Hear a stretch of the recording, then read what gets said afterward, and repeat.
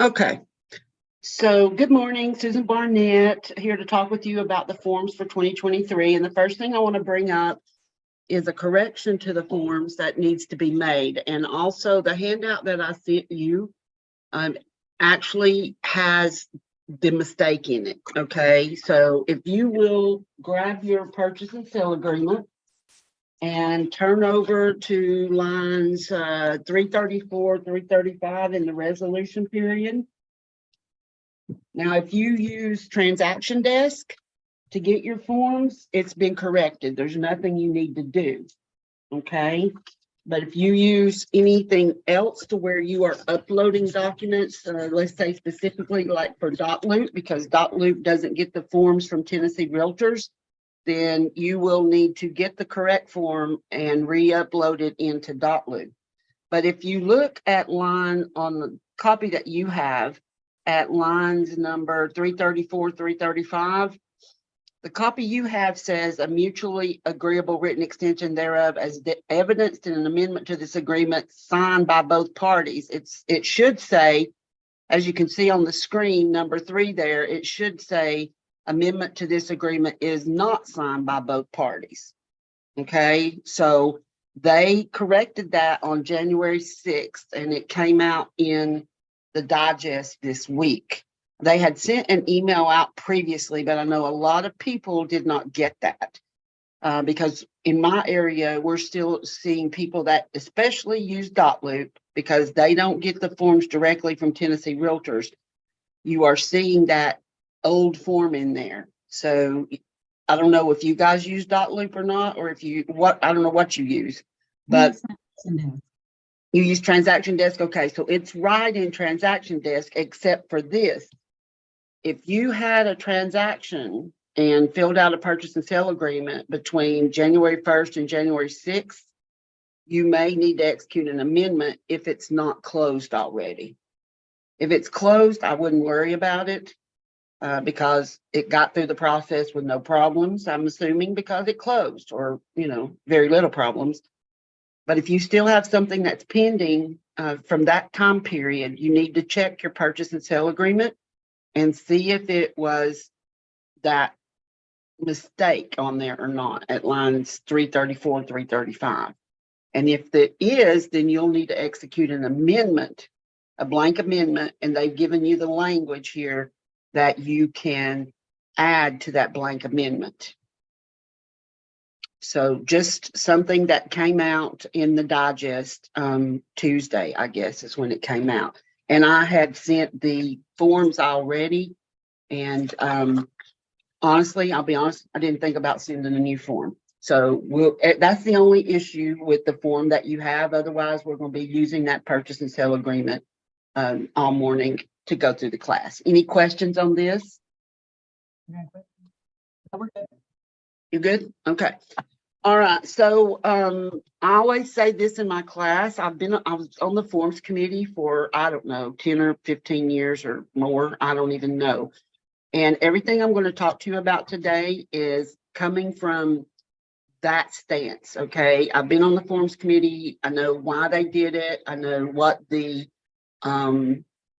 purpose of and how they want it used and things like that. Also, we used to have this tool called the Inform tool. And I'm hoping that they might bring that back soon. But it's been about probably 3 or 4 years since we've had it. So I don't know.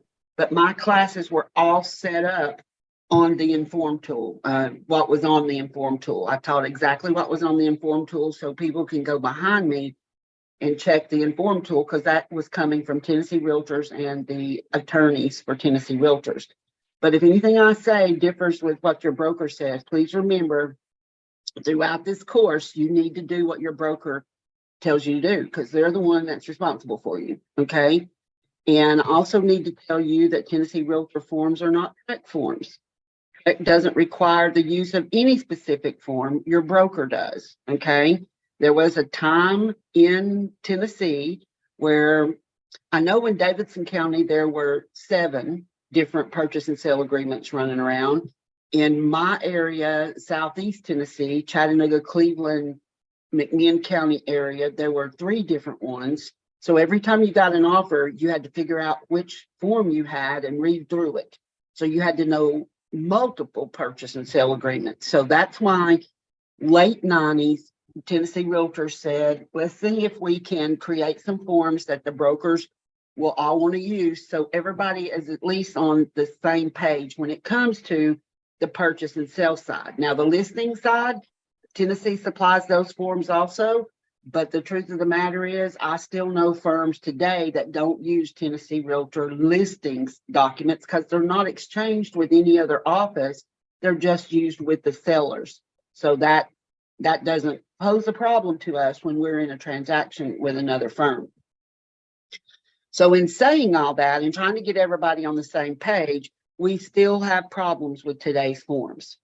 Okay, it's still an issue. So that's why it's so important that you take forms classes every year. I'll be honest, this is an 11-page document, this purchase and sale agreement, and it's really hard to teach this the way it needs to be taught in 4 hours. I have a 7-hour class, and I could probably have about a 12-hour class on it, and not just the purchase and sale, but all the forms that go with it. Okay, so we're going to be kind of pushing through this today, but I want you to feel free to stop and ask any questions. I want to make sure all your questions are answered before we get off here today.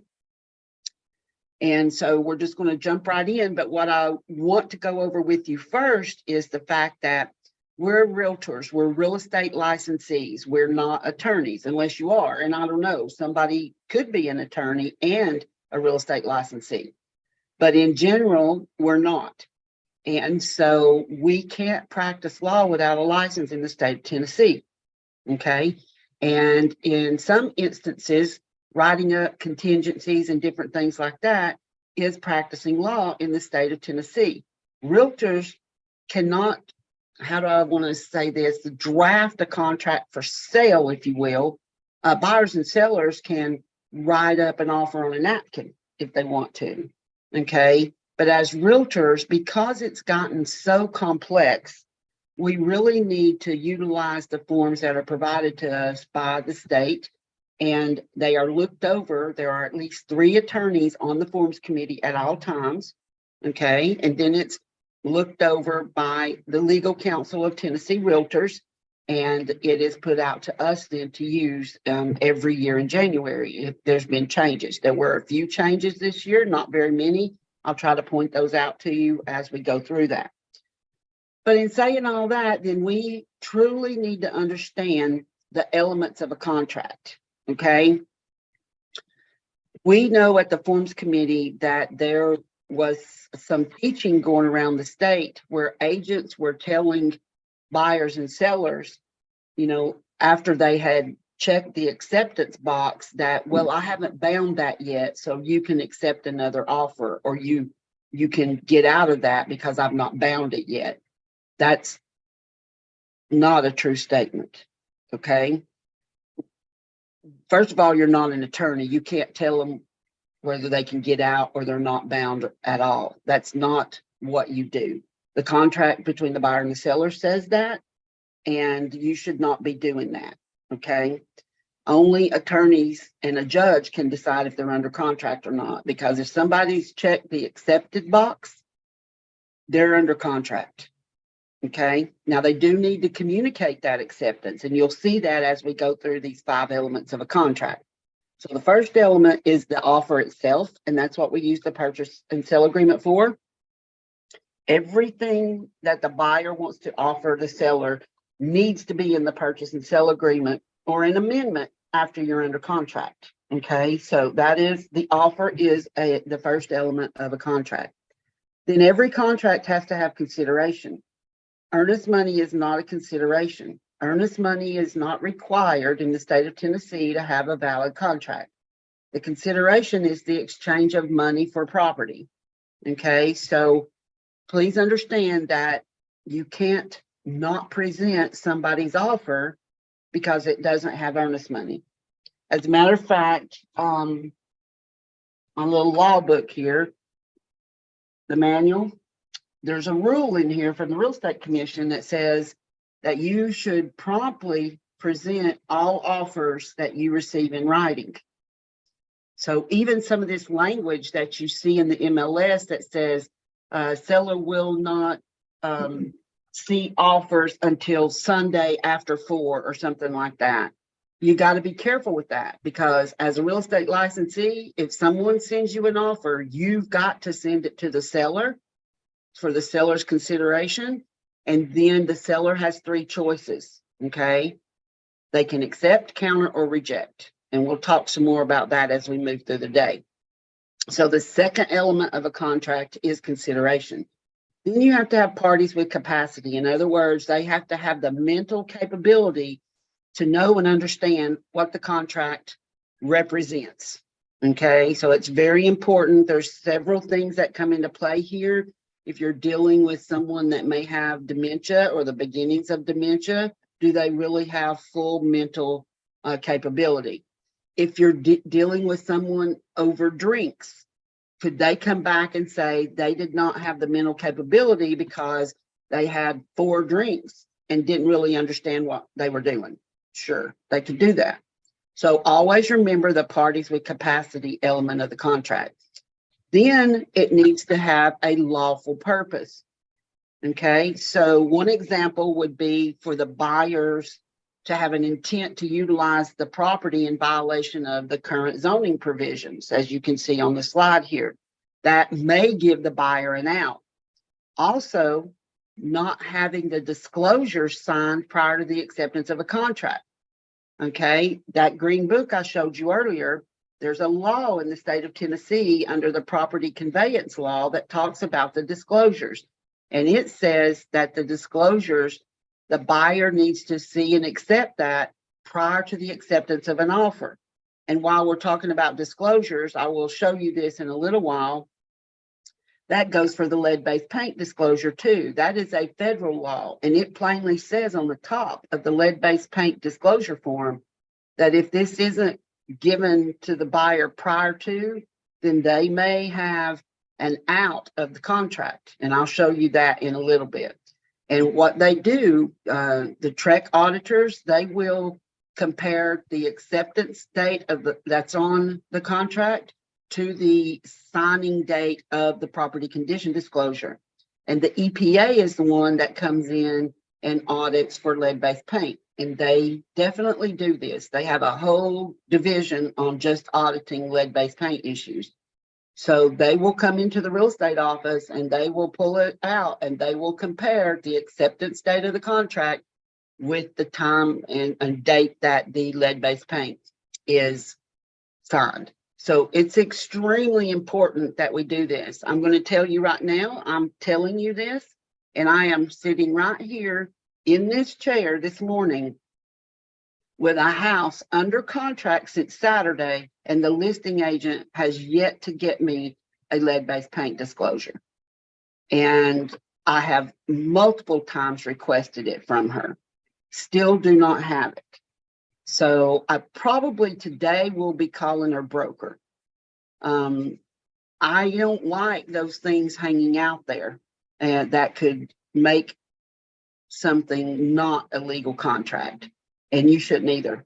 Okay, because it can come back to bite you. But please be careful with these disclosures, because another thing about the disclosure is if you put in your offer that it's contingent on seeing those, but then it's accepted before the buyer sees them, then the contract has an illegal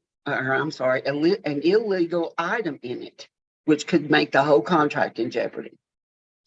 Then the last element is an acceptance.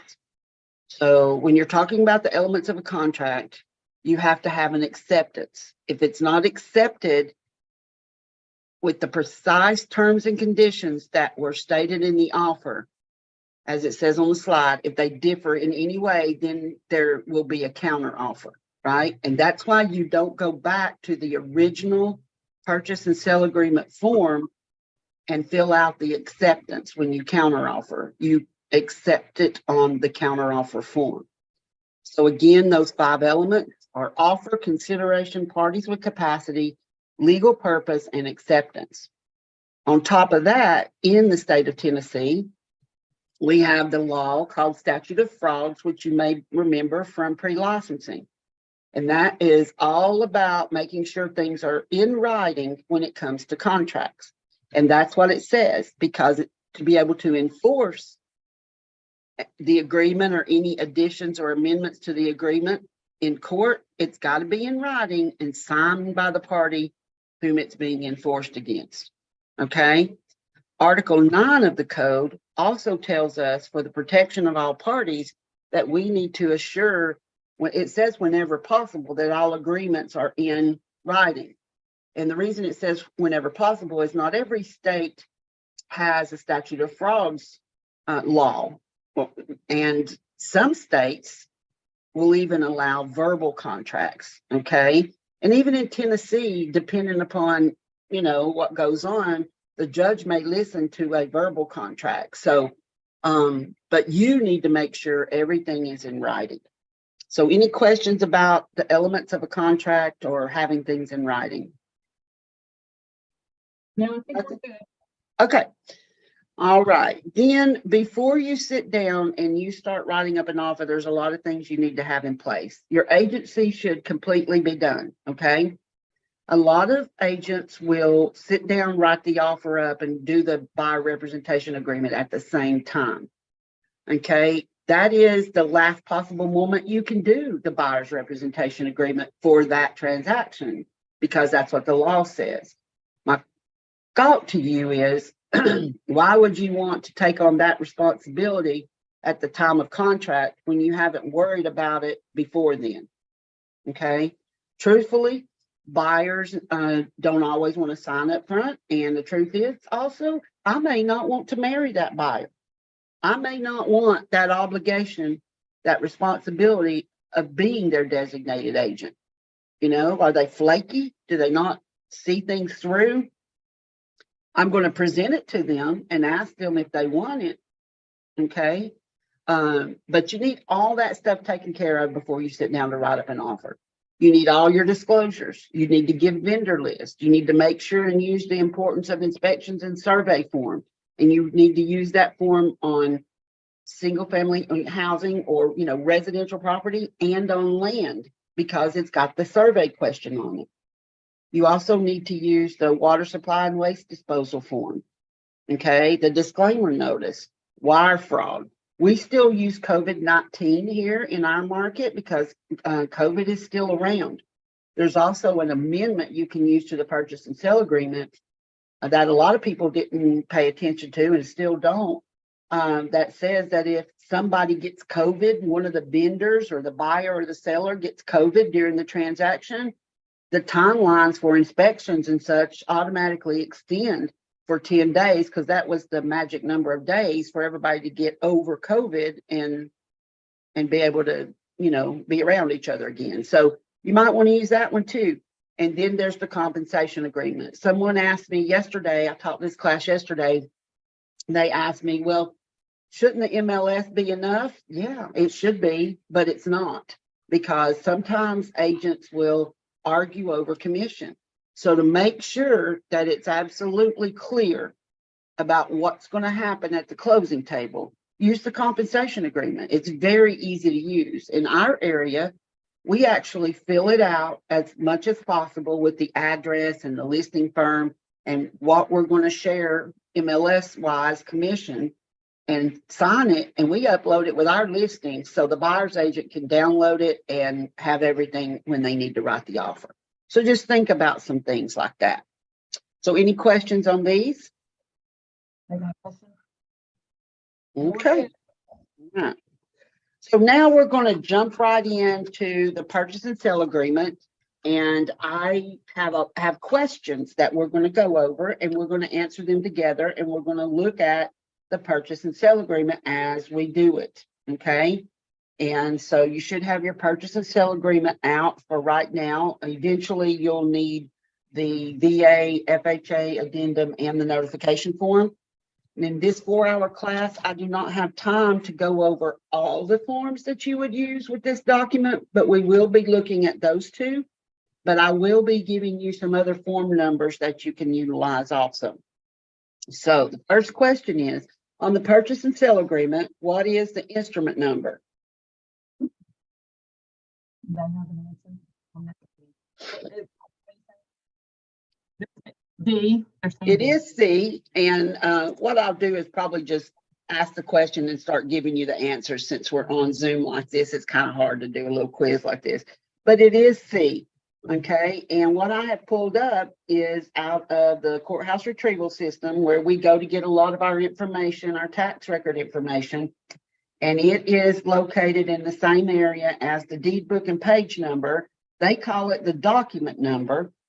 And on your form, it's called the instrument number on line number 9. And it is a long number.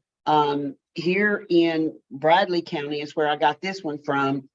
The date that they recorded, the year 2019, that is part of the number. I don't know what the other numbers are, but that's how their number looks. McMinn County, Tennessee, the number looks different. It's not quite as long a number. I noticed that the other day in doing one. Now, the issue with this is line number 9 on your purchase and sale agreement, where it says blank instrument number, it is not the tax ID number. Okay, so that's a completely different number. It's not the tax ID number. So make sure that you are putting this in. If you use Transaction Desk and you walk through the wizard in the details section, you can fill that out. And it, of course, will auto-populate your forms. They have a field for instrument number.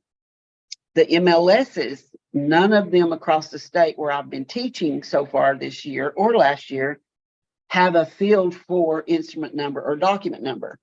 Okay, so it's not going to be in your MLS database on your MLS information sheet. You're going to have to look that up. Okay, so remember that. So next question on the PSA, that's purchase and sale agreement. I'll probably call it the PSA throughout. On the PSA, what is recommended to be input on the blank line after this statement and further described as? And the answer is B. And we're talking about line number 10. Okay, so on line number 10, that's where you would put your tax ID, your lot number if it has one, the subdivision name if it has one. If it just has a tax ID, you could put the tax ID and, 6.25 plus or minus acres, if it's got acreage, something like that. And so it's real important that you are putting information in lines 1 through 10 that identifies the property. Of course, it's not the full legal description, right? That would be a whole meets and bounds thing, but it is enough to give the title companies and the banks, of course, to know what property you're actually offering on. If there are 2 parcels, then you will have 2 of everything. Okay, so you need to make sure and put them both on the purchase and sale agreement if that's what's being sold in the MLS. So when we're talking about section 1 here, we're talking about legal names on lines 3 and 4 for the buyer and seller. Every class I teach, real estate licensees are telling me that they get offers with just last names in blanks. Guys, that is not a legal contract. It will probably end up being unenforceable and possibly void. You need to take the time to get the legal names of the buyer, which if you're working with the buyer, you should have that, but of the seller also, which means you're going to have to look it up. Okay, you're going to need that physical address of the property, what we just talked about, and further described as. You need all of that information, and don't forget about where you can find that deed book and page number. The next question says, the Tennessee Realtor Bank of Forms has a specific form to be utilized for a condominium sale that gives the complete legal description, and that answer is true. And that form number, as you can see on the screen, is RF 501. That is the condominium legal description exhibit. The RF 709 is another form that you should use when you're selling a condo. Okay. And on line 10, if you're selling a condo, you will probably have some of that information there. But if you're selling a condo, you could write on line 10 to see the condominium legal exhibit that's attached and put whatever the exhibit number that it is that you are utilizing there. So it's important to know that we have forms to address all kinds of things for you. You don't have to make up your own language. Usually we have a form for just about everything.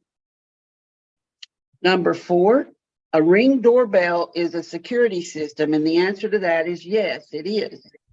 Okay, and we're going to be talking about pre-printed items that we have there on lines 12 through 21. So some fixtures and items of personal property are pre-printed on this document. That language from lines 12 to 21 is exactly the same language that's in the listing agreement, where it talks about what's included with the property. Okay, what you put on your listing agreement, what you may then put into the MLS as items that stay or don't stay, or whatever's in your listing agreement, it's not part of the purchase and sale agreement.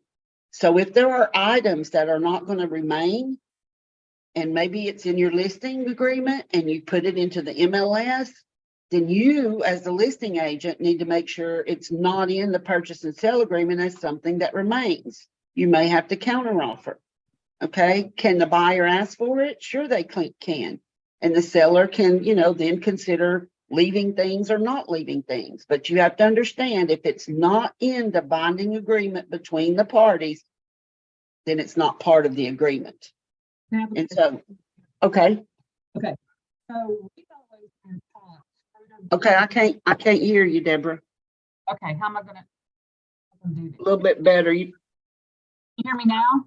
Yeah, if you get close, I can hear you, it sounds like. Okay, we've always been taught screwed or glued stays. So does this section in the contract, is that all that stays? Are there other items that could be screwed or glued that don't have to stay? It could be. Okay, so here's and that's what real estate agents, that's what we're all taught, right? Yeah. If it's attached, screwed or glued, it should stay. But they can always negotiate those items. All right. Let's say the seller says, well, that dining room light fixture belonged to my grandmother and I'm going to take it down.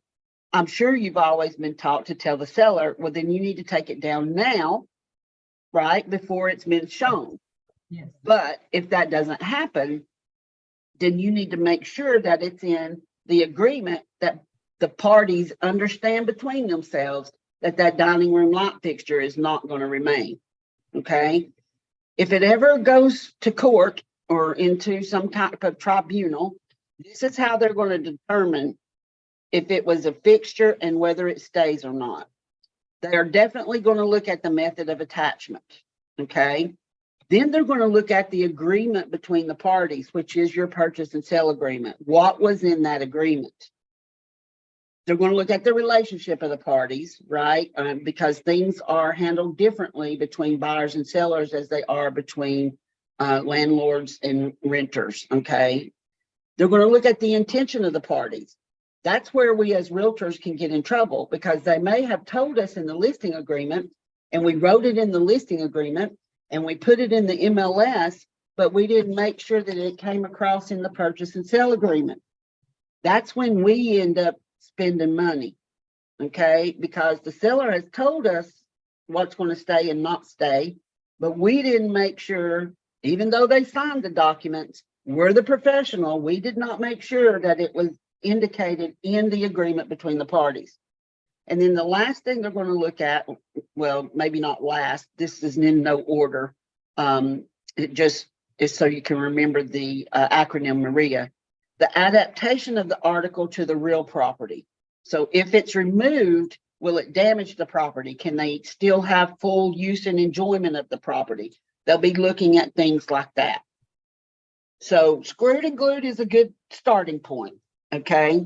But it must be in this agreement what's going to stay and what's not going to stay, okay? And I know a lot of folks are writing down on line 26 and 27 on items that shall not remain on the property, all personal property. Well, If you write all personal property or personal property, well, then that contradicts with some of the stuff that's pre-printed on lines 12 through 21 and could even contradict with what you put at lines 22 through 24 that will remain.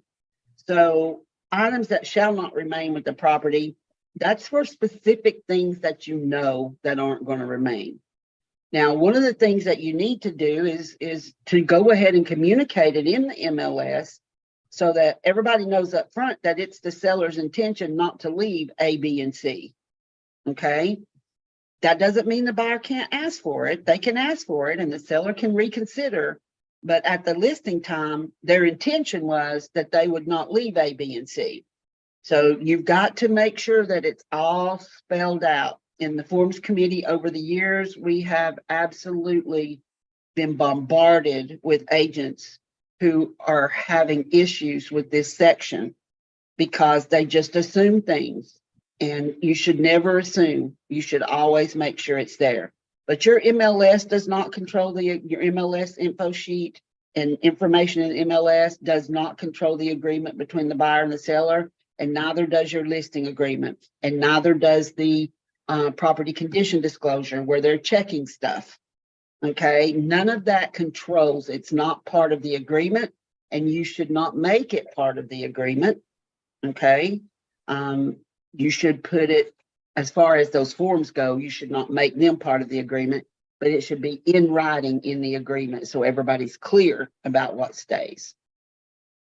Did that help at all? Yes. Okay. Yep. We're good.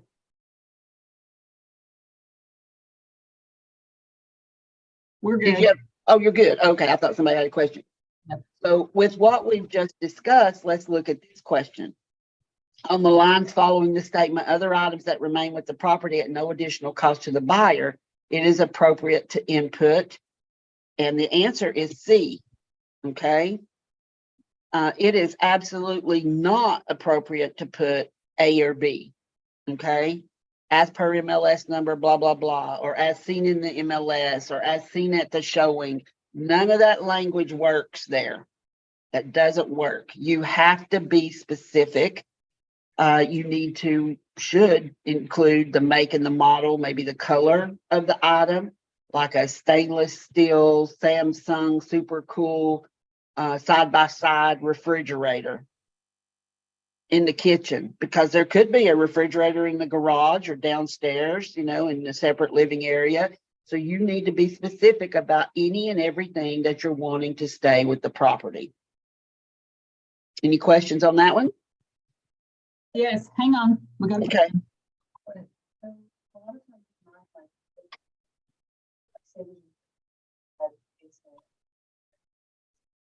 And I'll specify refrigerator. Would that be acceptable? Okay, so can you hear me? Yes. Her question is, sometimes when there's two refrigerators in the house, she will put refrigerator located in the kitchen at the time of showing. Is that good enough? No, nobody can prove what was there at the time of showing. If it goes to court, how are you going to prove what was there? And I know you can take pictures, but then how do you prove when that picture was taken? That's too ambiguous. We've been down that road. Yeah, it doesn't work. You got to put the make and the model, the color, things like that. Don't put serial number, because if you put the serial number and that serial number refrigerator, let's say, quits working, then you're going to get a non-working refrigerator. And that's something somebody pointed out to me the other day, and in one of these classes I was teaching, that it doesn't say on here that it even has to be working. So that's making me rethink, well, maybe I should put in here the refrigerator that's working, that is a blah, blah, blah, blah, blah. Because if somebody can think like that in a class, they doggone sure can think like that when they're talking to a seller.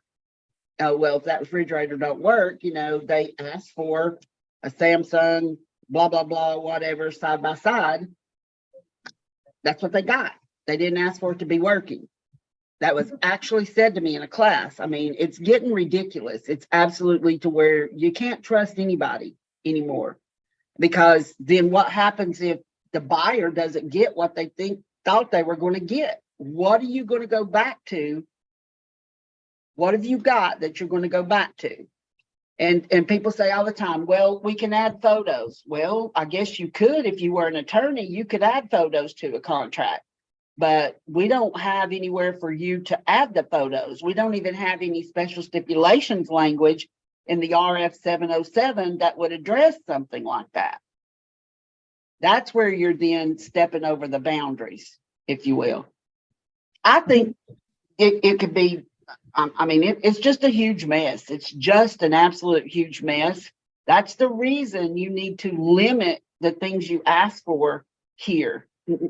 That and the fact that lenders won't let a lot of personal property convey, with the property in the loan amount. And people have got real creative, this, that, or the other that has no value. Okay, well, how do you prove it has no value? Just because you wrote it down on a piece of paper? I don't know. And if you're dealing with FHA and VA loans, then you got another whole ball of wax to deal with. Now we have another question. What, so we have a question? So I'll have a thing. Yeah. And I think she's the same.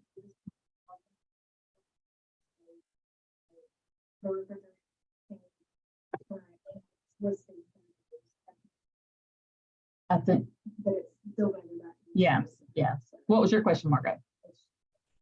Okay, we're good. That was, they were asking what if people put in the, what stays with property pictures as shown in MLS listing, but you just answered that. Yeah, no, that's very ambiguous. It takes about 2.2 seconds to change pictures in MLS. Now, the history will show that you changed something, but at what point in time? You should not refer to the MLS in your contract. And here's the reason why you shouldn't do that. The National Association of Realtors requires there to be disclaimers on MLS information that says that, it may or may not be true. Okay. So you can't have something like that in your contract, because a contract, you have to have a meeting of the minds and know everything that's going on. What is the saying for the MLS? This information is deemed reliable but not guaranteed. Well, a contract has to be guaranteed. Everybody's got to know what's going on.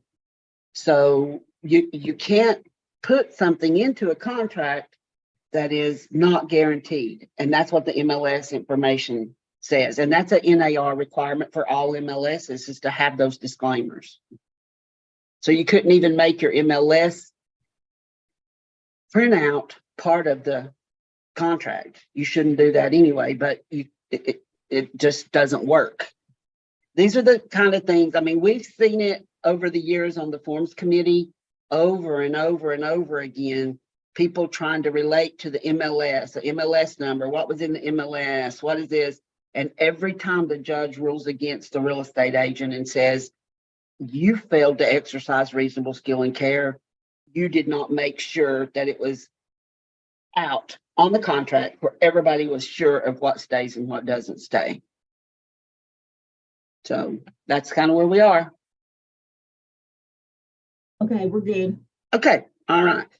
Next question says, according to the PSA, fuel, if any, will be adjusted and charged to the buyer and credited to the seller at closing at current market prices.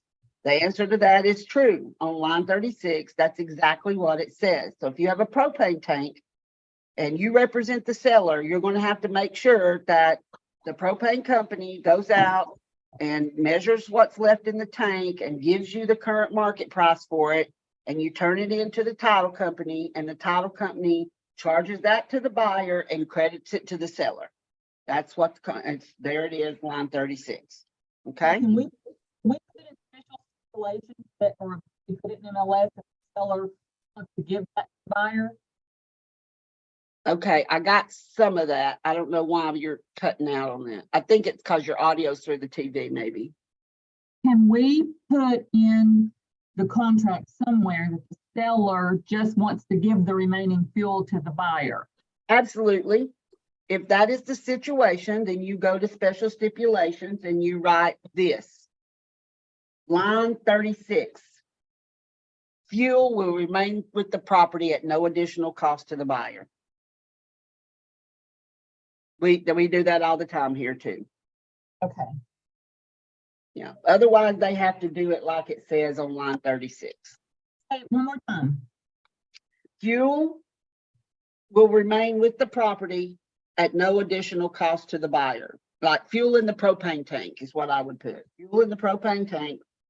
But I always refer to the line number. So line 36, fuel in the propane tank shall remain with the property at no additional cost to the buyer.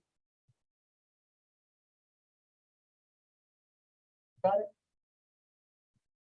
And that's a simple change, and there's no issues with you making simple changes like that.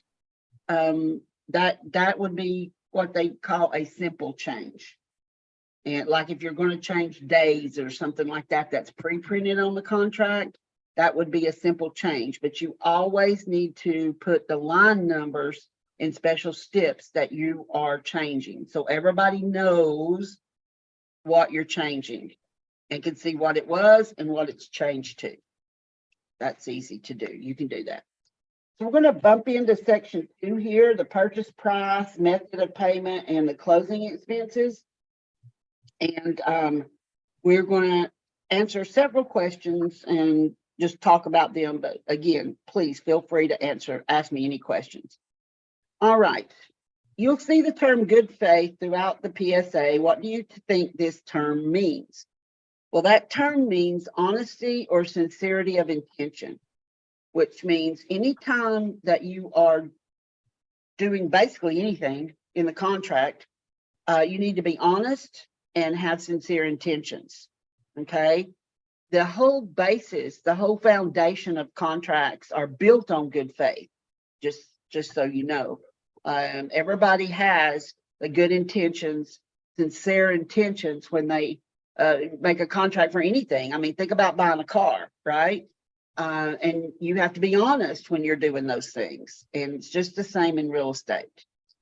Next question, how many boxes is it recommended to check on the PSA when signifying the type of loan the buyer will be seeking? And the answer is 1. And only 1 box needs to be selected there. Okay. So also, this is one of the areas that they, line 57 in that area on their purchase and sale agreement, that they made a change this year. They took off THDA as a loan type. THDA is not a standalone loan type. It is an add-on to a conventional or FHA type loans. Okay. So they took that off at the request of Tennessee Housing Development Agency, the THDA. They said that that's been misrepresented for several years because THDA is not a loan type. So I know everybody's all kind of up in arms about that, but you know, it is what it is. And I don't mind if I get an offer where they check conventional or FHA loan and write in beside it with a THDA. I mean, that doesn't bother me. That's not going to bother me. Even check THDA or FHA loan and then don't check the box at other, because then you've selected more than 1 box, but just write in other THDA. Because I just think the more information that we can give, the better, right? But THDA is the one who asked the Forms Committee to take this off. So they did. So that's why that was that way. And next question, is there an addendum that must be attached to the PSA when the buyer is applying for an FHA or VA loan? The answer to that is yes. It is the RF 625. That's at lines 55 and 56. So I think you have that form in your packet. So let's go ahead and take a look at it. I am going to pull that form up and let you guys see that form. And I've got two screens, so when I'm not looking straight at the camera, I'm looking over here at, I can see Deborah and then this form. So this is the VA FHA loan addendum. We're all probably familiar with this form. Lines 1, 2, and 3 is basic information from the purchase and sale agreement. Then lines 4 through 8 actually ties it back to the purchase and sale agreement as an addendum. An addendum goes over with an offer or is executed before you're under contract. Okay, you don't do addendums after you're under contract. You do amendments after you're under contract. So the first section of the FHA addendum is the appraised value. And this is a requirement for FHA and VA loans that you have this actual wording that is here, that the property is going to appraise for not less than some amount of money. Okay, now we have language in the purchase and sale agreement, but we have to repeat it here. So on line 13, when you're writing up an offer, you will usually put in the amount that you are writing in the offer. If then the price is changed through the counteroffer process, most agents will just fill out a whole new form and send it over for signature. But that form will need to be signed at the same time the acceptance is signed, right? Because you can't use an addendum after it's under contract to change line 13. So here's what you have to think about. This is an addendum to the purchase and sale agreement. So when you are counteroffering the purchase and sale agreement, you can counteroffer line 13 on the counteroffer form because this is part of the purchase and sale agreement. So maybe you are counteroffering and you're counteroffering price. Then you could say line 13 on the VA FHA loan addendum, the property shall appraise for not less than X number of dollars. You're just fixing that. Okay. Just remember, this is an addendum. It is part of the purchase and sale agreement. Then section 2 and 3, property value and condition. HUD doesn't want the value nor the condition of the property. Home inspection. If it's a VA or FHA loan, they still need to get home inspections, and they talk about the form RF 712 here, and then you should be using that with every transaction. Then number 4 is funding fee. This is only used for VA loans, and the VA will give the veteran 2 choices on how they handle the funding fee. It can either be paid in closing, in full at closing by somebody, buyer or seller, or B, it can be added to the loan amount and financed. Now, there are some caveats to this, okay? Because if the veteran has a VA recognized 10% or more disability, then the funding fee is waived, okay? So something to, talk to your buyers about if they are veteran buyers. Ask them if they have any disability that the VA has recognized and what the percentage is. They all know that, okay? They will know that. If they have it, they will know it. New construction home warranty, VA and FHAs, all, if it's new construction, those type of loans will require that 1-year home warranty. The public water and public sewer systems connections has been moved over to the purchase and sale agreement. That was done last year, actually. We'll go over that when we get to that section on the purchase and sale agreement.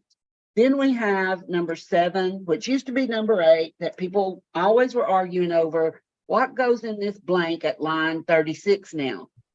Okay. And when I get these and I see that on the purchase and sale agreement, the buyer is asking the seller to contribute $6,500 to their costs, and then I see $6,500 on line 36, that tells me the real estate licensee has not read that section on the VA FHA addendum.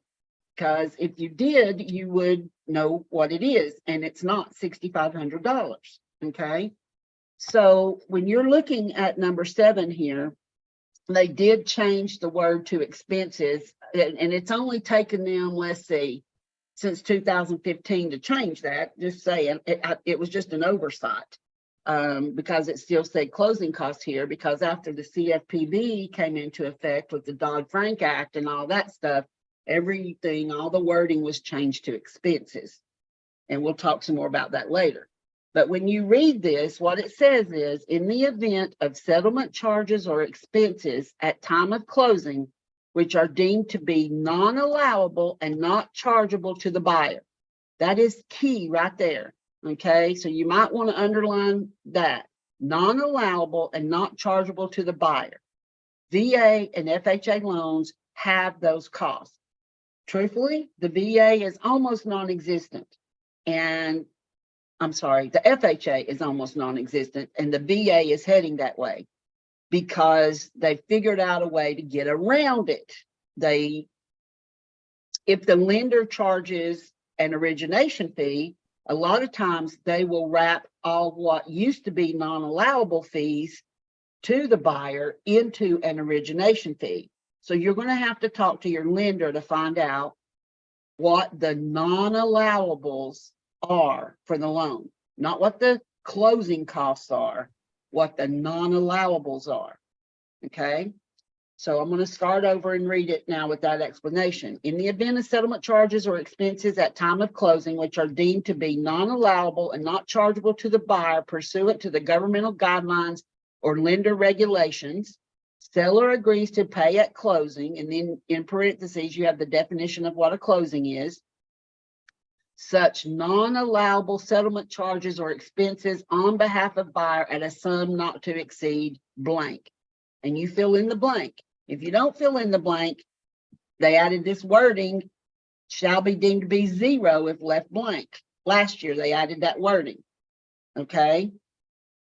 Then it goes on to say, such sum, whatever you've put in the blank at line 36, shall be a part of the amount, if any, which seller has agreed to pay on behalf of buyer in the purchase and sale agreement or prior addenda. So in the purchase and sale agreement, there's $6,500 that you're asking the seller to pay. But on the VA FHA loan addendum, $6,500 is not the amount of non-allowable settlement charges or expenses that the buyer can't pay. That's not what it is. Okay. It could be $100. It could be $410. I don't know. And it's going to depend on if the lender's charging an origination fee or not. You are going to have to talk to your lenders to find out what the non-allowables on FHA and VA loans are. That's the question. How much are there any? What are they? And how much are they? Non-allowables on VA and FHA loans. You know, and if you use 4 or 5 different lenders in town, most of the time, you know, I mean, you know, we all kind of get in the habit of that, right? Then ask them and average them out, and you can come up with a number to put there and just put that number there. You know, when you're after hours or something writing up an offer that you can't get in touch with the lender. But please understand what this is. This is not the full amount of the expenses that you're asking the seller to pay in the purchase and sale agreement. It is the non-allowable charges. All righty, so this addendum is made part of the purchase and sale agreement as if quoted therein verbatim. And if it conflicts, then the addendum controls. And then here's the part that we don't really pay attention to. What this is the certification. We hereby certify that the terms of the or this sales contract are true, and to the best of our knowledge and belief that there are no side agreements not disclosed within or by an attached addendum between the buyer and seller or the real estate licensees. So you, as a real estate licensee, are signing this document that there's no side agreements. If you've done some kind of bill of sale on an excessive amount of personal property for $1, that's a side agreement. Okay, so you got to be careful of what is going on in there. Okay, that's really something to pay attention to with that. All right, any questions on the VA FHA addendum? Yeah, hang on, hold on.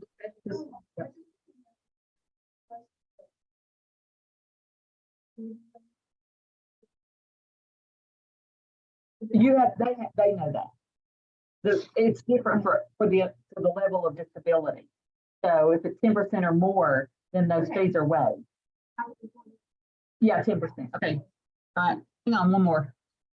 Okay, just to clarify, this form initially needs to be submitted before the offer, With the offer. with the offer. Yes. Okay. Okay, I got both of them. Okay, great. Wait, hold on. Alrighty. Wait, hang on, one more. Okay. So she's asking, what if you already have a side agreement? Then what do you do? Well, I think they need to talk to you and you figure out what the side agreement is and decide if the lender needs to know or not. All right, okay. Ask the lender. Yeah, okay, that's kind of what we thought. Yeah, yeah. And they're gonna say, no, we don't need to know. Don't you think that's what they're gonna say most of the time? Yeah, exactly. Yeah. So there you go. You know, I kid all the time with the folks up around Gatlinburg, and there's other parts of the state that have this, you know, things are so fully furnished. And it's our appraiser's fault because you go to Florida or somewhere else and you buy a condo on the beach and it's fully furnished. The appraiser notes in the appraisal that the unit is fully furnished, and that is comparable for what goes on in the area for properties like this, and they don't think two shakes about it. But for some reason up here, we can't get that to happen. On the forms committee, the year I was the chair, there were two people on the forms committee that had just bought condos in Florida, fully furnished, and I had them bring their appraisals in, and it said that on there. Okay, and it's just ridiculous that we can't get that to happen in Tennessee. Just ridiculous.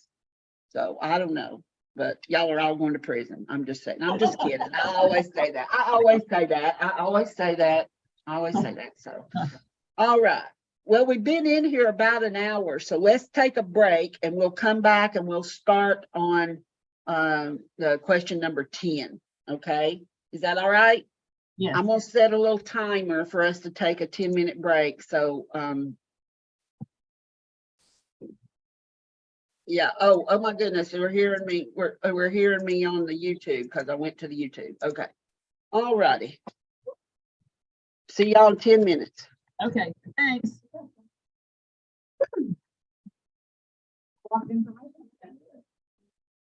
Oh, so like this is I'm gonna-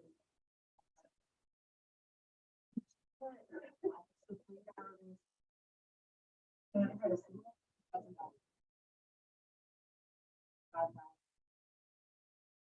Only you put 95. You'd have to look at the number there. That's- I think that's what- Okay. Then be able to retire that. Oh, Just put whatever the contract price is right there. Because that other, it takes care of itself in the fin, she'll go over that in a minute when the financing. so you would put like in that situation, you put 100. Yes, and then if you have a counter offer and the counter offer is 110, then in the counter offer, you would correct that number on it Yeah. because you could. Here.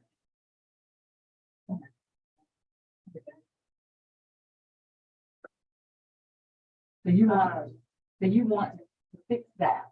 If that's, yeah. Exactly, yeah. I'm gonna try to find something. Well, I just didn't know, like with, yeah. 'cause And it's okay, no, it's- They always ask, you always ask for those jobs, and so I didn't know this number would be. Yeah, because because- I get that. We'll find it.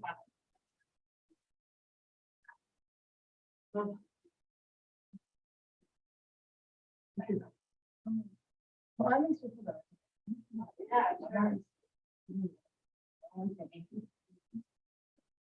Yeah.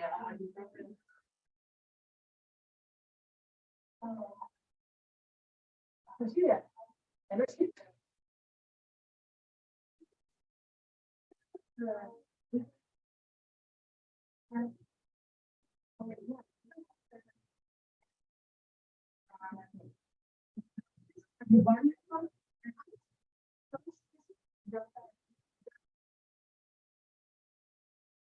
it's kind of like. You have to-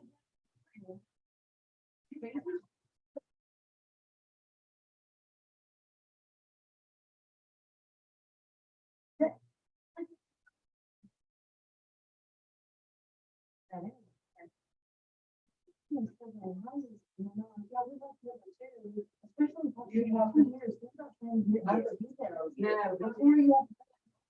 Like,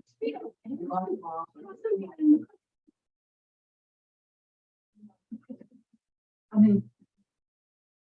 It's just, because I know that is too.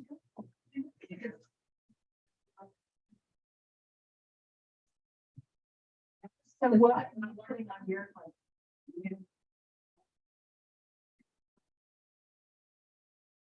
like, learn this.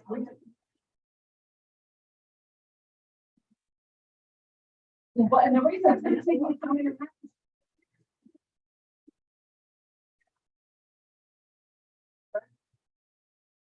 She just wrote with first grader. And so they took one of it off. The last one out of the kitchen. Which is why I started specifying. Yeah, like, Stanley's refrigerator located. Kitchen has a thermostat. I think that's sufficient enough information. Yeah, if you think the judge agrees with you, can. But no, it's special. You have to see it. No, I know, that's, I just, Deborah, this is not gonna. No, no, it is. We've come. And we were thinking.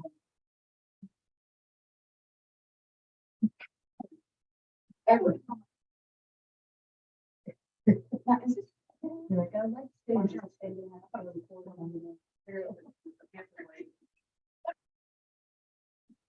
I would like to share this. I mean, I don't think.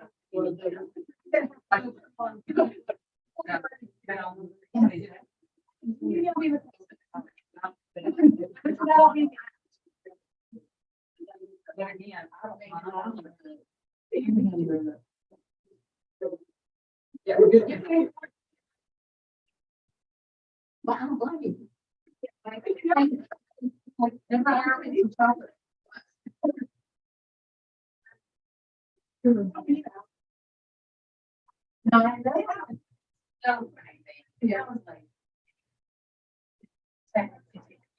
But, of course, that's amazing. Go through like all the houses that you show, and you just had 7 or 8, you know, the one person one day, and they don't know which house they want. And they're having to go to the report every evening. It's like 3 a.m. Yes. And I did. I was thinking of her like all the lines. That's bizarre. And I did this class 2 weeks ago, and she was talking about that. Man, really, people really do that? Yes, they do. We don't have to. There's stupid rules get made because there are stupid people that do. From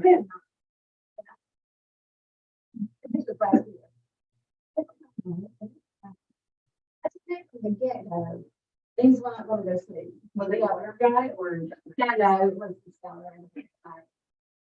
And when we went into the front, he had taken shelves out of the bathroom. He took the lock door head off, put a regular handle back in there. He took the shelf down in the living room. I mean, I don't know if this stuff is it's still be done. We don't know. But all these things that we have removed. But also, I had that. Sometimes people don't know. I mean, like they don't know what. And you were telling me. Probably did said. With this, and she said, well, you're not going to class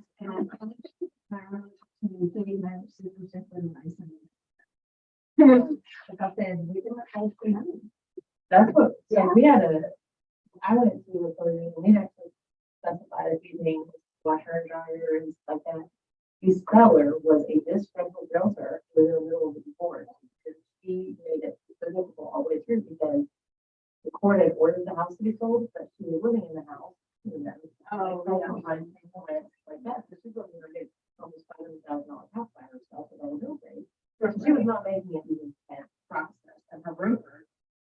are, which he's a mess anyway, but he took the listing as the court order to house and stuff.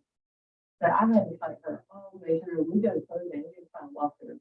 And she has walked away with her brand new fancy washer and dryer that I anticipated with the contract. So when I went in, I was a little bit early and I walked in with Brian Ewing and I looked in his office and said, hey, Brian, we're gonna look up a number of your washer and dryer quick and have a pedestal there underneath. And I think I'm gonna need you to write me up something real quick that says that they're gonna pay me because it's not the back end time for 24 hours. He's like, I got you. He went in there and typed something up. So when they sent out the closing table, I'm gonna need you to sign this form. It states that the washer and dryer, which you clearly say, I mean, he was out of luck. Oh, she had it back for 24 hours, but she had it back for 3 hours. Like, nice try, honey, but you know, it was, it was almost $4,000 with the pedestal and we did on all of that. So then they kept. But yeah, she got.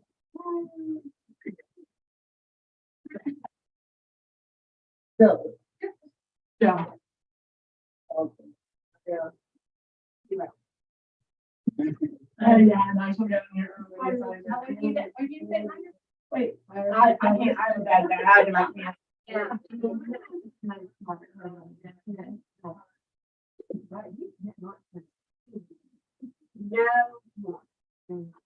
And they can bring you in the content. I'm not a lady that friend of my friend. Told her 2 properties. The second property that she bought, she literally went, I'm not exactly, I don't agree with us, but she can't say that. I mean, this lady was out of her mind. And then she ran into me like 4 or 5 months later at the farmer's market to talk to me like you were best friends. I'm like, we are not friends. You're like, we are friends. You are crazy. Not only are we not friends, I don't show me. Yeah, so basically she like she well part of the listing of the sale of her house after they had already like gone to close on the second property. She wanted to form a listing, so I withdrew it. Right? I didn't want to around the sale underneath me, so I left everything in place. She lost her mind. Like she wanted to be released from everything. I was like, why didn't you just call me up and say, hey, I have a buyer in my pocket here and I want to be released from everything so I don't owe you anything. That would have been an easier way to say what you want. Because I'm just not going to fight all over and ask like the Lord takes care of my bills and I'm not buying anybody. So I would release her if she told me the truth. But instead she like was crazy. I did that. Then so we were like almost it was like within a couple of days of the other property closing, it was actually right after the weather because so at the same time she like to tell me how great I am, and they wanted to like give me a bonus and then like, you can't just give me money. Like everything has to be my program. You can't just like split me cash. Like they don't work that way. However, when she contacted me, listing that said 2.5% something, and I think I put in our contract 3% or something in our buyer's agreement. And it had to be that. And so but I was only showing her one house and it did clearly say 2.5%. But I'm not out there with anybody else. So when she told me this, in the process of preparing for close, I realized there was a discrepancy in our buyer's agreement on the off. So I just told her, I'm like, listen, I need to do an amendment, but you really want to give me extra money and like closing. Oh my goodness, the thought that I'm going to sell it never having to write out with all the details of the like more stuff now and sit there. I'm taking a 3 or 4 days nonstop, like looking at all the stuff. And like my mom and dad, honestly don't know me because I'm not taking anything from anybody. This is not me at all. And so like I said, a couple months later, after all of this mess, it's not to be part of this one, I just kind of make money. Really, you guys. I just looked at like too much, but I should have known because like through the whole process, we got her ex-boss in Florida and how he's crazy and he wants her and his wife was mad and all this stuff. I should have known. I should have known. But no, I just think everybody's so good. Everybody's so great. It's all great. And I never dealt with who they realtor was in like, and they I never like the transaction like never paid. like a different offer, but the way that they do their commission is 4 and 2. And they get 4% and then the buyer's agent gets 2. So I was sort of like after like, this is like, 2% commission, I'm like, no, either. He's like, well, no, my husband and I, we have separate bank accounts, and so we. And I was like, well, would you like consider 3 and 3? Like, I've never worked for 2.5 maybe. Right. And Oh, she's well, like, at least unless the other party's also. and it's like, this is how we have it. And I But on was, this compensation agreement, it says like it says it up front, so you find out on the. I think. yeah, I couldn't believe it. I got. Then everyone never. What? Okay. Right. It's like husband and wife that they do. All righty, guys, I think we're back. Okay, we're here. We're here. Okay, let me share this screen again.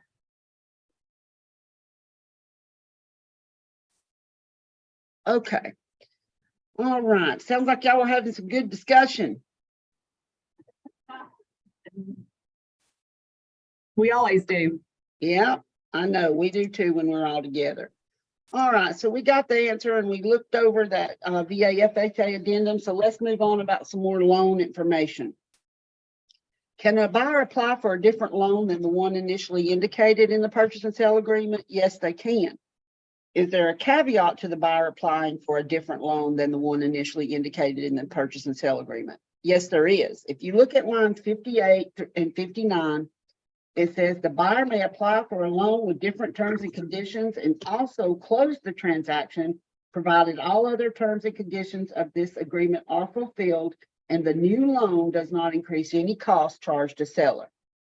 And there's on your notification form, there is a place on your notification form that you can actually let the seller know when your buyer changes lenders, okay? It's always good to let them know that they've changed lenders. Well, I've lost the first page of my notification form. Oh, here it is. It is number 8 on your notification form. Buyer has changed lenders and is notifying seller that the new lender's name and contact information is blah.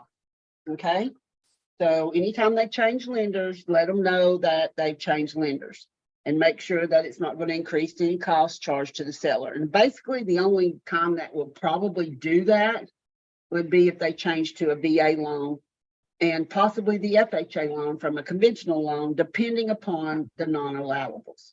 The non-allowables is the issue. Okay.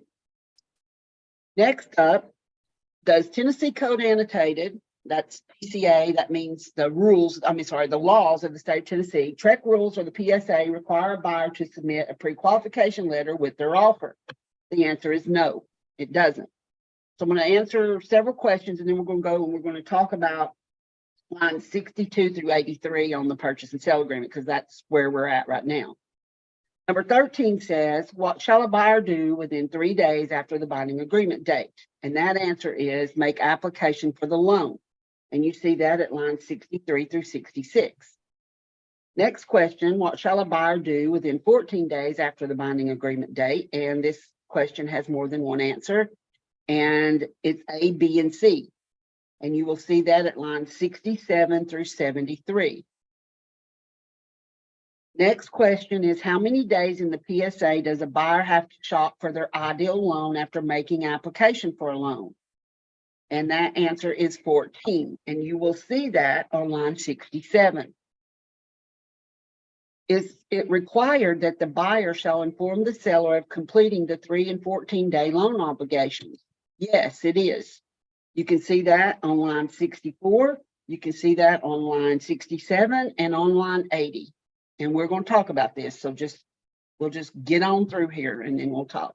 Number 17, does a pre-qualification approval letter or statement from the buyer's lender relieve the buyer of having to make the notifications included in the loan obligation section? The answer is no, it doesn't. Should a buyer fail to timely comply with the 3 and the 14-day requirements under the loan obligations, does the seller have any recourse? Yes. Lines 80 through 83. May a buyer be found to be in default of the contract with the seller by not complying with the 3 and 14-day requirements under the loan obligations? Yes, you can see that on lines 81 through 83. And then when a Hang on. Well, I think she's gonna go through all these Okay. and then Yeah. we got questions when you finish this. Oh, yeah, no, I fully expected you to have questions, so absolutely. Number 20, when a buyer is in default of the contract, what is an item that they shall be required to immediately forfeit? And it is the earnest or trust money. And you can see that in section 13. And here is section 13, where it talks here that if the buyer defaults hereunder, the earnest money, trust money shall be forfeited as damages to seller and shall be applied as a credit against seller's damages. So when we're talking about all this loan obligations, you will see the word shall throughout the loan obligations. So this is the legal definition of shall. It's an imperative command, usually indicating that certain actions are mandatory and not permissive, and it contrasts with the word may. Okay, so they mean two different things. So shall and may don't mean the same thing when you're looking at the legal definitions in a contract. So let's talk about this now. So here is the loan obligation section that you have line 62 through line 83. And I have went and underlined everywhere where it says that the buyer shall do things. And we saw here that shall is mandatory. It's a requirement that the buyer do these things. So when you are working with a buyer and you have a purchase and sale agreement transaction, it is your responsibility as the buyer's agent to make sure they're meeting these timeline requirements. Okay, the buyer is the only one that has a timeline. The seller does not. The seller could make demand that the buyer do these things the week before closing. And if the buyer doesn't do them, then the buyer's in default. Okay, so the last thing you want to do as the agent representing a buyer or working with a buyer is be the reason that they might lose their earnest money because you didn't do what the contract said that they need to be doing. Okay, now ask. Okay, so all of us have this question, and Shelley, you may have this one. So here's my question, and I know we've talked about this, not you and I, but here in the office. So let's just say that the buyer doesn't give notification that they've done the 3 and 14 day. And let's just say the seller makes a demand for that, a written demand for that. So Deanna Cooper told me years ago that that's not the time you go and do it. That's the time when the seller makes a written demand, that's the time you prove you did it in 3 or 14 days. Is that right or wrong? Well, yeah, you need to prove that you've done it already. See, I shouldn't have to wait on you. I mean, I'm giving you 2 other days, even when I make demand for compliance. So it should be done already. Yes, that the buyer needs to be doing this in 3 or 14 days. Absolutely. I agree with Deanna on that. What was your question? So, you know, some lenders are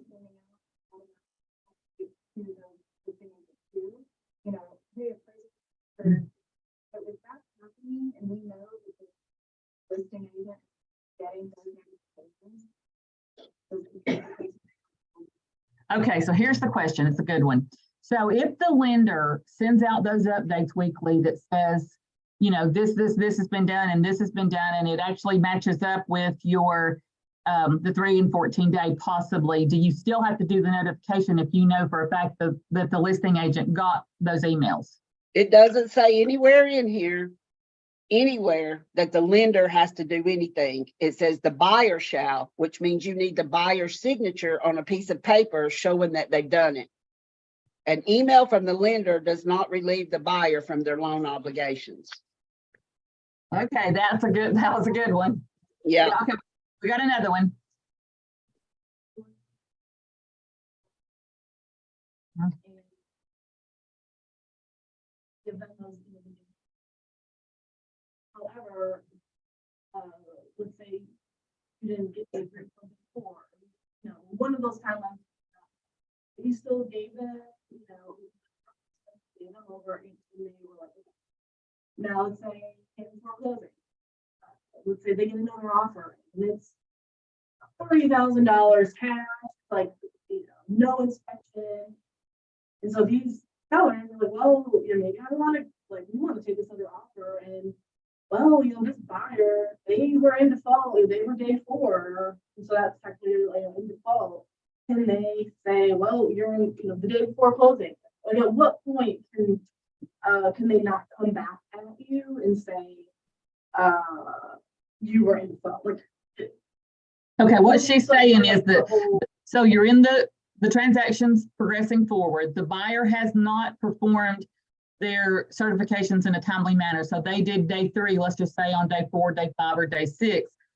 And the seller gets another offer that's better than theirs, and they make the demand, and you can't prove you did it in 3 days, or is the buyer in default? And can the seller say that and take the other offer?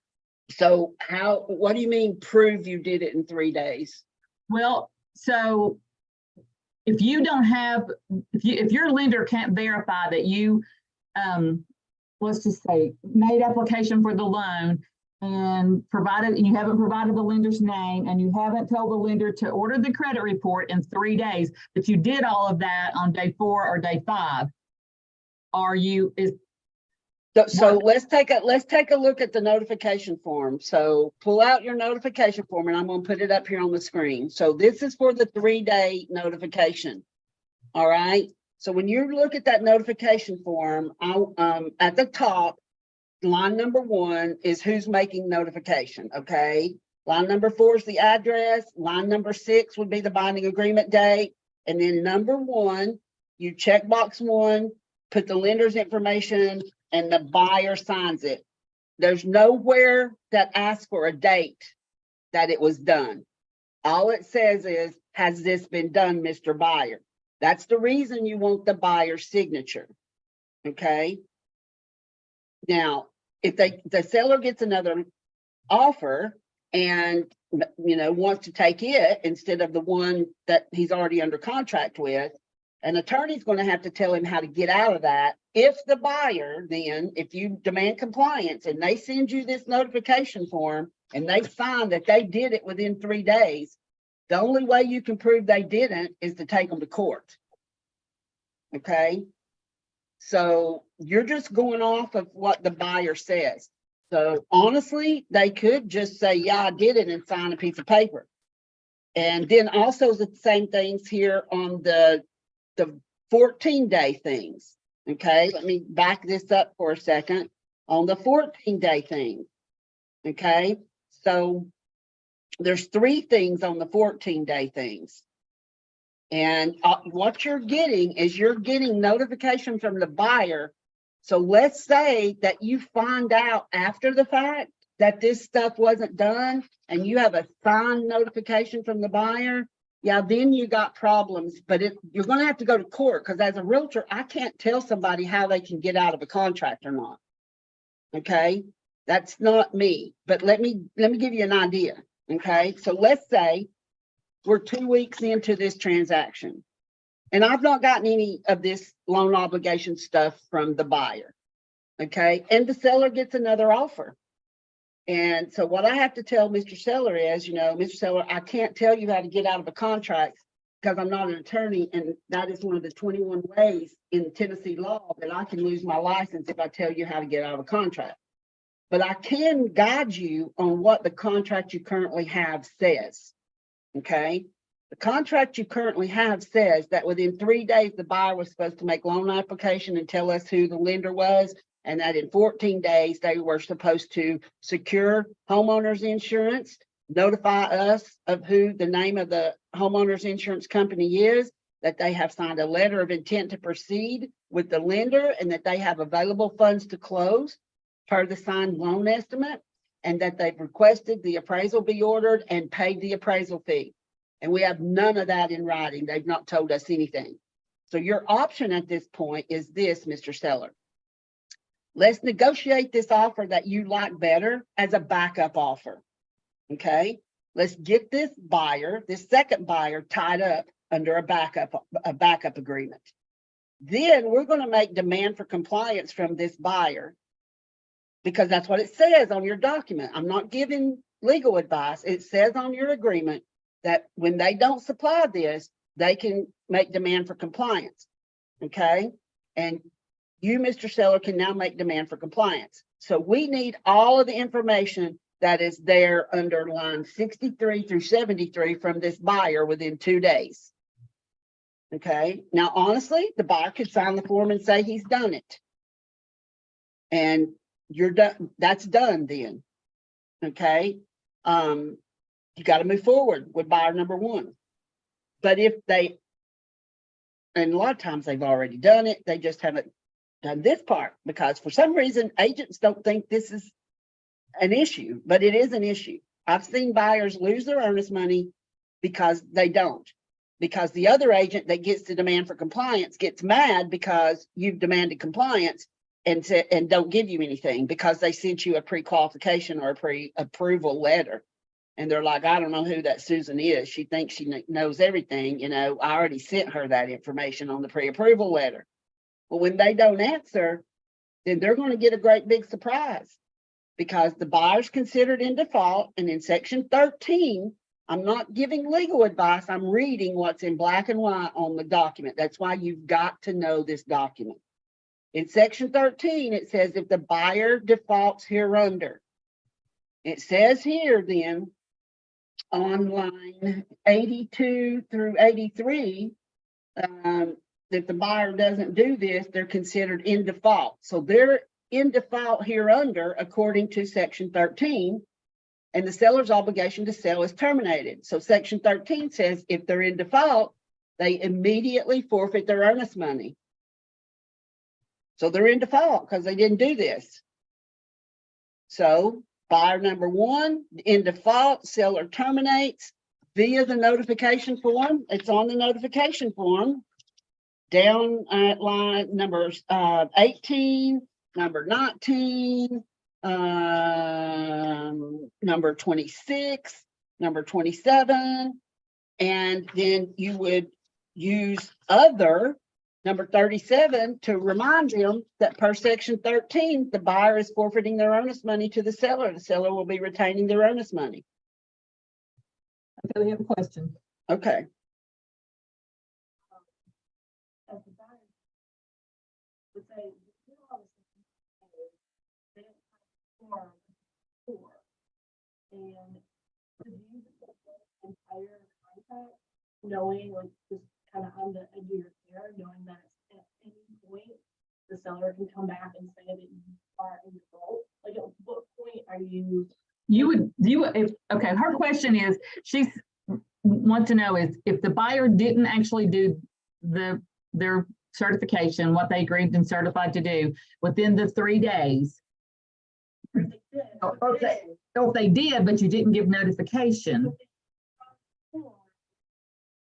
but they didn't sign the form until later.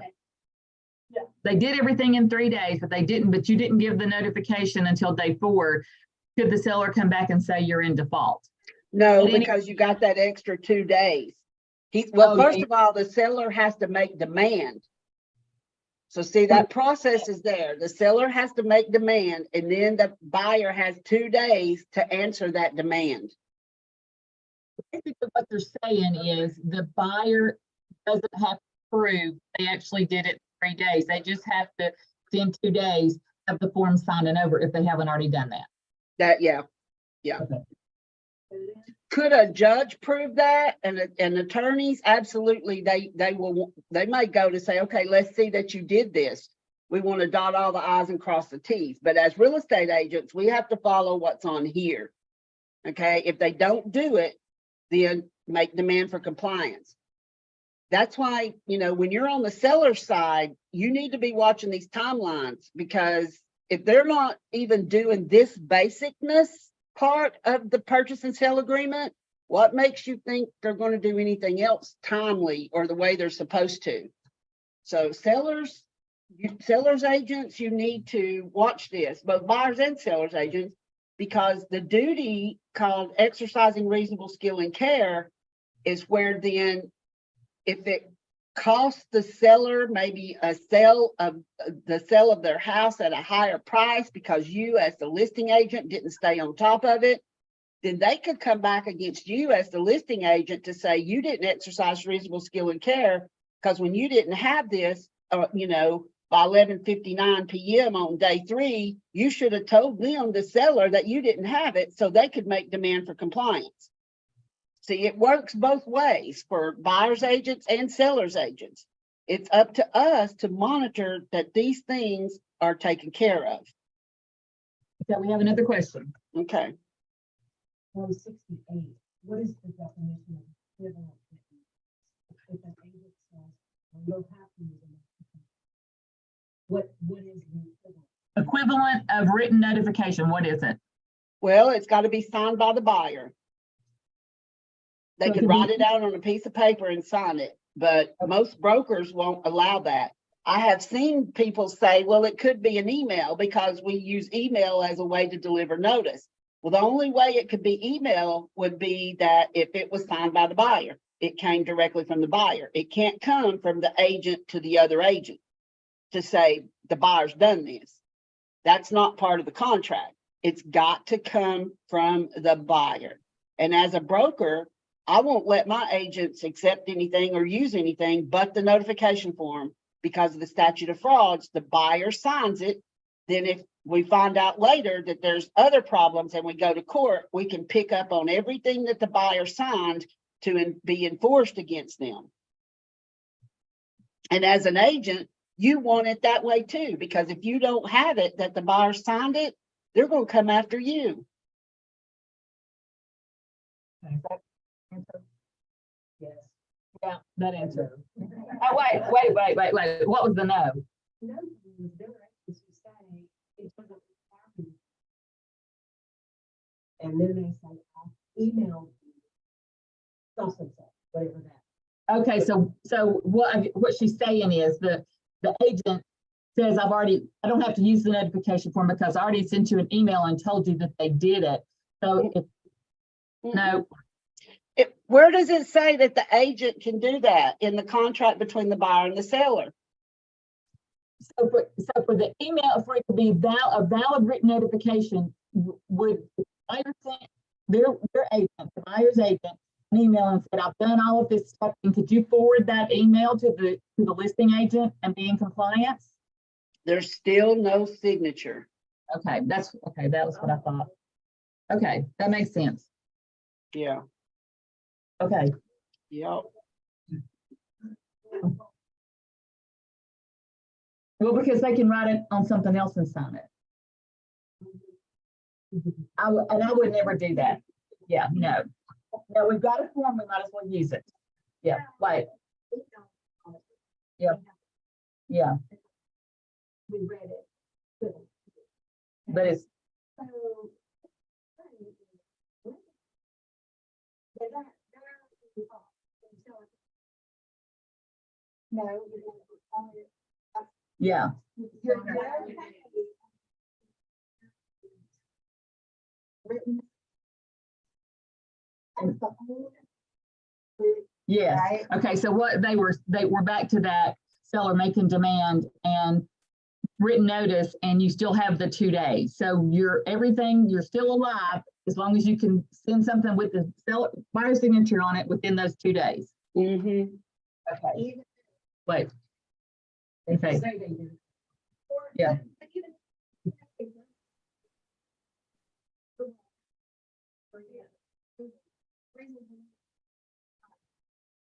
And there's.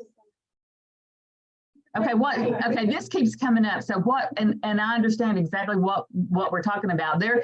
It makes us nervous and it's our fault, because we haven't done, we haven't done, yes, it's our fault, but let's just say we forgot it. Something happened that day, 3 days, and then we forgot it. And then But the lender, but we know everything is done. We know that the appraisal's been done. We know everything is done. The home inspection's done. Everything's been negotiated. I mean, can the seller come and say, oh my gosh, you didn't give me 3-day certification, you know, after all of that's been done? He can make demand for compliance at any time, at which time you will need to comply In 2 days? within 2 days. Yes. Okay. Yeah, yes. Okay. Is everybody clear? Because I think I'm clear now. Okay, we're clear. Okay. Right. So in your transaction files, you should have at least 2 notification forms, the buyer notifying you who the lender is, and the buyer within 14 days notifying you that they have secured homeowners insurance and who the name of the homeowners insurance company is, that they signed a letter of intent to proceed, and that they have available funds to close, and that they requested the appraisal be ordered and paid the appraisal fee. Those are the 2 notifications that have to be made. You should always have at least those 2 notifications in every transaction file. Okay, so let's just say as a listing agent, we have absolutely tried our best without involving the seller to get something from the buyer's agent. We No, can't get you've it. got to involve the seller. If So you then- don't tell the seller, then you could be in trouble. Well, that's what I'm saying. Then, so now we're day 4 or day 5, and we haven't gotten anything and we tried. So then we go, you know, tell the seller, okay, they haven't complied with this. And let's just say the seller says, don't rock the boat. You know, I want to close, so don't do anything. But let's just say down the road, you know, one of these other things happen and the seller changes their mind or whatever. How do we protect ourselves in that situation? If the So, seller don't rock the boat. yeah. So, and that might happen because it doesn't say that the seller shall make written demand, may make. It's their choice whether they make written demand or not. So if you call them and you talk to them about it and they don't want to make written demand, then you need to turn right around and send them an email that says, Mr. and Mrs. Seller, per our conversation at 11:29 a.m. on this date, you stated you did not want to make demand for compliance over the loan obligations paragraph of your agreement. I'm just clarifying that that's what you want to do. Please reply to this email if this is correct or not. That makes sense. Okay. Everybody good? Okay. Because it happens. Huh? You cover yourself. Yeah. I had a commissioner or a real estate commissioner in my GRI class last fall. And we were talking about this and just how do you cover yourself? And anytime you have those discussions on the telephone about anything, you can, number one, you can go in transaction desk and put it under the call log if you're using it that way. Okay. But please note that if you go into transaction desk and start putting together a call log because there's problems has arisen, it's going to show the date and time that you did the call log. Okay. Secondly, you should do emails. You should always follow things up, and you can also put those into your transaction desk. But that commissioner sat right in that class and said, he who has it in writing usually wins. Okay. But if you don't have it in writing, and an email will count in writing that way, okay, that then it will come back on you. And because they will believe the consumer before they will believe the real estate agent, because that is their purpose, is to protect consumers. No, I know that's true. I've been there, done that. So. Yep. Is that good? Everybody good? All right. We got a lot of affirmative head shakes here. All right. Okay. So while I've got this pulled up here on the screen, I'm just going to go over 3, 4, 5, and 6. Okay. 3 says buyer shall pursue qualification for and approval of the loan diligently and in good faith. If you start having loan issues and you can get that buyer's lender to send you an email and tell them that they're not communicating with them or they're not providing requested documentation to the lender or loan originator, because that's what number 4 says, then you will have something also. Now, but to enforce any of this, you're going to have to go to court. Okay, because as a real estate licensee, you can't. You might be able to push somebody around a little bit because I'll tell you, number 6 says that a buyer shall not intentionally make any material changes in buyer's financial condition which would adversely affect buyer's ability to obtain the primary loan or any other loan referenced herein. So, and I'll go back to number 5 in a minute. So 3, 4, and 6 is all about pursuing the loan and doing what you have to do to get the loan, okay? Because in good faith, this seller's taking his house off the market because in good faith and sincere intentions, the buyer is saying he wants to buy it, right? So if any of this is going on, then you might be able to pick up the phone. The best thing to do would be a broker-to-broker call, because here's exactly something that has happened to me. Agent comes sitting in front of my desk crying because the deal has fallen through for the 3rd time. The seller's very frustrated with the listing agent who my agent represented. She's crying. I'm like, okay, what's going on now with it?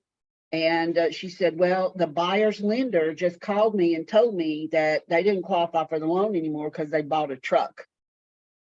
And I said, okay, so here's what you need to do. Get your little cry over. I don't blame you. You get your little cry over. Then you go in there and you call the other agent and you tell her what you just told me, and that I have a plan to call that agent's broker within the hour, because we have proof that that buyer intentionally made material changes to their financial condition. She said, okay. So she goes out and she calls this agent and she tells this agent that. And before the hour that I was going to call the other broker called me. They got in touch with the buyer, and I didn't even know this at the time. I guess that just shows my, gullibility. But I didn't know that if you buy a car or a vehicle, you have 3 days to take it back. I didn't know that. So they took the truck back and closed on the loan, because they had $2,500 in earnest money that they were going to lose because they made that material change to their financial condition. So that's the reason, your purchase and sale agreement is the one part of our business that is not a set it and forget it thing. This is something that you have to constantly monitor what's going on with it, no matter which side you're on, okay? And as a seller's agent, I can call the buyer's lender and ask them anything I want to. There's nothing wrong with that, okay? Now, they're probably going to be very guarded about what they tell me because of their privacy law stuff they have to deal with. But then, who knows what they'll tell me. Don't just sit back and take everybody's word. Pick up the phone and call. It's all right. Or send them an email. Okay, so as the buyer's agent and the seller's agent, this loan obligations is very, very important, because I don't know if you know this or not, but a loan cannot move forward in any shape or fashion if the buyer at line number 71 and 72, if that buyer has not signed a letter of intent to proceed with that lender cannot move forward with that loan. That has to take place. That's part of the rules of the CFPB that went into effect in 2015 from the Dodd-Frank Act. Okay, so it's extremely important that that stuff has taken place. So you got to stay on top of it. So any other questions? Oh, I was going to come back to number 5. At number 5, make a note that you need to use the RF 623 buyer's first right of refusal. Okay, because it says unless otherwise stated in this agreement, buyer represents this loan is not contingent upon the lease or sale of any other real property. So you will have to state in the agreement that it is contingent on that, and then use the RF 623 form. That is the form to write that contingency up. You shouldn't be practicing law and just writing up contingencies in special stipulations. That's another whole class altogether. I'm just going to tell you that. We don't have time to go over that whole thing in this class. So let's see, where are we? Okay, let's see. We're going to I went over all this stuff here with you already, so we don't have to go over that. So here's the next one. According to the PSA, how many days does a buyer have to furnish proof of available funds to close in a financing contingency waived transaction? The answer is 5, and you can see that at lines 86 through 88. Okay. And in a financing contingency waive transaction and the buyer wants to have an appraisal completed on the house, how many days does the buyer have to notify the seller of who the appraiser is and the telephone number of the appraiser? And that is also 5 days. Let's look at this financing contingency waived section, okay? So financing contingency waived is absolutely that. If you check the box at line 84, there are going to be no financing contingencies. And what you need to know that a house to sell is a financing contingency. So if they have a house to sell before they can buy the one they're offering on, this is not the box you check. Okay. So again, that's another whole class. You need to use that RF 623. But at line 85, it says buyer's obligation to close shall not be subject to any financial contingency, period. Then the next sentence says buyer reserves the right to obtain a loan, period. And that confuses agents. Okay. And I hate to say this, but it's because you might not understand the financing world that's out there, the different financing buyers can get. They might be able to walk into a bank and get a HELOC, okay? Or maybe they already have a line of credit and they're just going to walk in and get the money. But if you check that box at line 84, there can be no financial contingencies. That's no, if everything they tell me is true, if the house appraises, no contingencies, okay? Now the buyer can make it contingent on an appraisal, but a bank can't. That's what a lender's commitment letter is. If you see on line 87, the verbiage lender's commitment letter, that is where the lender will write a letter and say, to whom it may concern, we're giving Susan Barnett this money. Thank you very much. That's it. There's no contingencies whatsoever in the letter. The other thing you have to know about this paragraph is if you check the box at line 84, you cannot leave the blank at line 87 blank. If you look at line 86, it says buyer shall furnish proof of available funds to close in the following manner within 5 days after the binding agreement date.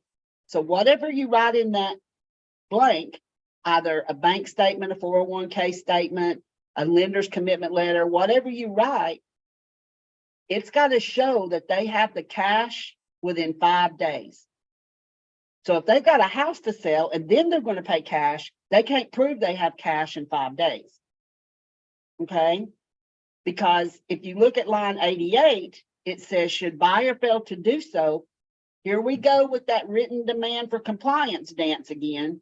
Seller may make written demand for compliance via the notification form or equivalent written notice. If buyer does not furnish seller with the requested notice within 2 days after such demand for compliance, buyer shall be considered in default and seller's obligation to sell is terminated. Failure to close due to lack of funds shall be considered default by buyer. So you got to read that whole box there, or that whole section. If they need to sell a house first and then pay cash, that is not what you check. Okay. Then the second part of that, lines 92 through 97, says, in the event this agreement is contingent upon an appraisal, and it tells you to see section 2C below, buyer must order the appraisal and provide seller with the name and telephone number of the appraisal company and proof that appraisal was ordered within 5 days of the binding agreement date. And then we get into the demand for compliance dance again. Should buyer fail to do so, seller may make written demand for compliance via the notification form or equivalent written notice. If buyer does not furnish seller with the requested notice within 2 days after such demand for compliance, buyer shall be considered in default and seller's obligation to sell is terminated.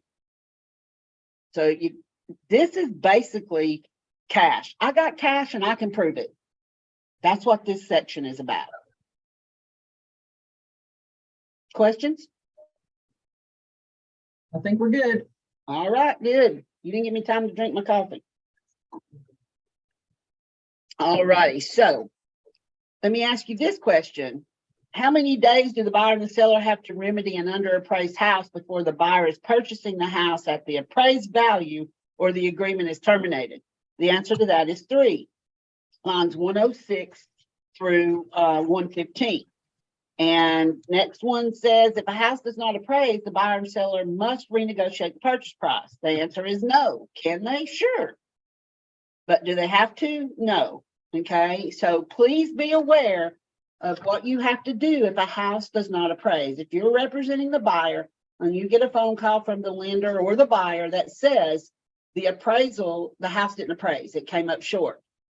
The very first thing you as the agent needs to do is you need to take the notification form and you need to fill it out for the buyer to make notification to the seller. Look at number 4 on your notification form. You're notifying the seller that the house did not appraise and that the buyer will give the seller their decision to terminate the agreement or waive the contingency within 3 days. Okay. And then number 5 and number 6 is the answer that you do at that point. Now, I will tell you, if the house doesn't appraise, the buyer doesn't have to give anybody 3 days. The buyer can terminate if it don't appraise, if he don't want to wait to see if the seller might renegotiate or whatever.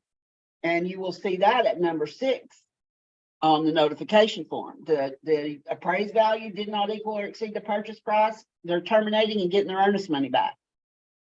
But if the buyer wants to find out if the seller will reduce the price to the appraisal price, then you can notify them with number 4 and say the house didn't appraise.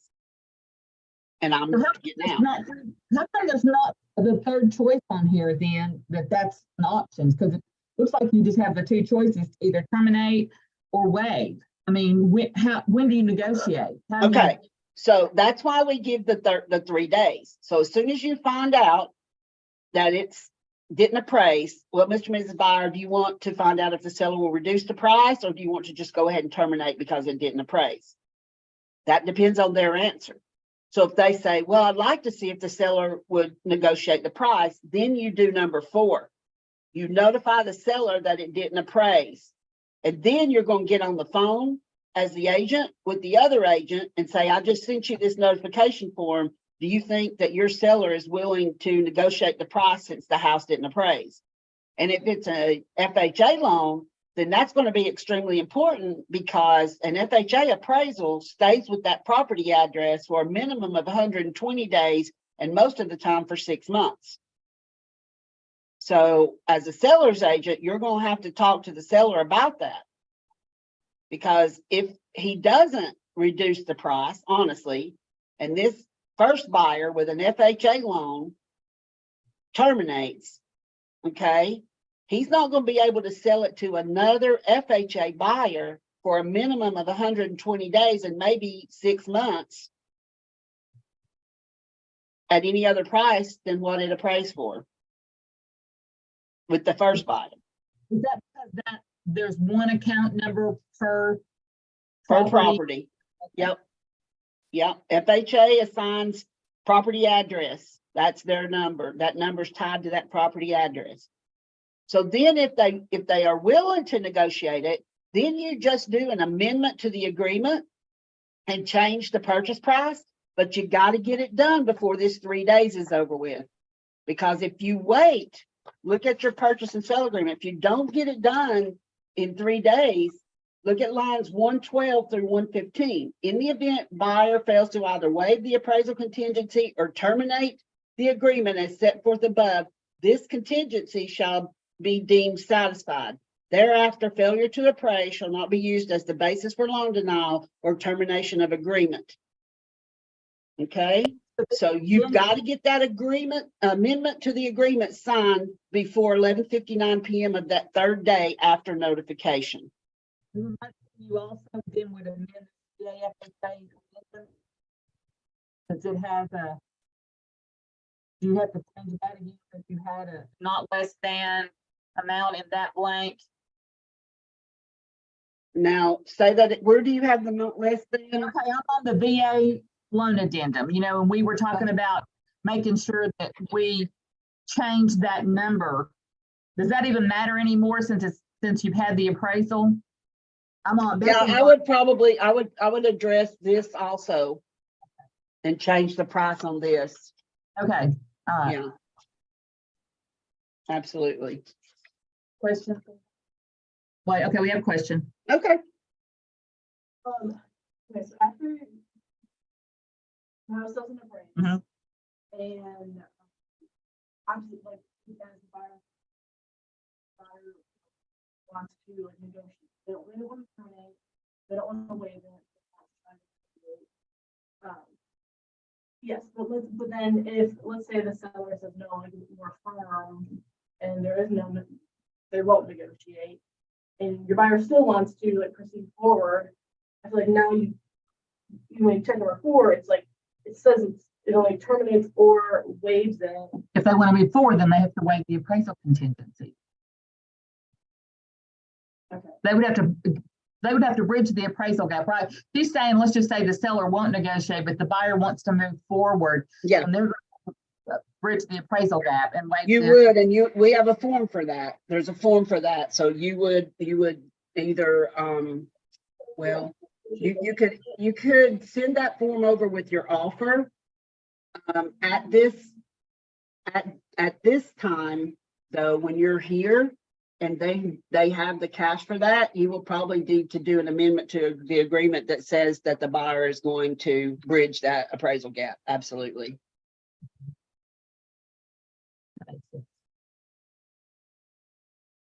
Everybody good?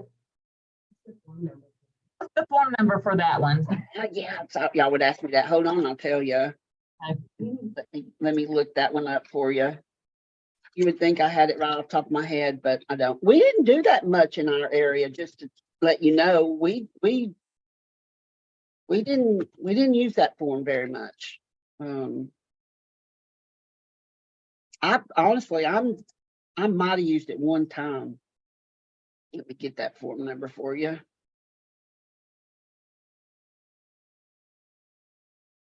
I can probably pull it up and let you see what it is too.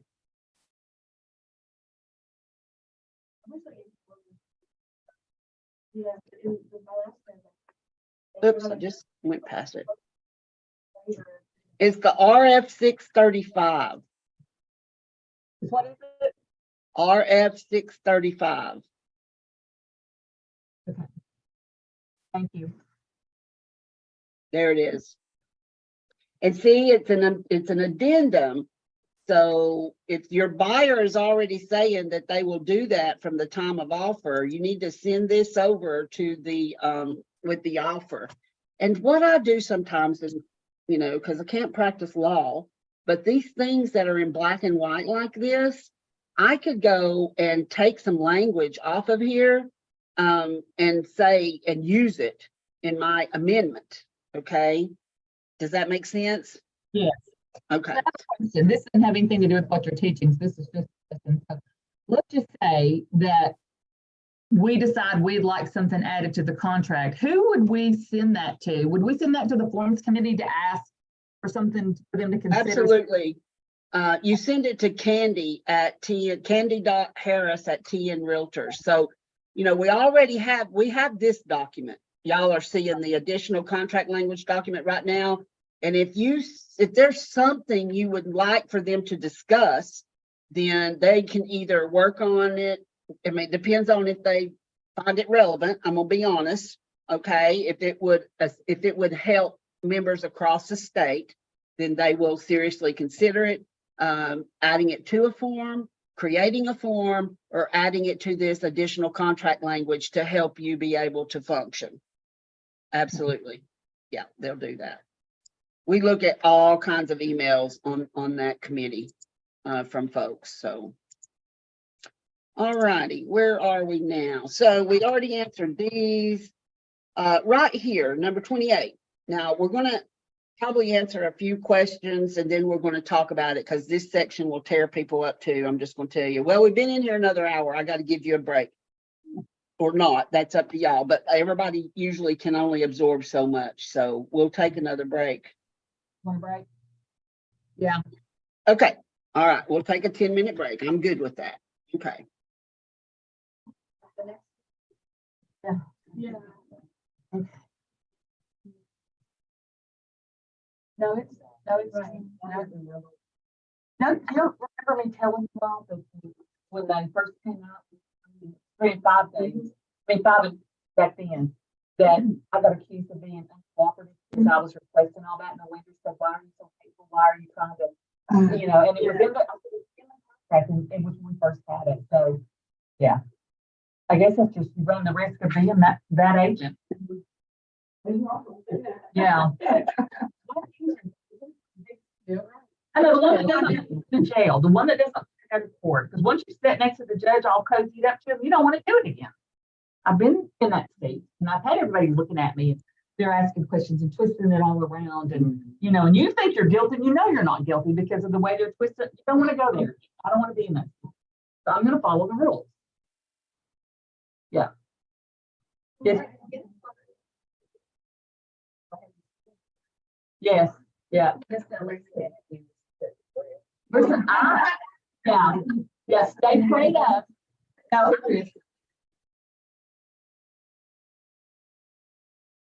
but if I'm the buyer, I do it on either side. It don't matter what side I'm on. I do the 3 and 14 day. I either, if I can't get it, then I let the seller know I can't get it. And then I take my cue from the seller. Don't do anything. Don't rock the boat. And then confirm it in an email and say, just, you know, confirming our conversation from earlier, please acknowledge and that. And I'm sure the auditor would consider that sufficient if he got a hold of your file and started counting days and looking for things. So.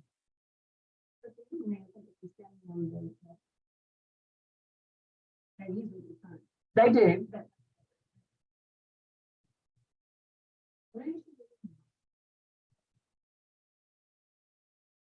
And I have never been comfortable with that, and I'm guilty of it because the seller will say, you know, we don't want to go there. Let's just get this closed, you know, and it's really hard, you know.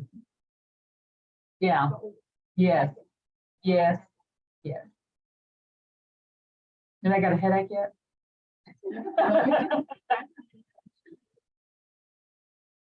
No, I know.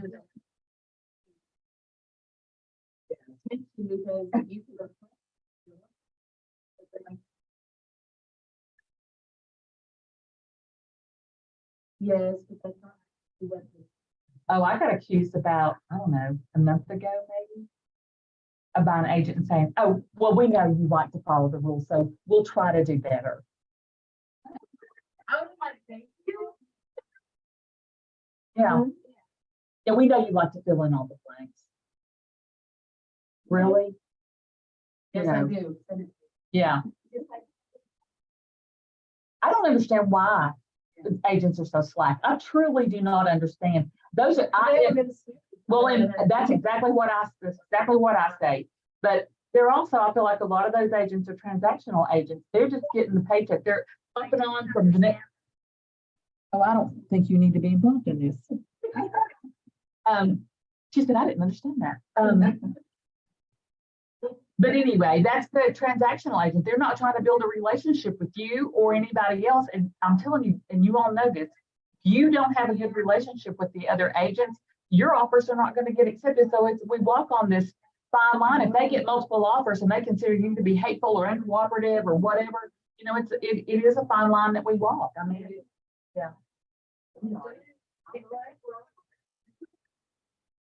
Everybody here, I do think everybody here is cooperative and tries to do what they're supposed to do. But like she said, you can't control the other. No. Yeah. I was at my hairdresser's the other day and she was doing somebody else's hair and I was just sitting there on the couch. And the girl said, oh, the woman to get her hair done. She goes, oh, you know, there's just no integrity in the workplace. And my phone starts going, what? Yes, that's correct. There is no, and I'm going, what the, what? You know. And that girl said, what? And I said, she's listening to what you're saying. I didn't touch it. You know, and my phone pops up and joins the conversation.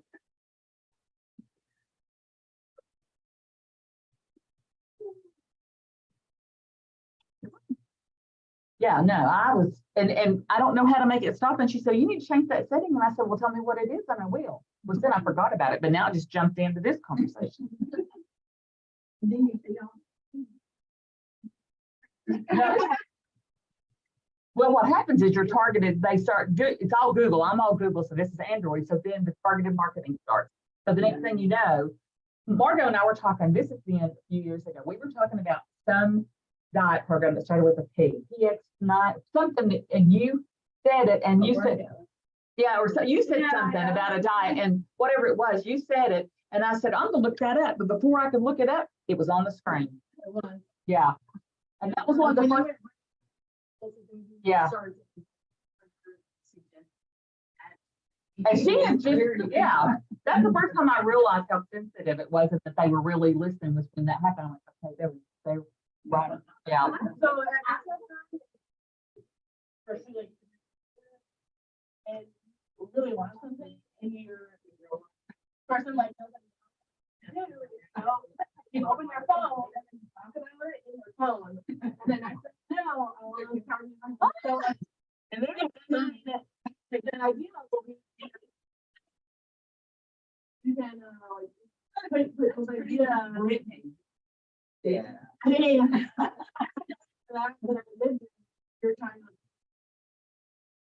Then, but my sister really passed me her idea, so I like opened up her phone and I was like, oh, wait. So, it seems to be her. I wanted like her. All right. Okay, we go.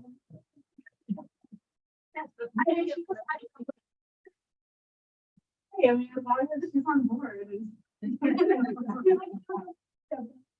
Okay, it's a cool place to go. It's really fun for kids. It's so funny. I just know my siblings very well.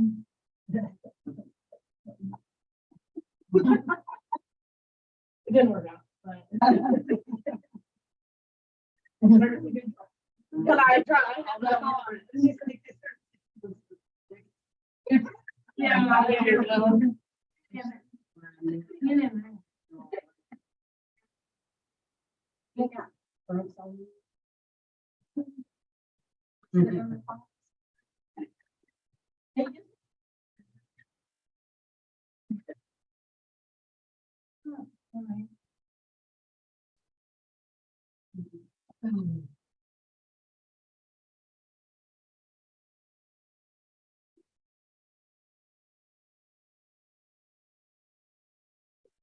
Say the next. I'm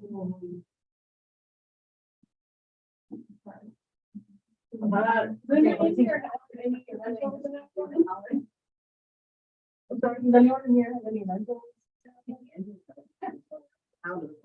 Don't you? Okay. Yeah, I figured I'd reach out to you.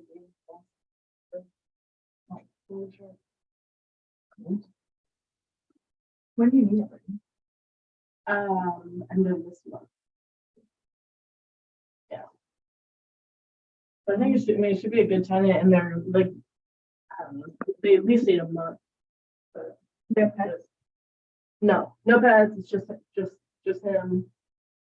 Ask Rebecca. But he doesn't have any, he just went through a divorce, so he has no furniture. And he like needs something fresh. But he could probably make an unfurnished work, but you know, he just. I think Rebecca was a little Airbnb, right? Mhm. Just rented. Well, It depends. yeah, I Have mean, nurses go through that, but you could still see. yeah, he'd be there for a good friend. Yeah, I don't know exactly.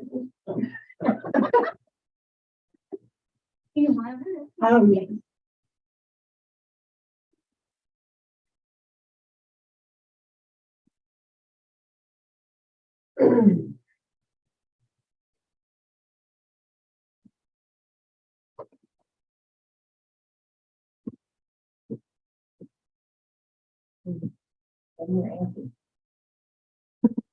Stress. Always. I was counting down.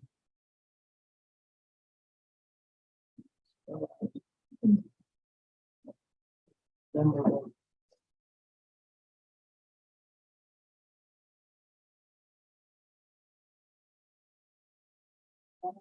Yeah, I feel so much better now.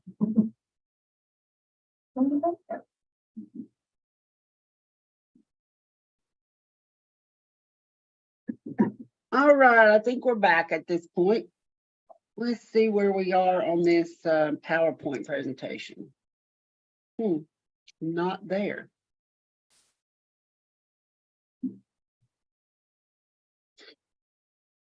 Did y'all have any questions from anything that we talked about that we hadn't addressed? Oops. Are y'all hearing me?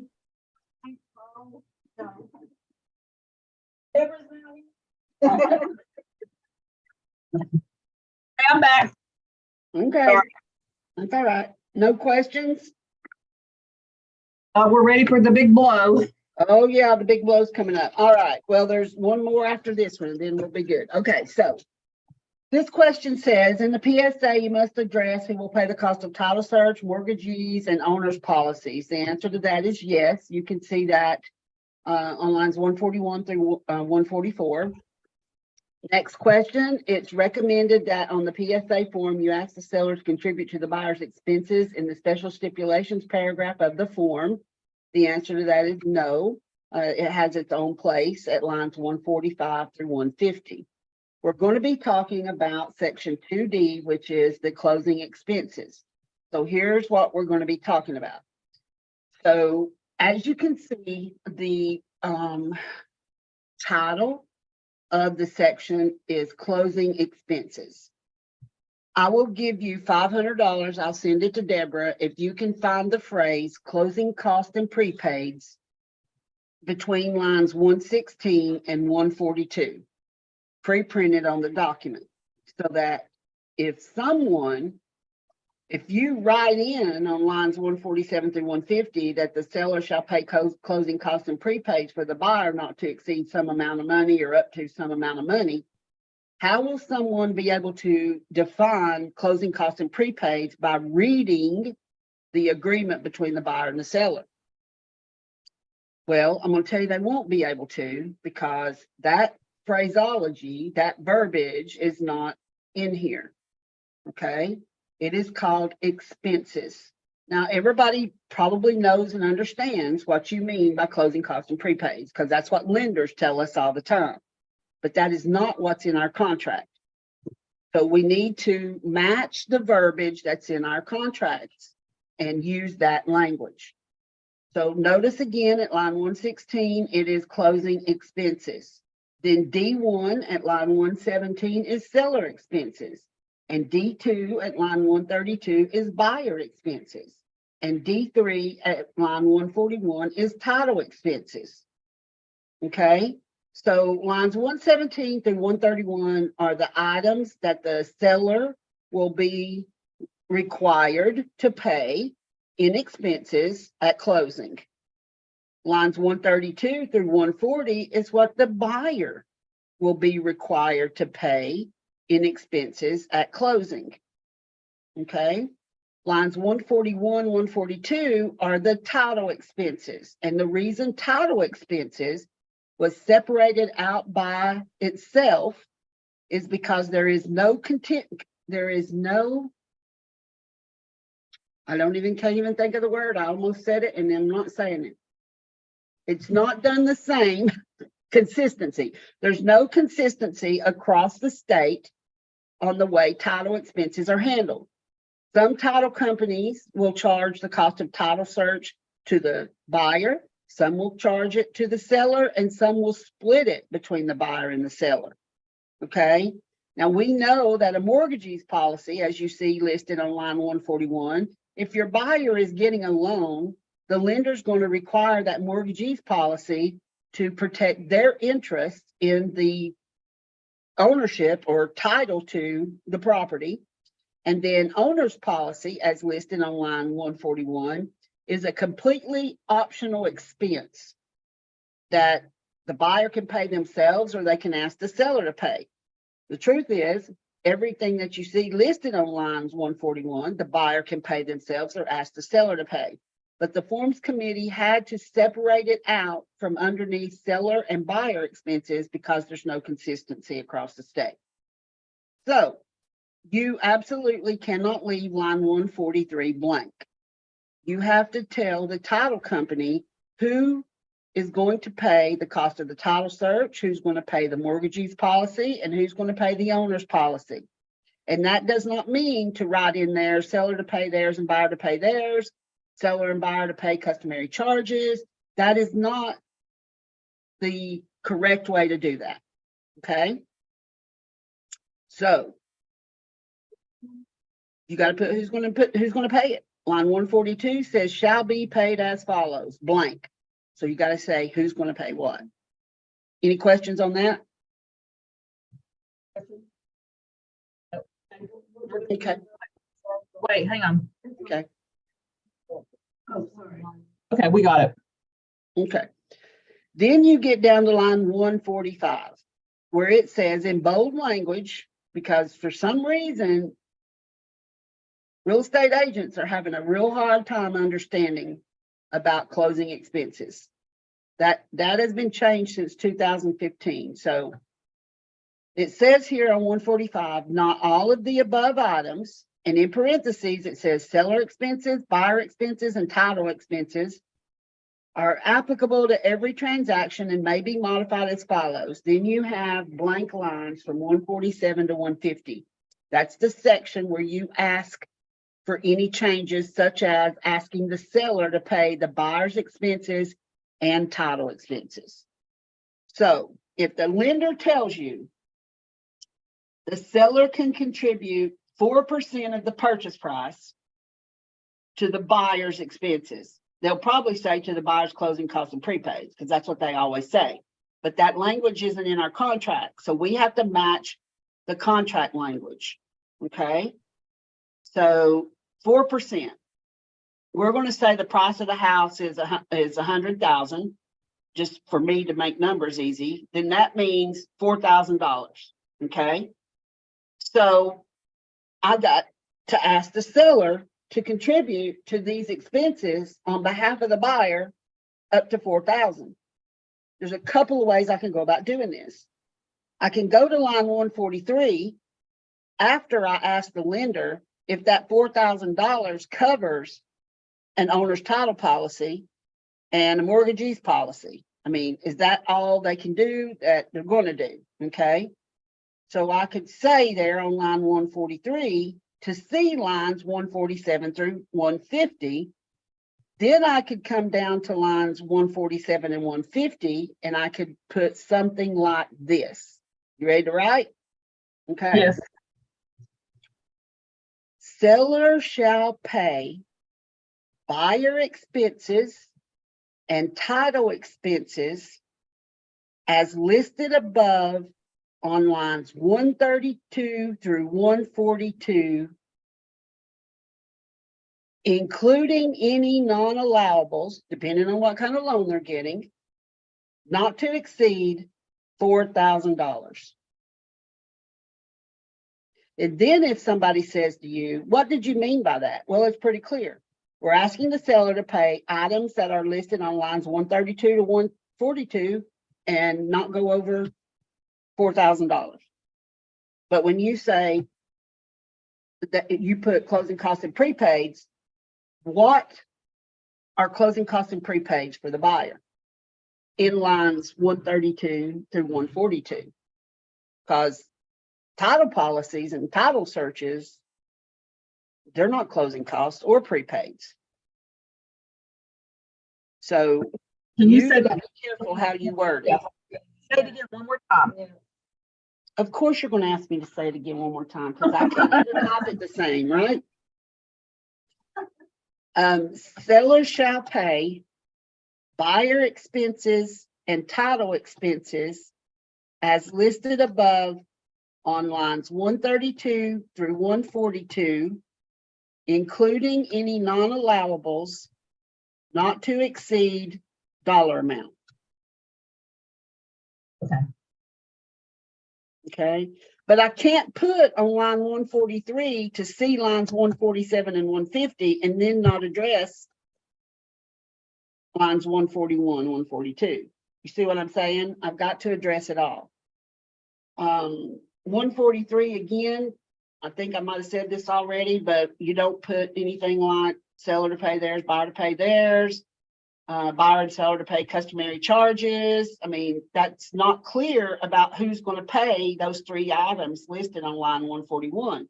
But if you say the seller's going to pay them, okay, as listed above on those lines, then you can very clearly see what it is the seller is going to pay.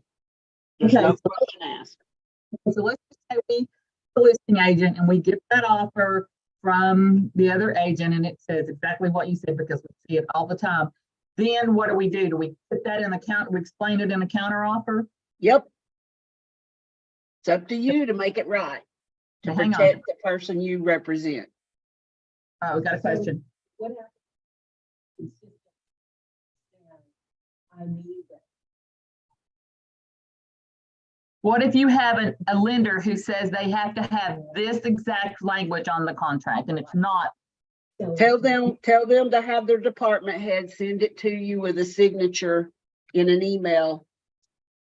And then change it, but put that in your file, because they don't understand the contract. Because we've actually had that happen in my office. We never got anything.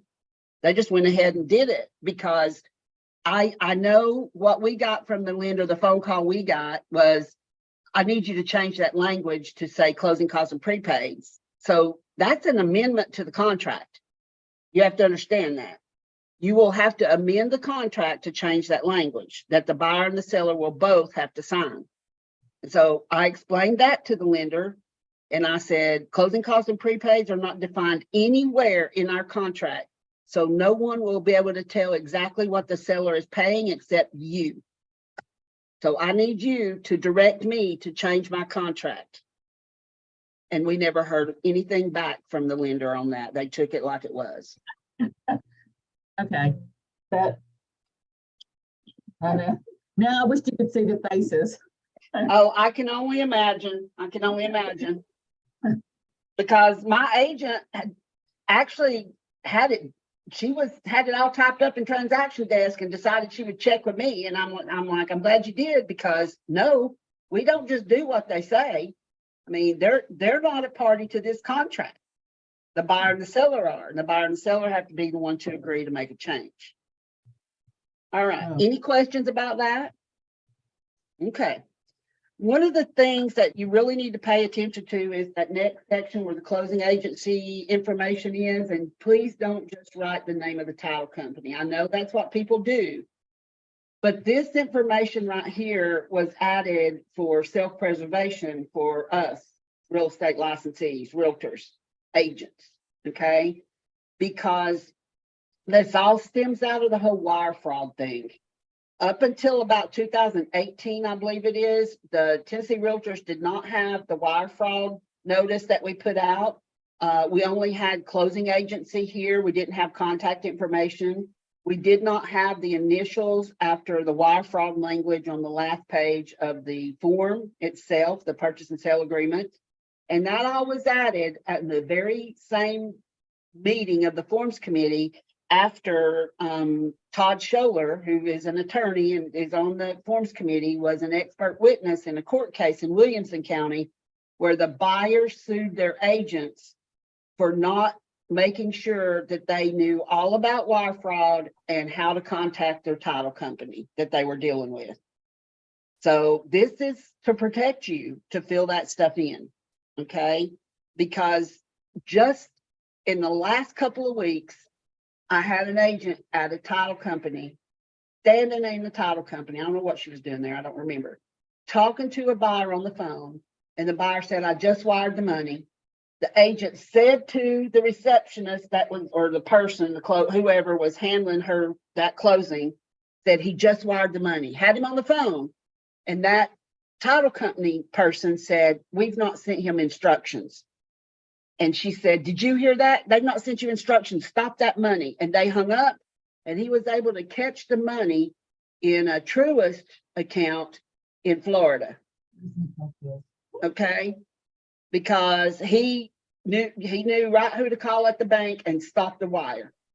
So he got it before it left American soil, okay? Which was, I mean, that's basically unheard of, I'm gonna be honest with you. But they are out there every day trying to steal money. And so you've got to protect yourself every way you can. You need to put the name of the title company, closing agency, even their address, their phone number, and email, and somebody they need to talk to there. Okay? And you need to tell your buyers, you do not wire money until you talk to the title company at this number right here. Okay? Because guess what? The email that this buyer got, he called the number and they told him, yes, here's the last 4 digits of the wiring instructions. That's how deep they're going to rip people off. Okay? So you have got to be diligent with this. And so protect yourself and put that information in. Next up is the earnest money section. And basically this section is per Tennessee law in almost all the aspects, okay? Because it has to be. So in the state of Tennessee, it is a requirement that a buyer pay earnest or trust money for there to be a valid contract. The answer to that is no, okay? I get questions all the time. People want me to send them notification that we have deposited the earnest money. I don't care to do that, you know, if it makes them all feel a lot better, but there's no requirement for that in the contract, okay? There's no requirement for that. Next question says, if a licensee does not timely receive earnest or trust money, or if the earnest or trust money is not honored for any reason by the bank it's drawn upon, the holder must promptly notify the other party. And the answer to that is yes. That's when notification has to take place when you are talking about earnest money.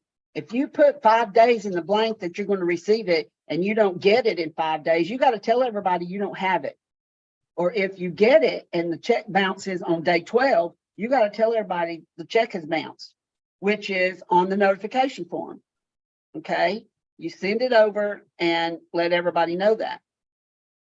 And then the next thing that comes up is if a licensee does not timely receive the earnest money, or if it's not honored for any reason by the bank it's drawn upon, the buyer has how many days to deliver earnest or trust money in what is defined as immediately available funds to the holder?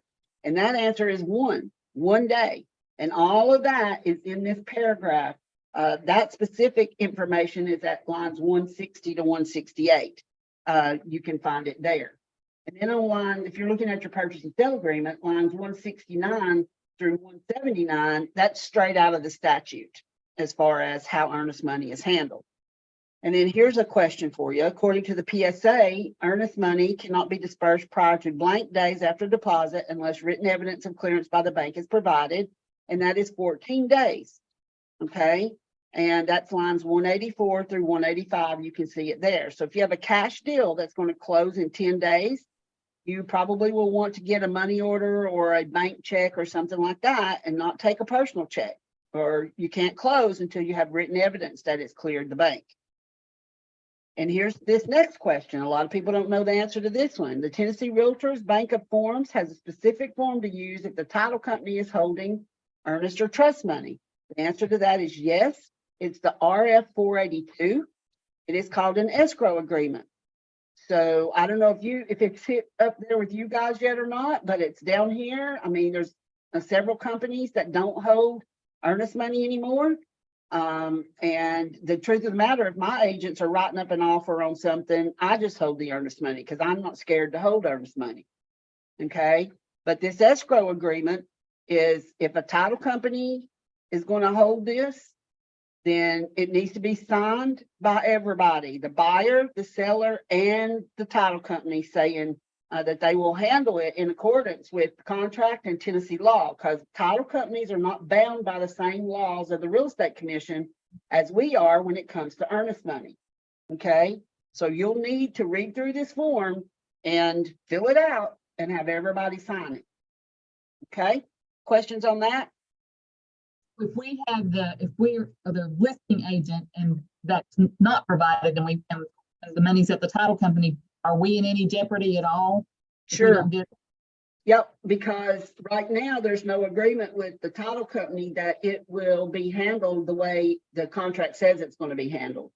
I had a title company attend my forms class in Mount Juliet here a couple weeks ago. And she told us in the class that her title company will not disperse earnest money without the earnest money disbursement and release. Well, that's in direct contradiction with the purchase and sale agreement between the buyer and the seller. Because for specific reasons, such as the buyer not getting a loan, if they got a loan denial letter, the house not appraising and the buyer terminating because it doesn't appraise, a title issue in section 5 of the purchase and sale agreement. It says if it can't be remedied, the buyer gets their earnest money back. And you do that on the notification form. Termination of a home over a home inspection, option 1. All of those things, earnest money is dispersed per the notification form. And RF 481, the earnest money disbursement and release form, is not required for those instances in the agreement between the buyer and the seller where they've already said that if this terminates, the buyer gets their earnest money back. And I told the title company that. I said, you can't hold the buyer's earnest money hostage because you're waiting on a form to be signed that's not required for them to sign. And she said she was going to go back and they were going to talk about it and find out. But that's exactly, I mean, I have a title company friend over in Middle Tennessee, and he told me that he had been holding earnest money for over 3 months because they hadn't told him what to do with it. And then he told me they wanted him to interplead it. It was going to be another 30 to 40 days before he got time to file the interpleader. Now, what buyer do you know that wants to wait that long for their earnest money? And what does the law say about real estate licensees and earnest money? That once you receive that written notice for disbursement, you have 21 calendar days to disperse it. So it could be an issue. It really could. I might go back and ask them if they would all sign this. And here's what I've told my agents, okay? Of course, we hold earnest money, so we don't have a problem with holding earnest money. And honestly, nobody in our area has had a problem with us holding earnest money. You know, they just don't have a problem with that. Even if they write an offer to us on one of our listings and maybe their company doesn't hold earnest money, they will tell us to hold the earnest money. They don't have a problem with it, okay? But let's say if you were on the listing side and your company doesn't hold earnest money, why don't you just go ahead and fill this out with the title company that you want to hold the earnest money, because there's more to it than what you see here on the screen. There's signature blocks, and there's a place for the seller and the title company to sign and upload that in your MLS so the buyer can agree to do that or not, right? Because the buyer's the one who puts in the purchase and sale agreement how much, when they're going to deliver it, and who's going to be holding it. Okay, so try to think ahead and get stuff settled. That's good. Did that help at all, or did it make it worse? We hold earnest money too, Yeah. so we don't have a problem, but I had never thought about the contrast as being the seller's agent and not having, so Yeah. having it at a title company. So yeah, that's good information. Well, I just hold earnest money. I mean, a lot of earnest money, and I just go by the rules and what it says. I don't have a problem with it at all. Some people do, and that's their prerogative. They don't have to, they can apply for a waiver. They don't have to hold earnest money. But do know that this agreement is there, and you might share that with folks that you know that are in your area that don't hold earnest money, and maybe they can start using this form and making it easier on everybody else. I don't know. All right, section 4 is all about closings and prorations, and the next question says whether you're closing early or having to extend the closing date, you must have the buyer and seller agree in writing to do either one. Answer to that is yes, and you can see that in 2 different locations, that it is, you're going to do that, okay? The buyer's going to move in early or the seller's going to remain in the house after closing. There's an additional Tennessee Realtor form. Both parties must sign. Yes. Temporary occupancy agreement. Okay. The buyer one is the RF 626 and the seller one is the RF 627. All right. And you can see here in the paragraph, section 4, that where it says if you're going to close early, it's got to be agreed to by the parties in writing. If you're going to extend it, agreed to by the parties in writing, or that you're going to attach the temporary occupancy agreement. Any questions on that? Now, are you going to address business days, writing that in sometime later, or are you going to address it now? No, I'll address it in a little bit. Yes, absolutely. Okay. All right, so we're going to skip a couple of slides here. This is just about stuff that I just filled in questions. It's really not anything greatly important. Section 5 is all about title, right? Title and conveyance on there. And here's a question for you. What are the two options the buyer has if the title examination discloses material defects? And it is C, they can either accept the property with the defects or require the seller to remedy the defects prior to closing. And that's at lines 234 through 242. So I want to talk to you for a second. If you look at line 243, it says good and marketable title as used herein shall mean title which a title insurance company licensed to do business in Tennessee shall insure at its regular rate, subject only to standard exceptions. So in the listing agreement, it says that the seller owns the house and can convey good and marketable title. So if you get down to closing and there's title defects that will make the title company not insure it at the regular rates, then that's not good and marketable title. Okay, I just closed one actually last summer, and the seller, when he bought it, he had to pay an additional $500 for extra coverage because I just went blank on the reason. I swear I can't even think today. But anyway, he had to pay extra coverage. So when he turned around and sold it, he had only owned it for a short amount of time. It was a flip. Okay.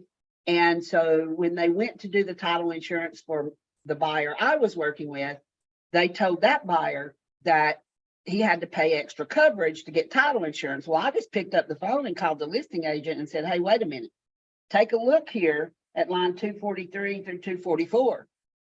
We're not paying that. Your seller needs to pay that because that was not disclosed anywhere.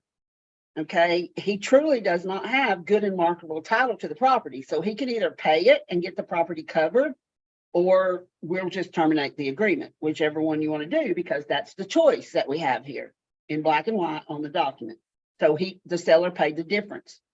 So you really need to pay attention to that.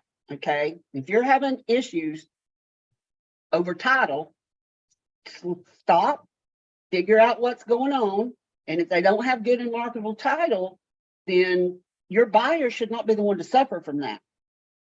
Okay. Any questions? No, we got it. All right. Next question is pretty simple, but does it matter in what manner the buyer takes title to the property? And the answer to that is yes, it matters a whole lot. Okay. Because unmarried people are buying property all the time together. So they need to talk to the title company. Don't you tell them. Okay. But they need to talk to the title company about how they take title to the property, if you will. All right. Next is the section 6 about the public water, public sewer systems.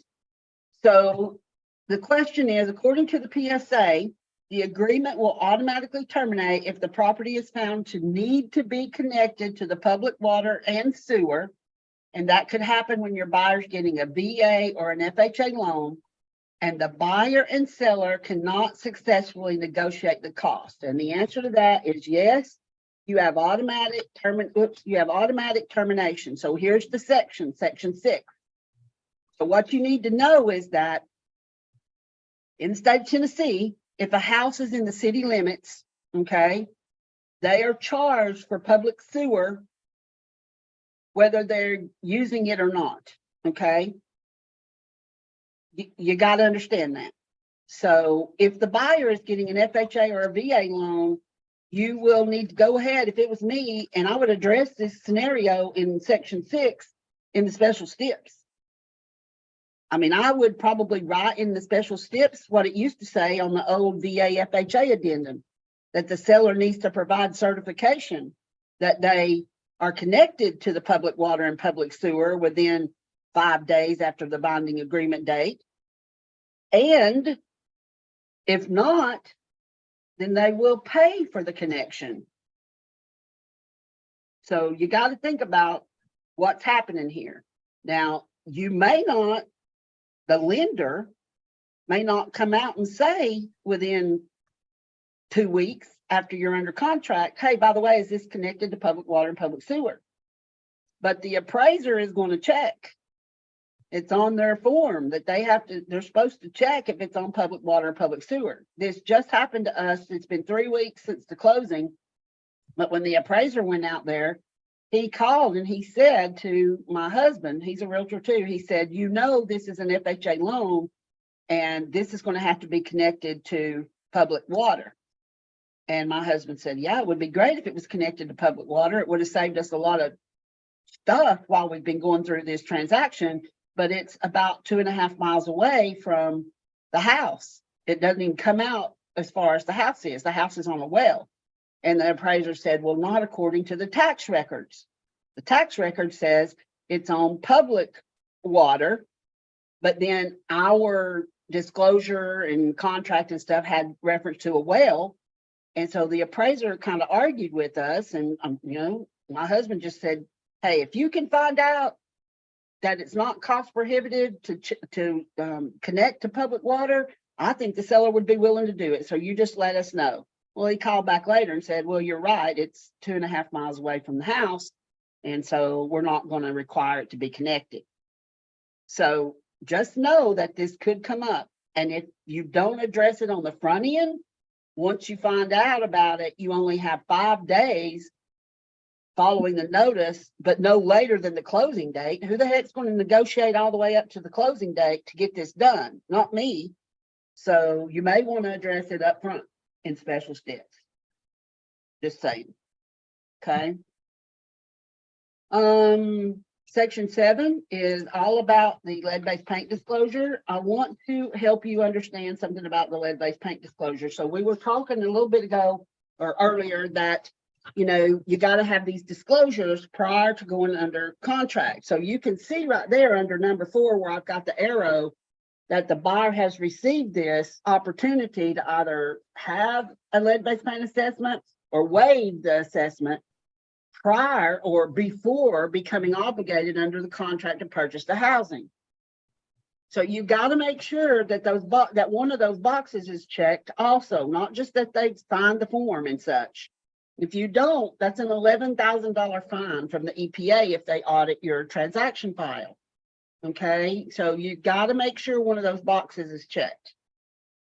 So please understand, and I was going to go ahead and show you guys, let me pull up the actual form itself and not just a section of the form. Right here, lines 1, 2, and 3 is where it has it in italicized language and some bold language that federal law mandates that sellers of housing constructed prior to 1978 must complete certain lead-based paint disclosure requirements. These should be completed before the buyer makes an offer and certainly before the seller accepts the purchase offer. Otherwise, the buyer may not be obligated under any contract to purchase such housing. So you gotta get these forms before the acceptance of a contract. And if you aren't getting it from the agent, broker to broker phone calls. That's what you need to do. That's what needs to happen. Any questions on that one? Okay, yeah, hold on. Okay. What? Very frustrating when we think of these of loans. Like, I'm just curious, like, if they have ever considered maybe that, and then form, it's just like. That would be our MLS. That would have to be done locally. She's saying, what if you can't get the listing agent to upload the lead-based paint? Yeah, well, that's when they need to get in touch with you, the broker, and you need to call the other broker and say, okay, we don't want to find ourselves in this scenario. Now, there are some MLSs that you can't even put your listing active in the MLS until that stuff is uploaded. River County's down here in Bradley County, it's that way. I mean, it won't even let you click submit and it throws up an error message that you've not uploaded those required documents. The only thing that's required in our MLS before it'll let you upload is the property condition, but I think the rest of this needs to be added. That's something we. Yeah. I mean, I would just show them what the form itself says. I mean, because that's the federal law, and say, I know you're requiring the property condition disclosure exemption. And this needs to be added to that list.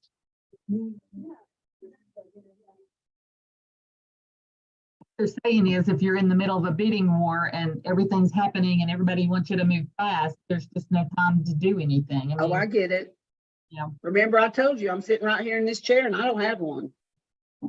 I don't, because the listing agent says all you can do is keep requesting it.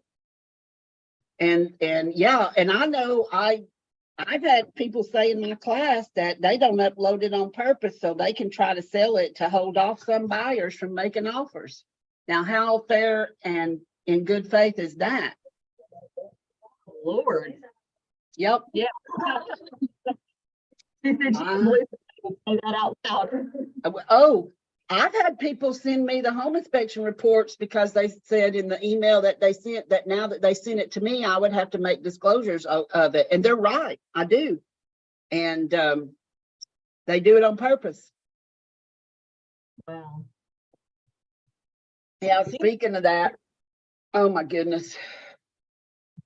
I hate home inspections. I'm just going to tell you. I hate it with a passion. And I'm right here on the Georgia line, and the Georgia laws are completely different. And I mean, I'm just dealing with that this morning while we're on breaks with this class. There is no final inspection in Georgia. They have a due diligence, and once the due diligence is over, you're taking the house as is if you don't terminate during the due diligence. And it has just been a pain too. So I don't know what's better or not. And while I'm looking right here, I have this slide right here has a typo, and I'm going to fix it, okay, before I show it to you. So here's the question. The Tennessee Real Estate Commission sent an email to all real estate licensees concerning home inspections, telling licensees that they need to learn what a home inspector actually does. The answer to that is yes, they did. And I've really put brokers on notice because when I teach this class, it says there, ask your broker for a copy. Okay, but I'm going to be honest with you, just like I was about the lead-based paint disclosure. I deleted the email when I got it. Okay, and my husband said, that's Debbie's, yeah. And my husband said to me, did you see that email from Trek? I said, no, what email? And I know y'all, you can tell by the way my hair looks today, I have a cosmetologist license. And when I saw the email, it came from TDCI, not from Trek. And I thought it was something about my cosmetologist license. I don't pay attention to that junk. I just deleted it, but it wasn't. It was this. Okay, here's the email. It came in July of 2021. And so what it says is basically, we need to know what we're dealing with here and quit telling buyers that it's something that it's not, is what I got from it. Okay, so the yellow box on the screen shows this. Home inspections are an educational asset that can help buyers make informed choices about the home they are considering purchasing. A licensed home inspector is an independent professional apart from the real estate agent or mortgage lender who provides a visual evaluation of the property. And then it goes on to say, Trek reminds real estate professionals and consumers alike to learn what a home inspector actually does during an inspection.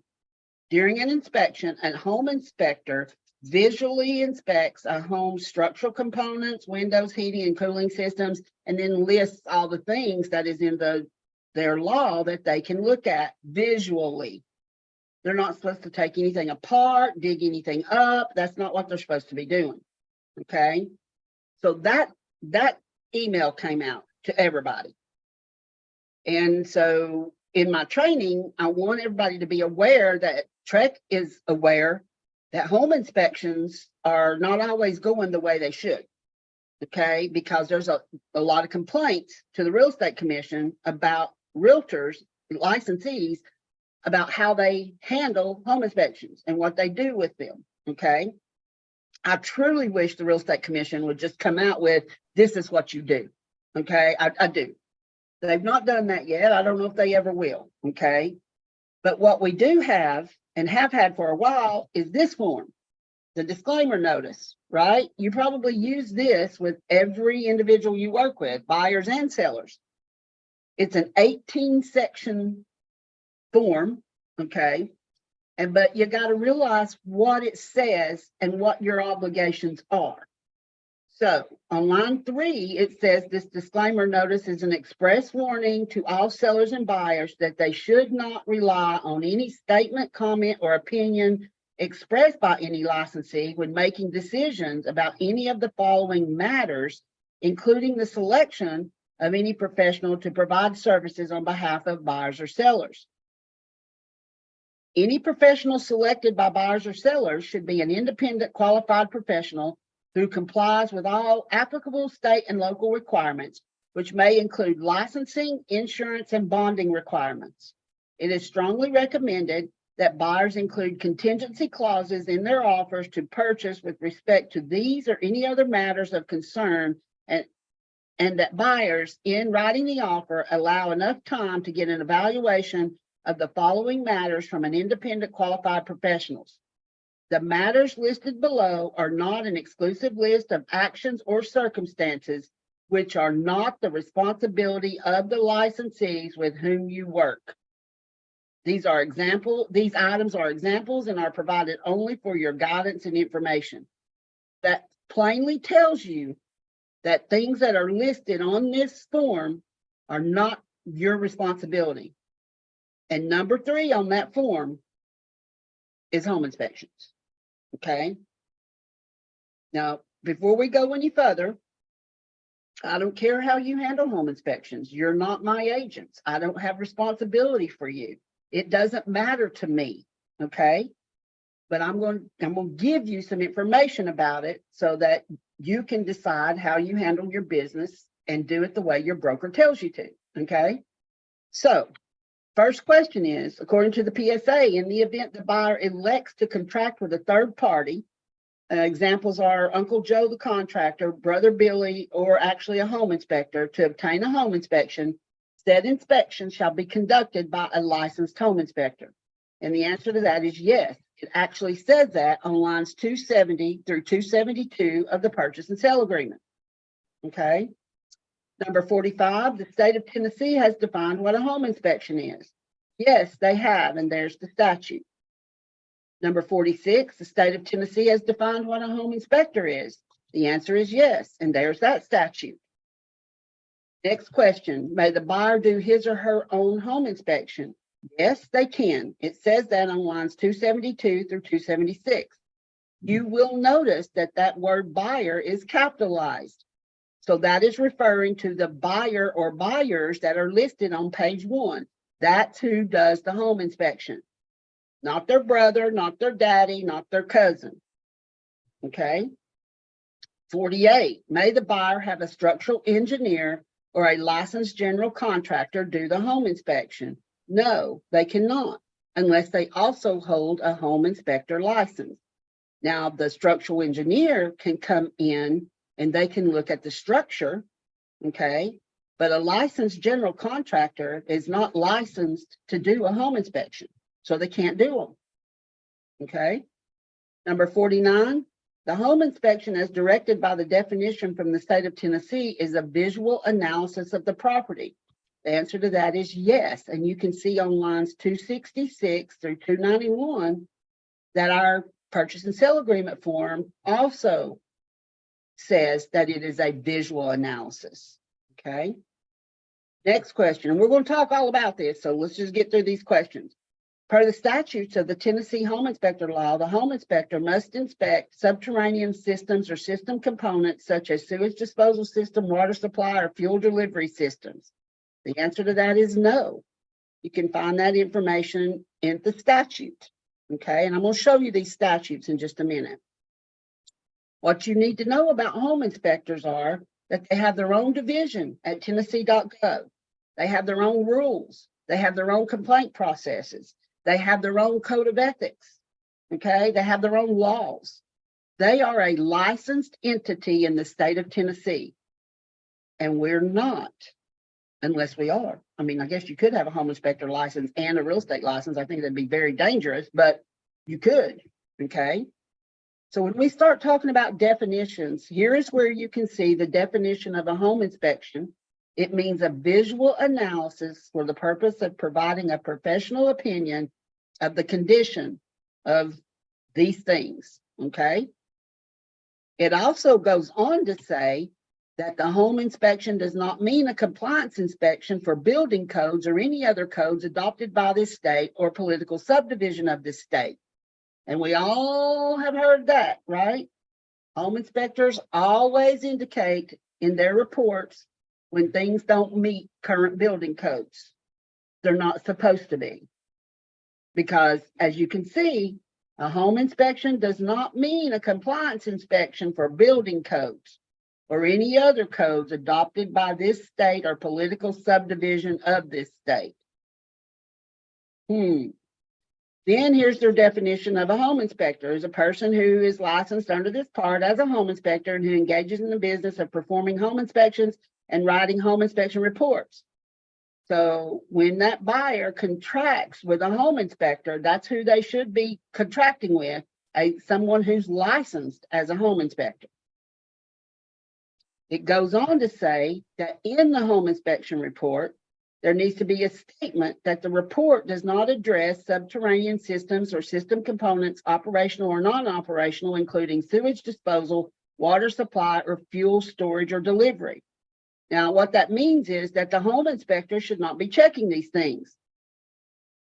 The buyer can have another inspection of these things. They're allowed to do that, but the issue could arise if they decide to terminate because of one of these things. And if they want to have that option, then you've got to look at Section 10 of the purchase and sale agreement, and we'll get there, okay? The home inspection report also states that there should be a statement in the report that the report does not address environmental hazards, including this list of stuff you see here on the screen: lead-based paint, radon, asbestos, cockroaches, rodents, pesticides, treated lumber, fungus, mercury, carbon monoxide, or other similar environmental hazards, and a statement that the report does not address wood-destroying insects and organisms. So home inspectors should not be inspecting for that stuff. Okay. So next question says, the buyer can require the seller to have the carpets, gutters, or home cleaned or the HVAC unit serviced per the PSA. And the answer to that is maybe. It depends on if you have added that as a contingency or as a request for the seller to do somewhere outside of the home inspection or the inspection paragraph. Because here's the definition of cosmetic issues. It's generally defined as damage that affects the appearance of a property but does not interfere with the function of the damaged area. For example, when hail dents a metal roof, it may be considered cosmetic if there are no punctures, leaks, or other damages that compromise the function of the roof. The superficial blemishes or defects that do not interfere with the functionality of the component or a system. And our contract plainly states that a buyer waives any objections to matters of purely cosmetic nature disclosed by an inspection, and the buyer has no right to require repairs or alterations purely to meet current building codes unless required to do so by governmental authorities. Now, I know I'm putting a whole lot of information out there for you, but we are going to talk about this, I promise, because this is a huge paragraph and it is the bane to my existence is what this is, but we all have to deal with it, right? So the next question says, it's required by law that a buyer have a wood destroying insect infestation inspection. I'm gonna call it a termite letter from now on because that's what we call it, even though it's more than that.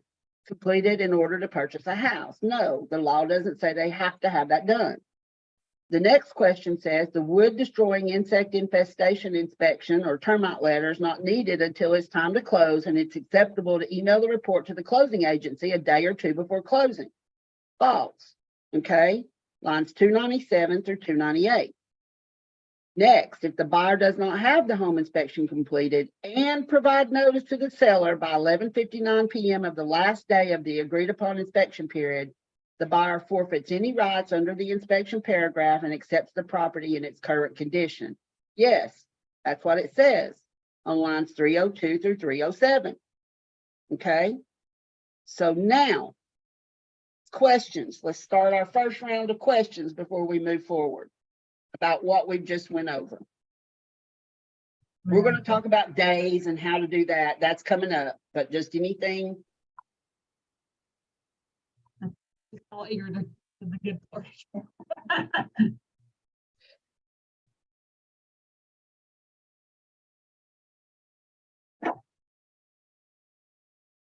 All right, we ready to go?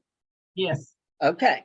All right. So right here on the purchase and sale agreement, it says within so many days after the binding agreement date, buyer shall cause to be conducted any inspection provided for herein, including but not limited to the wood destroying insect infestation inspection report, and shall provide written notice of such to sellers as described below. Okay, then you got the whole language that if they don't, they're taking it as is. So once the buyer has completed their inspections by 11:59 p.m.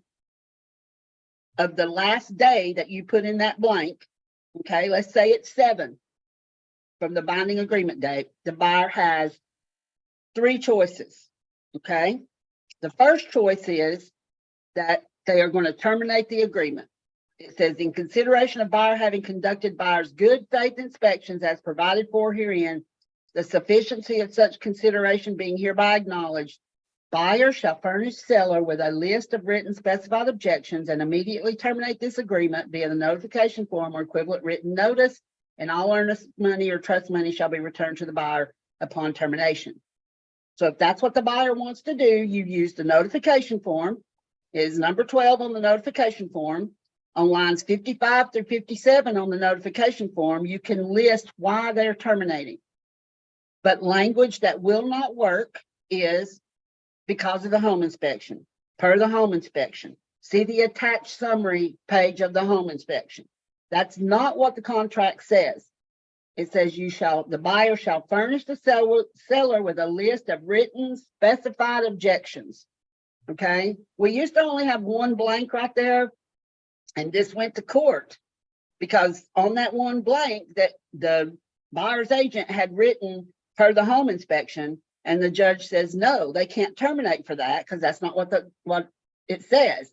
And by the way, whoever's in charge of these forms, you should give them a little more room to write out why they're terminating. They're terminating because of the consistent leak under the kitchen sink that's caused damage to the cabinetry. Whatever the reason is, okay? And we need to tell our sellers, Mr. and Mrs. Seller, your house is under contract, but the buyer can terminate that contract through the home inspection. So we just need to hold it together and see what happens with that home inspection, because it can be for anything as long as it's not cosmetic or bringing it up to current building codes. Okay. That's the first option that the buyer has. Please notice on your purchase and sale agreement, if you will look at lines 313 and 316, you will see the word or, not and or, okay? So what that means is the buyer can't start down one path and change his mind and go do something different. So the next option that the buyer has is they can accept the property as is, and the seller has no obligations to make repairs. And if that's what the buyer wants to do, it's number 13 on the notification form. You fill that out and you send that over. Okay. Or number 3, okay, then, I think I got the wrong thing. I do. because I made this up before that message came out. You have the resolution period, which the seller and buyer shall then have a period of so many days following the receipt of the above stated written list to reach a mutual agreement as to the items to be repaired or replaced with like quality or value by seller, which shall be evidenced by the repair replacement amendment or written equivalent. The receipt by seller of the above stated written list or repair replacement proposal marks the end of the inspection period and the beginning of the resolution period. The parties agree to negotiate repairs in good faith during the resolution period. Buyer reserves the right to withdraw the above stated written list or repair replacement proposal during the resolution period via the notification form or equivalent written notice. Upon withdrawal, buyer shall be deemed to have accepted the property in its present as is condition, and seller shall have no obligations to make repairs. If the buyer sends over a repair proposal and then might change their mind and go, you know what, I can do all that, I'm just going to take the property as is, that's the only time the buyer can change the path that they're going on, is in the resolution period if they're going to take it as is. And then you would send over the notification form saying they're going to take it as is, and the seller has no obligations to make repairs. Then it says, in the event seller and buyer do not reach a mutual written resolution during such resolution period, or buyer does not provide notice to the seller that buyer is accepting the property as is, or a mutually agreeable written extension thereof as evidence in an amendment to this agreement is not signed, is what should be there, by both parties within said period of time, this agreement is hereby terminated, and buyer is entitled to a refund of the earnest money or trust money. Okay? So that's the resolution period. The buyer nor the seller can terminate during the resolution period. The option is not there. The only option is to negotiate in good faith, or the buyer to take the property as is during the resolution period. Questions? It doesn't say it can be terminated during resolution period. Okay. You're good. So, next question. It's recommended that when completing a repair replacement proposal that you input, see attached summary report on the form and submit the form along with a copy of the home inspection report to the listing agent. No, it's not what it says. You can look on lines 317 through 319 and it will tell you what you're supposed to do. Okay. And as you don't believe me, this is the hotline response to a question like that about sending over home inspection reports or summary pages or any of that. And their answer is no, you don't do it too. See, I've underlined it in red. No, period. The contract specifically says that supporting information from the inspection report for repairs is only to be provided in the event that the seller requests it. You don't send anything over. No pictures, nothing. Okay? That's what you do. Now, here is an example of how not to submit a repair proposal. All right? So the very first thing on here, on this repair proposal is fix the detached garage to FHA appraisal required standards after the appraisal. See G3-1 and G3- under key concerns in the inspection report. Everything on here is referring me back to see the inspection report. I don't have a copy of it. Okay. And here on number 7, it says have a licensed electrician fix E1, E2, E3, and E4 under key concerns on the inspection report. There's nowhere in the agreement between the buyer and seller that says they have to have a licensed anybody do anything. What it does say is that the repairs need to be made in a professional and workmanlike manner. Okay, so quit arguing about licensed people doing things. It doesn't say that in here. Now, I think that if the seller can't do repairs, I've had this happen in the past, they'll hire a licensed person to do it. But a seller may be able to make some of the repairs, okay? But the buyer can't require them to have a licensed electrician. Could they ask? Sure. But they can't terminate if they don't agree to do that. This is a proposal, all right? Then I absolutely love the one, let me find it here. Number 5, repair the plumbing installation to the water heater to meet manufacturer installation standards. What the heck does that even mean? I mean, how do you know what that is? I'm gonna tell you right now, the seller was infuriated when we saw this, okay? Because I didn't have the report and he didn't want the report because it was an estate. He hadn't lived there in 30 years. He don't want to see the report, okay?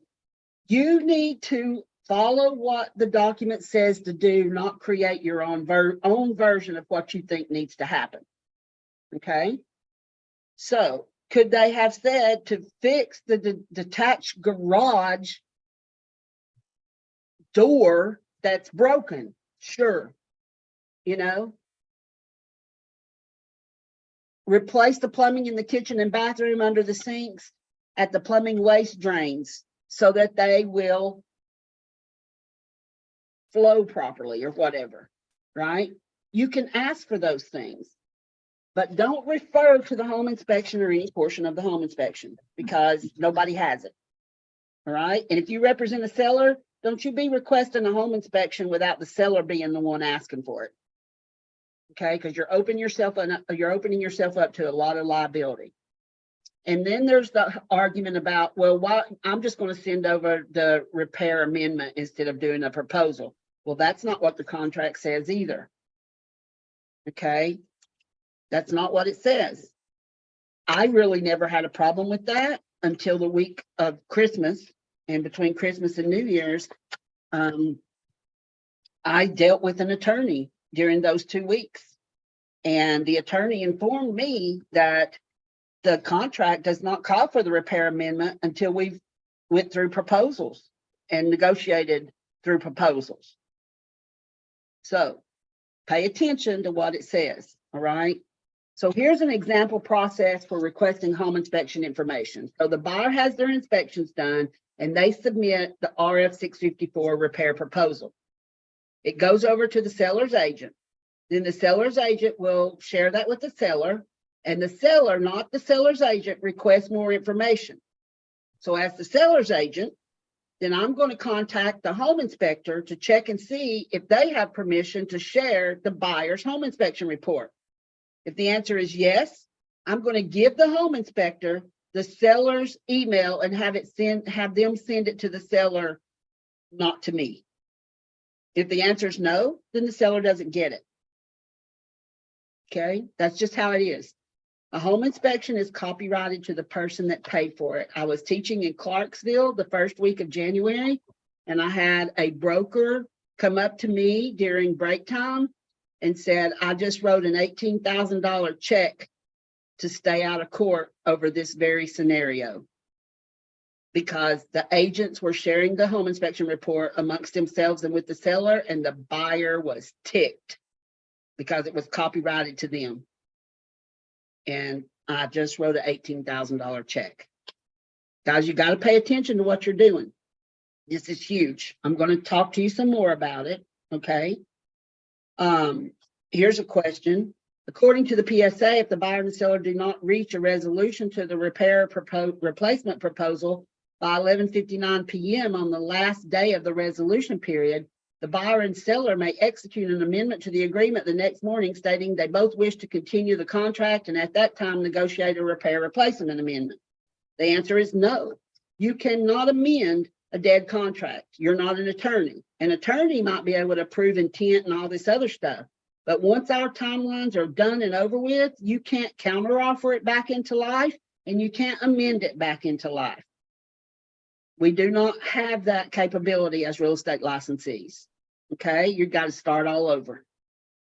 So time limit of the offer, if it's gone, you can't counter offer it back into life.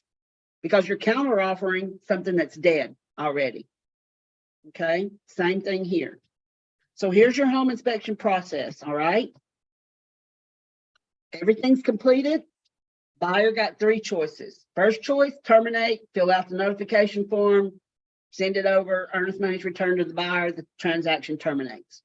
Second choice, the buyer's going to accept it as is, fill out the notification form, send it over, transaction moves forward. Third choice, they're going to request repairs. You fill out the RF 654, you send it over without the report, and the good faith repair resolution starts. If it is not resolved in the number of days, then it terminates. If it's resolved, you fill out the amendment, the repair amendment before 11:59 p.m.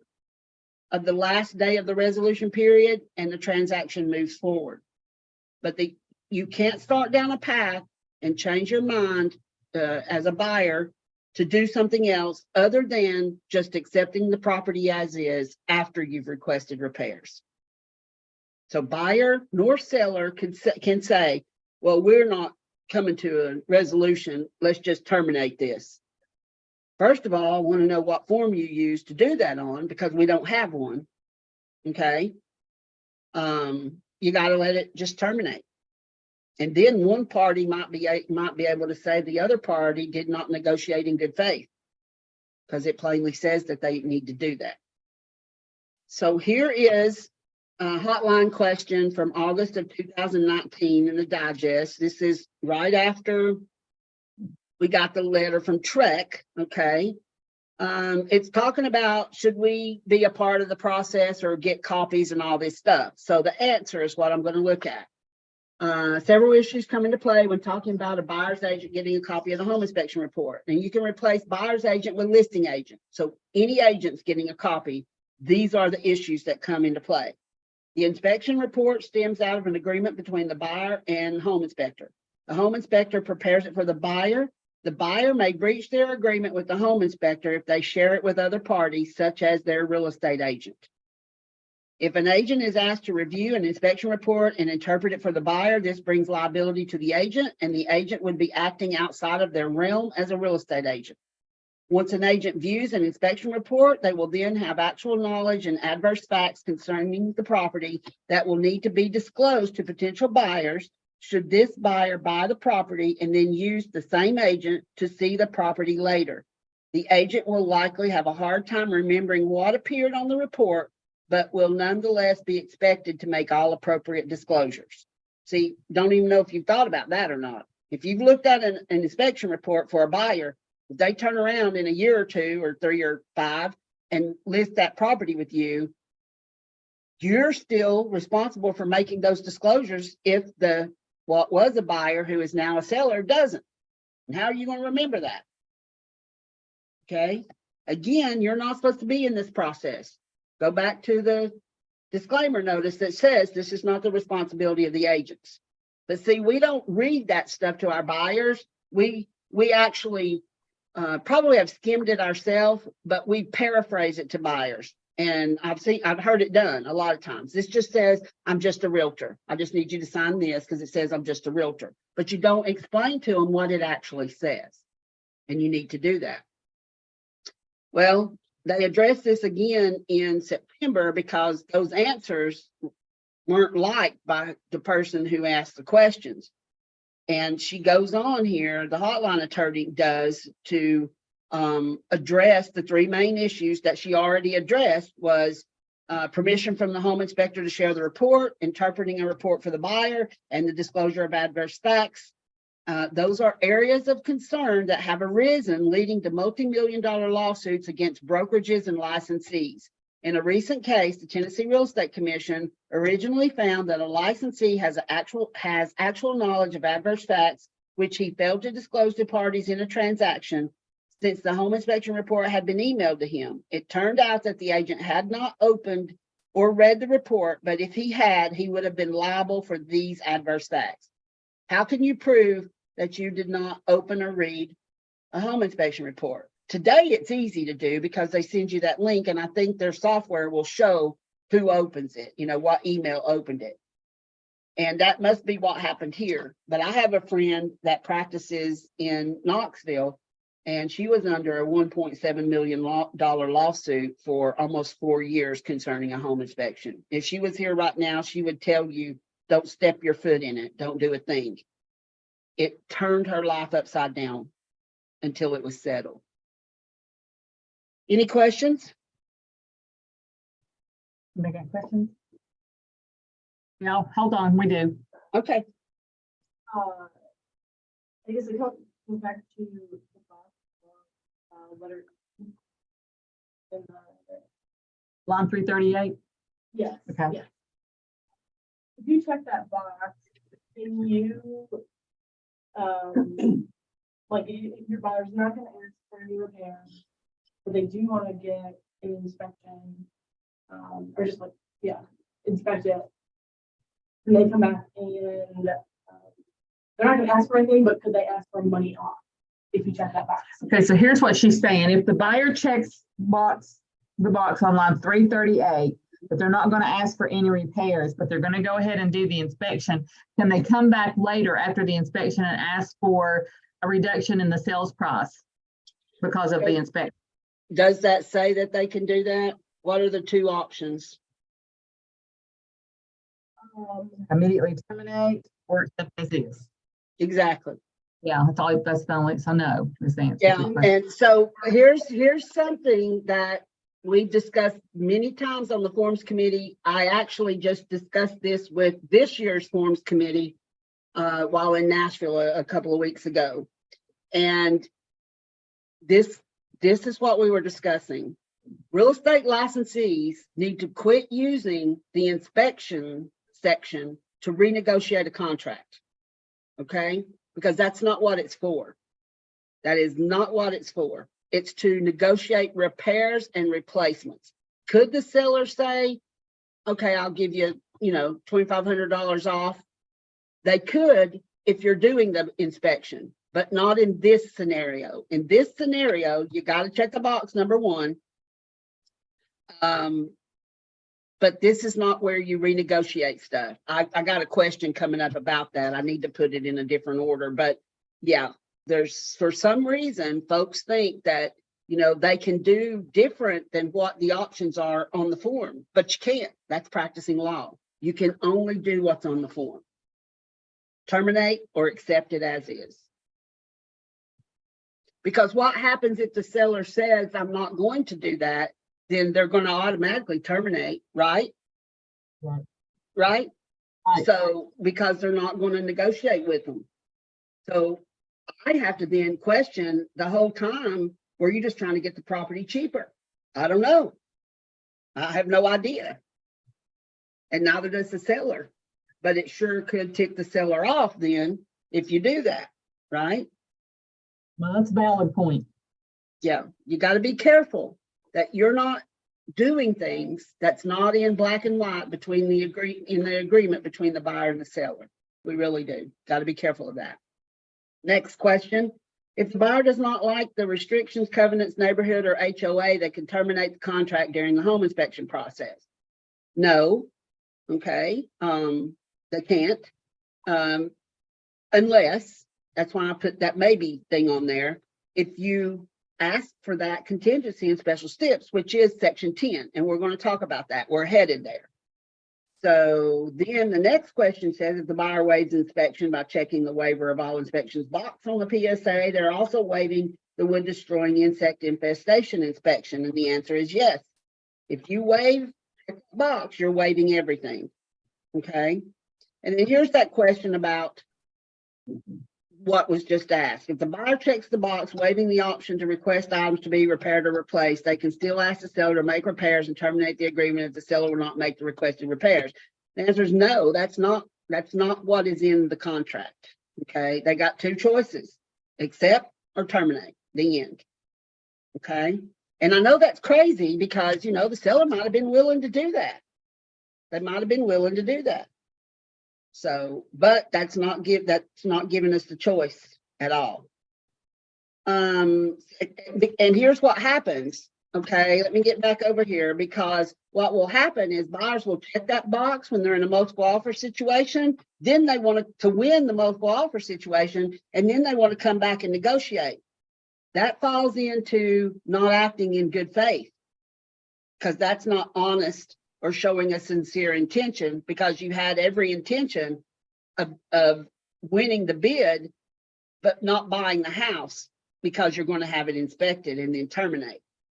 That could be proven, to be honest with you, in the court. I don't know. All right, let me get back over here where we were. All right, final inspection.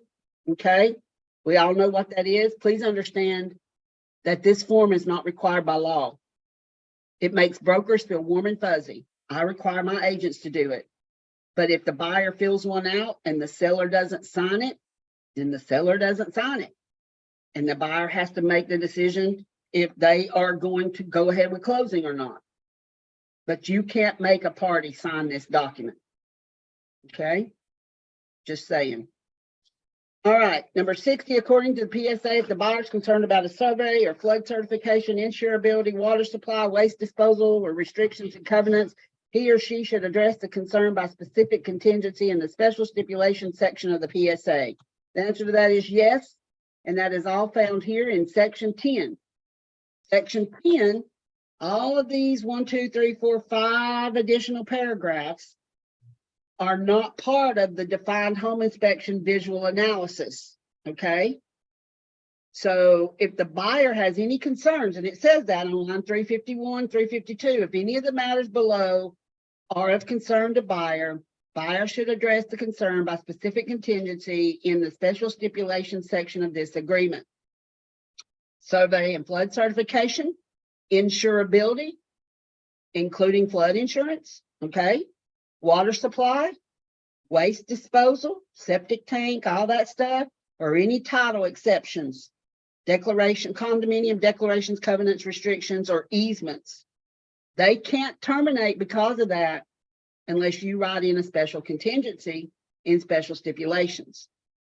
Now, the RF 707, the additional contract language form, has the language that you need to address these items, okay? And I'll just show you the section of that form here. This is to be used for the additional buyer contingencies that they may be wanting you to add, because you can't draft a contract, right? And you can't write, what's the word I'm looking for? Contingencies that are legal, you know, something to that effect. I can't think of the word I'm thinking of right now. But here it is. This is the language you use. Now, the buyer may not want all 7 things. They may just want 1 or 2.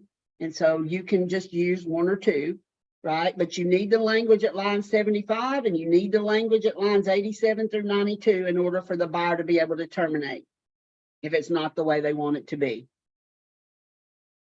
Questions on that, section 10? No, I think we're good. All right. Okay, section 11. Section 11 is the disclaimer paragraph. For many, many years, we did not have the extra disclaimer notification form. We had this disclaimer paragraph that's in here under now section 11. So according to the PSA, it's strongly recommended that both the buyer and seller, if they have concerns surrounding the property, should secure the services of appropriately credentialed experts or professionals for independent expert advice and counsel. The answer to that is yes. Okay, so please also note this, that on line 374 and 375, brokers shall not be responsible for any of the following, including but not limited to any of these matters that are on here. Okay, so that runs hand in hand with this disclaimer notice that we talked about later. So you've got the disclaimer notice, you have section 11. You need to remember to stay in your lane. You're a real estate licensee. What you also have to think about is while you're walking through all these things, like the home inspection process that we've just been through, that here's a question. Will your E&O insurance cover you if you don't stay in your lane? If you are advising outside of your real estate license? I don't know. I have no idea. And if they do cover you, how much coverage do you have? How much E&O insurance coverage do you have if you buy Rice Insurance's basic policy? Anybody tell me? Is that what y'all have? We have Ross, yes. Okay. I don't know. I take every rider except for the appraisal rider. I'll take every single Yep. one of them. You do. That's what you should do. So you probably have extended coverage, but if you don't do that, you have $100,000 minus a $1,000 deductible per claim with an aggregate total of $300,000 is all you have. So if you're selling houses that are over $100,000, let's say you sell a house that's $285,000, okay? I don't know what your average price is where you're at, but let's say you sell that house and there's some kind of claim, and let's say they want you to buy that, pay them for the house because you didn't do something good or right or wrong, or the seller did something, who knows? You're in the hole already. If you just have the basic Rice E&O, you're in the hole already. $1,000 deductible and anything over $100,000. So you would be in the hole $186,000 already. So you've got to think about that E&O insurance. I know everybody, you just get the basic to make sure your license is going, but you really need to think about it. I told you my friend had a $1.7 million lawsuit hanging over her head for 4 years. Okay. Her company, she had E&O through her company that had a $2 million policy. So she would have probably been covered, except for her deductible, but they ended up settling out of court for just under $70,000. And so she then had to pay a deductible at that point.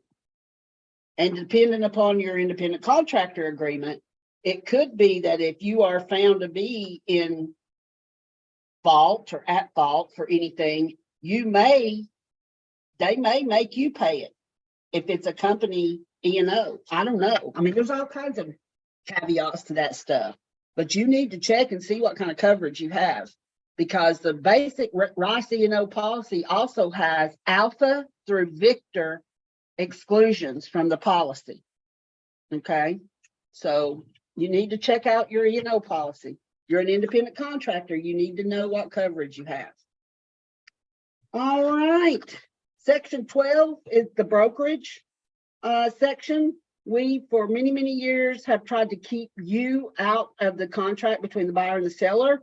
And we have done this by placing this language here. So do not put commission in your contract. Okay, it's not supposed to be there. So we're talking about in this section of the purchase and sale agreement, 2 other separate agreements it mentions here. The first one at line 394 says, as specified by separate agreement, seller agrees to pay listing broker at closing the agreed upon compensation. That agreement is your listing agreement, okay? Then it goes on to say the listing broker shall direct the closing agency to pay the selling broker from the compensation received an amount in accordance with the terms and provisions specified by separate agreement. That agreement is the compensation agreement, the RF 702. So you need to use this compensation agreement with all your transactions. Okay. Now in my area, we go ahead and fill out line 1 and line 2. We leave line 3 blank.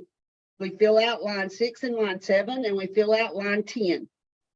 And we sign it and upload it in the MLS. So the buyer's agent just downloads it and signs it, and we go on about our business. And this actually came out on January 17th. You will see the very last statement on this slide says, I do not recommend mentioning compensation in the agreement between buyer and seller. That's from the hotline. They've addressed this several times. They do not recommend that you put your commission as part of the agreement. If so, then you're tied to that agreement for 7 years. Okay, 7 years.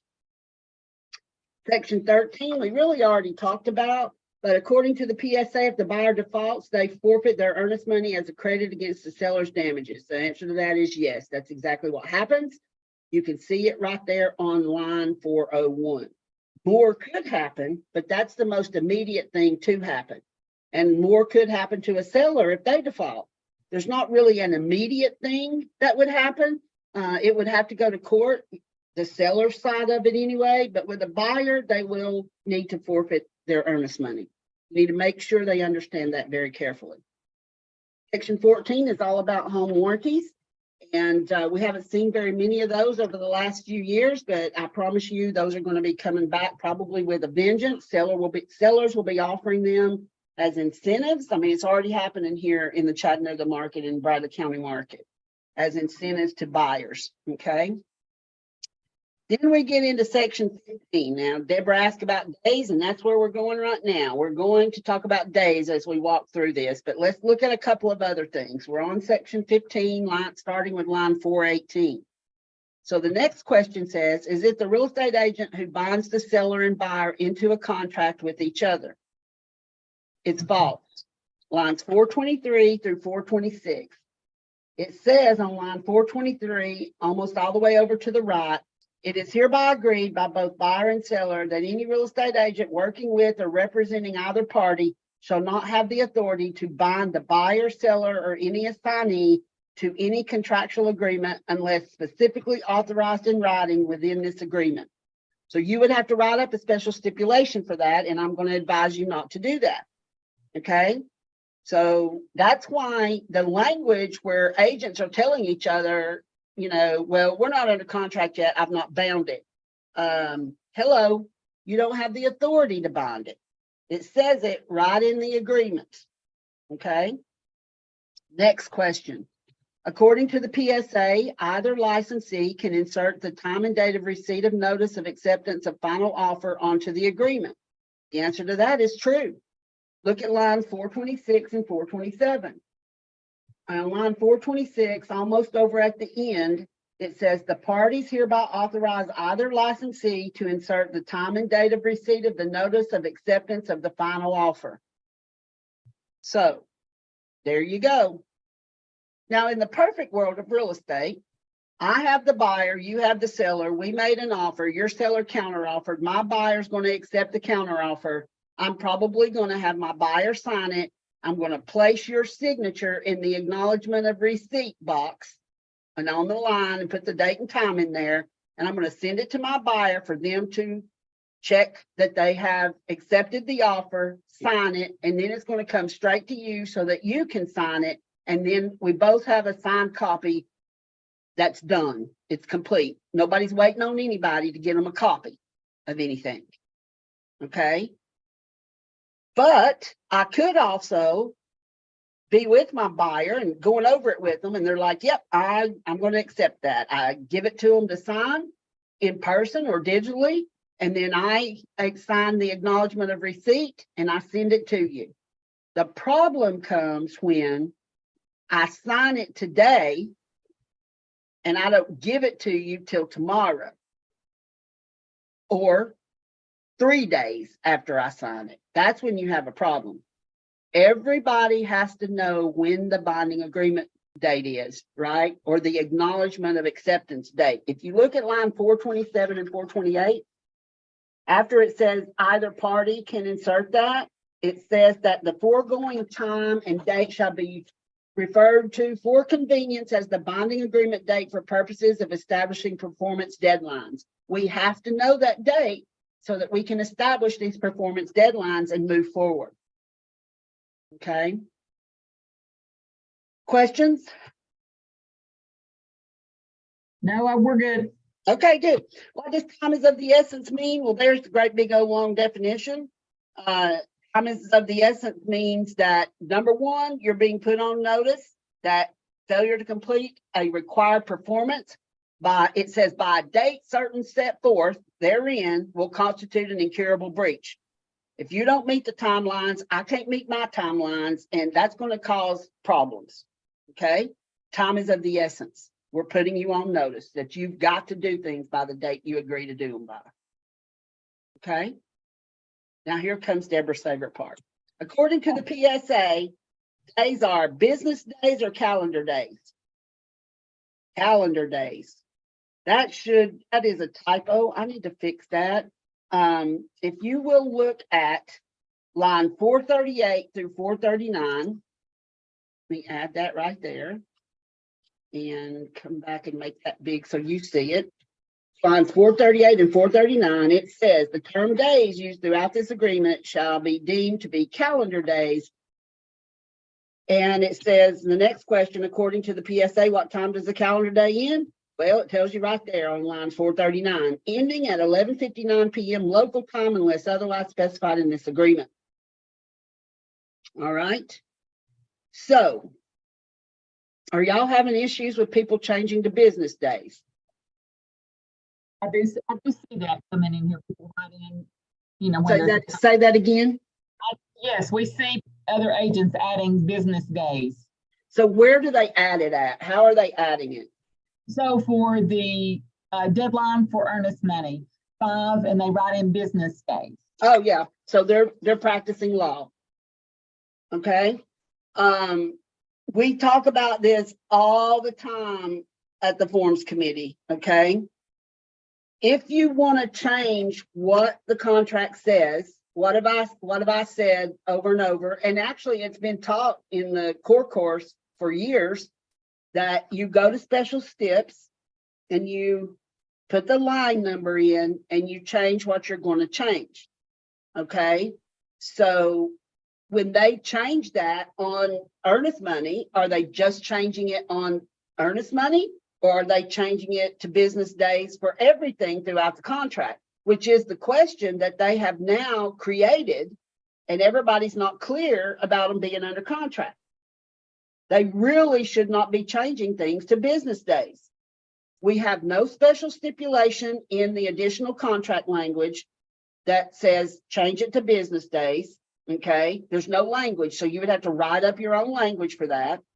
Then every form we have is based on calendar days. So are you changing just this one thing, or are you changing the entire vernacular of every form you use? I don't know the answer to that question, and neither will anybody else if it goes to court. The agent may be able to say, well, this is what I meant, but that's not clear in this document. And what's the definition of a business day? It depends on the area you live in, right? It could, absolutely. It could also depend on what you're doing. The CFPB, the Consumer Financial Protection Bureau, that is over extending credit, all the people that extend credit and title companies and appraisers, that whole Dodd-Frank Act thing, that CFPB defines business days as Monday through Saturday.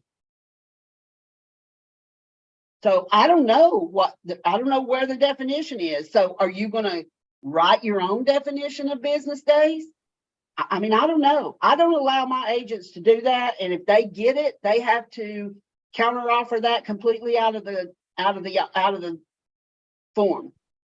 We will not do this. We are going by what is on lines 438 through 445. We're not changing to business days, because where's that definition? And is it for just this form, just this one thing in the form, everything in the form, or every form? It's too many questions. I don't know. Why would earnest money be any different? I don't get it either, but I do see it.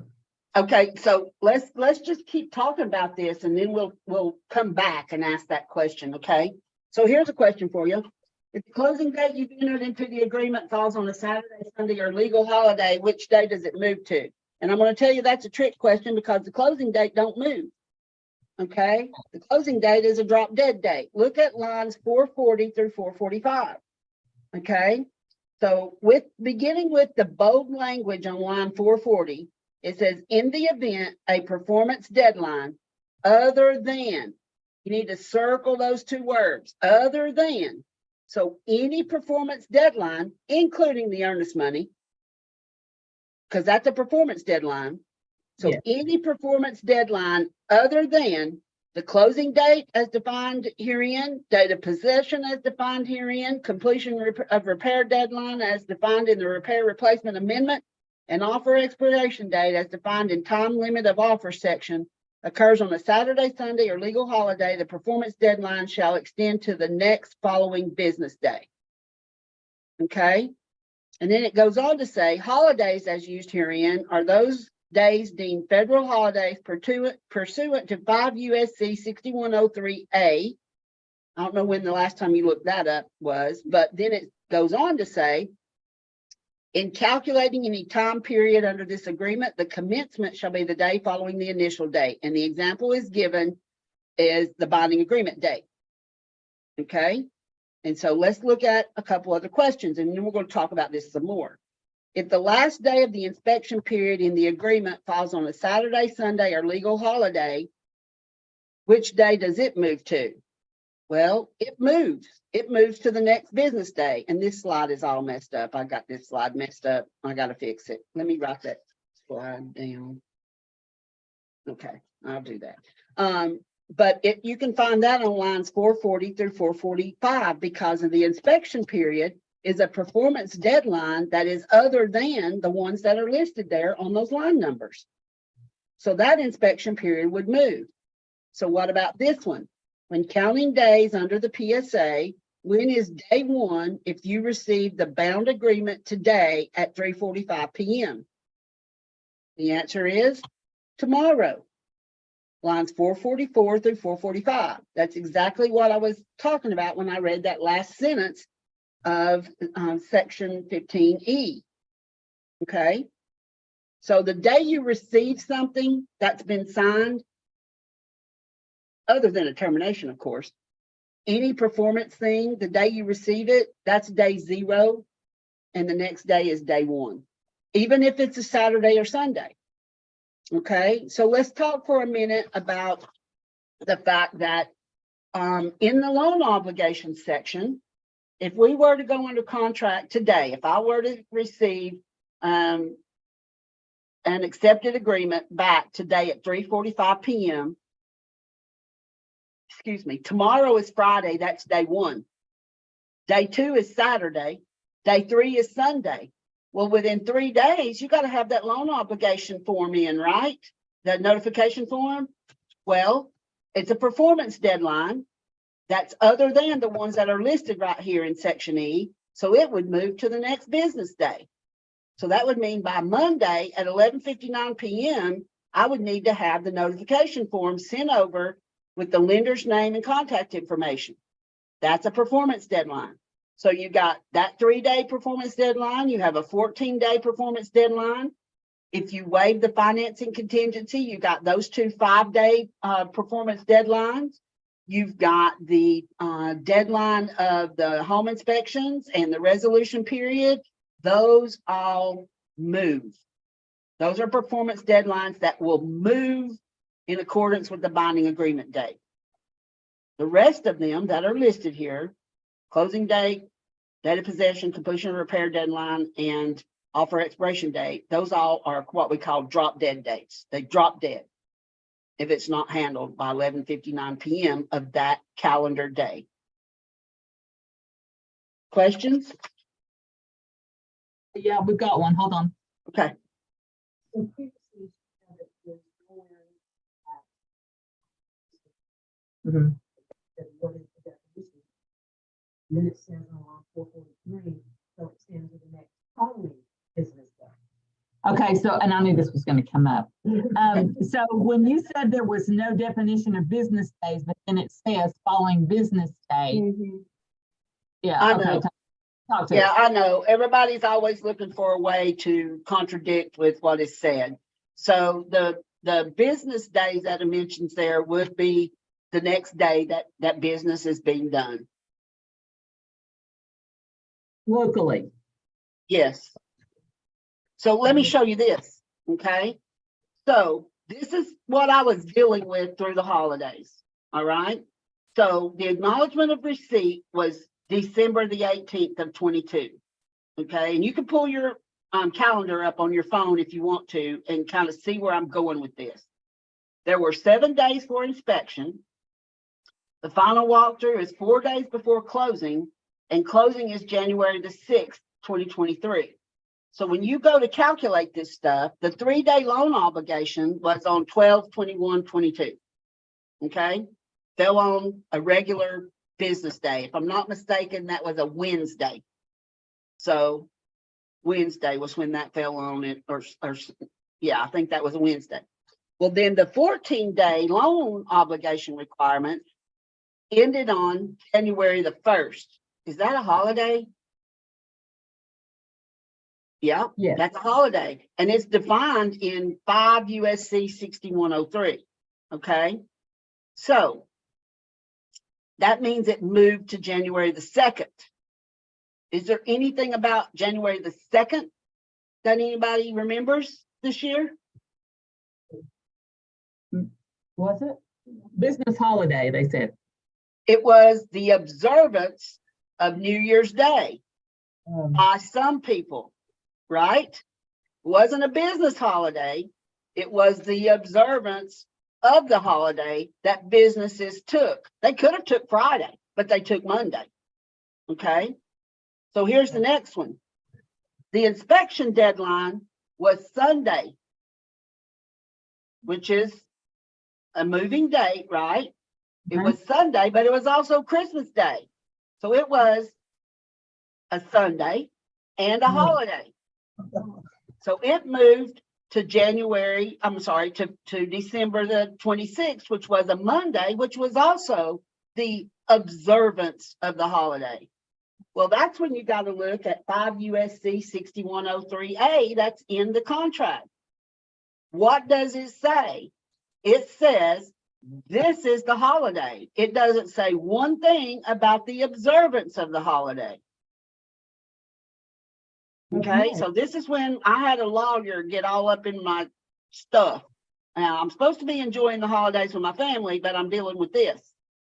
Okay, because we sent over the inspection repair proposal. Okay, we sent it over on 12/26. All right, for the sellers to sign. Well, they didn't sign it until 12/27, like 4 o'clock in the afternoon on that Tuesday. Well, when did it end? 11:59, the day before is when it ended. That's when the deadline ended. So they got a lawyer involved. And I'm going to be honest, we sat down, we looked up 5 USC 6103, and he tried to bring into the fact about this being the observance of it, but that's not what the statute says. It doesn't say anything about observing holidays. Okay, it talks about calendar days. So truly the next business day, because not everything was closed. Was Walmart open on January 2nd? Was it open on December 26th? Yep. Okay. It was observed by some folks in business, but it was just the observance. So truly the meaning of a business day is normally Monday through Friday, 9 to 5. So does that mean if I'm going to change it to business days that something has to be done with it 9 to 5? See, I don't know the answer to that because the document doesn't address it. It does say business days, and I like to work 9 to 5. I don't like to work at 10 o'clock at night, but according to this contract form I have, I got till 11:59 p.m. to do something on a calendar day. But if I change it to business days, does that mean between 9 to 5? And is that, business days that aren't an observed holiday? Too much stuff, okay? Too much stuff. It can come into question what the question that was asked. Next following business day. So what do you do on Memorial Day weekend? It's just like Christmas, right? Christmas was on the 25th, so that was a Sunday and a holiday. So Memorial Day is then falling on a Monday, which is a holiday. So you would skip to Tuesday.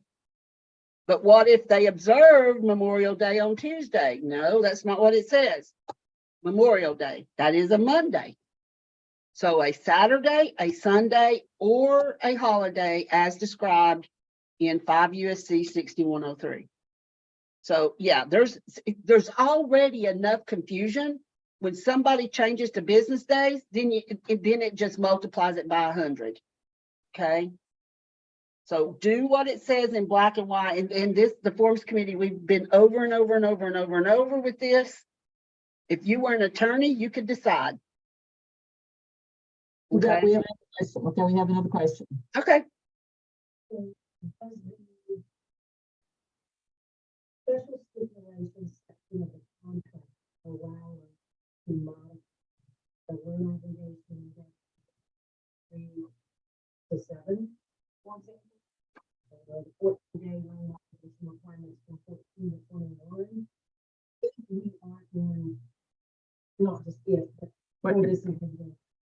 Okay, so if we're in holiday season, does the special stipulations section allow us to modify the 3 and 14-day loan obligations because of holidays? You can do that if you want to, if the seller's willing to accept it. You can go over there and put line number, let's see here, line number 63. Line number 63 shall read within 5 days after the binding agreement date. Line number 67 shall read within 21 days. If the seller is willing to accept that, then they accept it. But if you're on the seller's side, I don't know, right? Okay. Well, I think it's fair. Yeah, You have to remember that this is set out in good faith, okay? And a seller is expecting to close by a certain date. They don't have to agree with everything the buyer wants to do. Okay, that's just like a closing.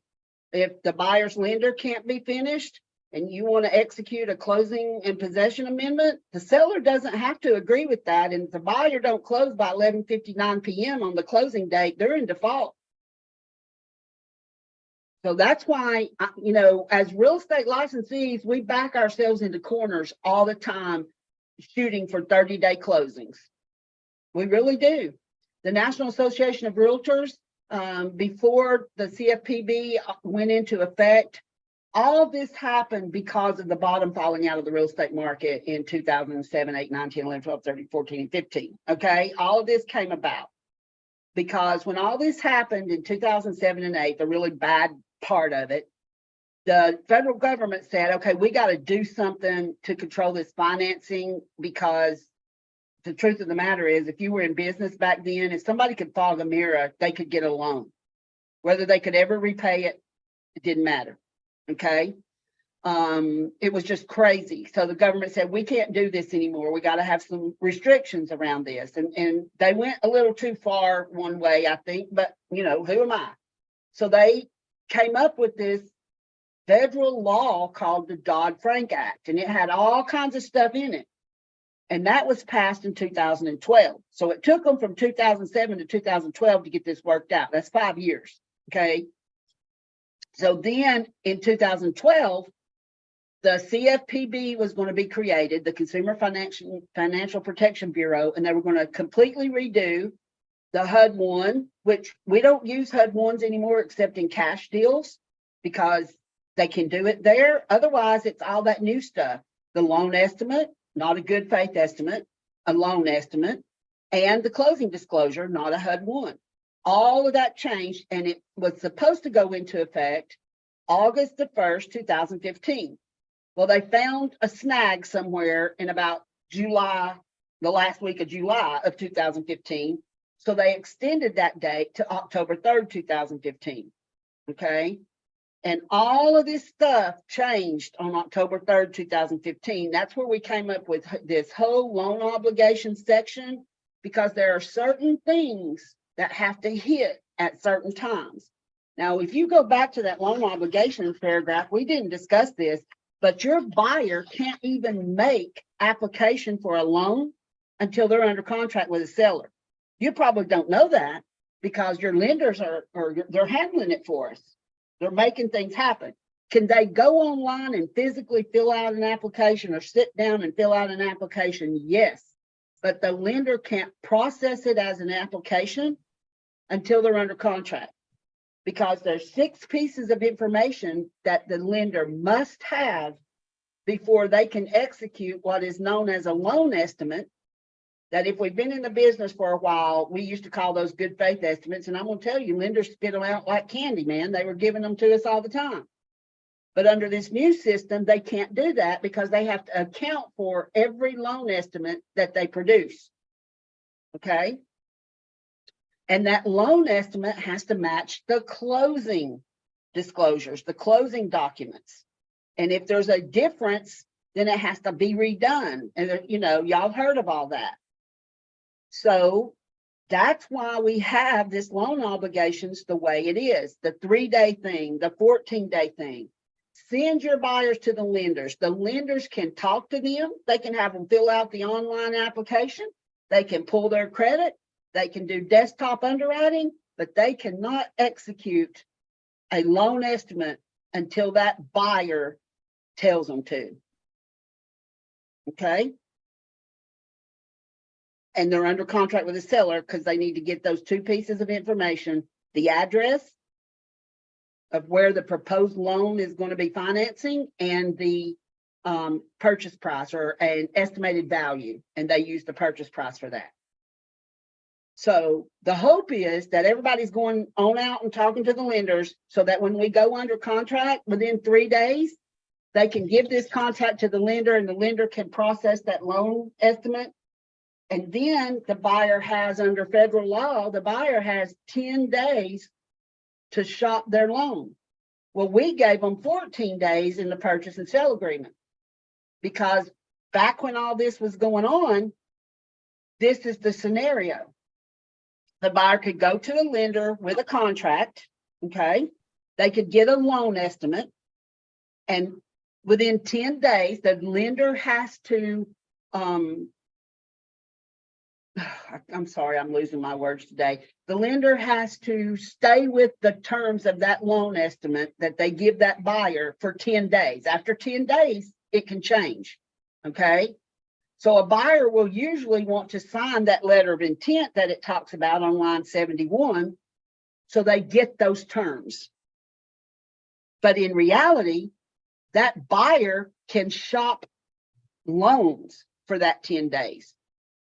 They can go to other lenders and have their credit report pulled and request the loan estimate to find the deal that works best for them. Now, when the interest rates were all low like they were, they didn't do that.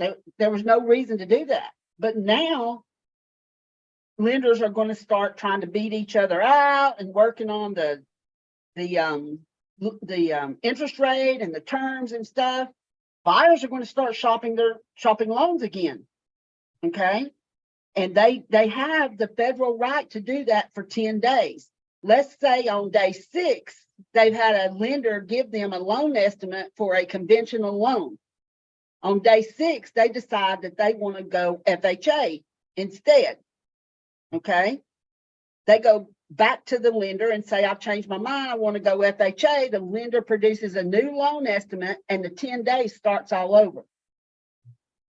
So then on day 3 of the second 10 days, they go, well, you know, I'm a veteran. Let me see what it's going to cost me to get a VA loan. So they go to a lender and they say, I've changed my mind. I want to get a VA loan. Well, the lender creates another loan estimate. That's a VA loan estimate. And the 10 days starts all over.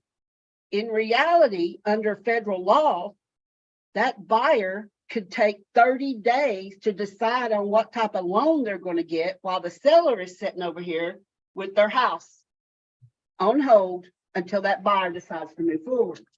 So on the forms committee back in 2014 and 15, we were trying to decide what we had to do with our contracts. And so we had attorneys come in that were familiar with RESPA and the new CFPB rules. And they told us that we had to at least give them the initial 10-day period because federal law does.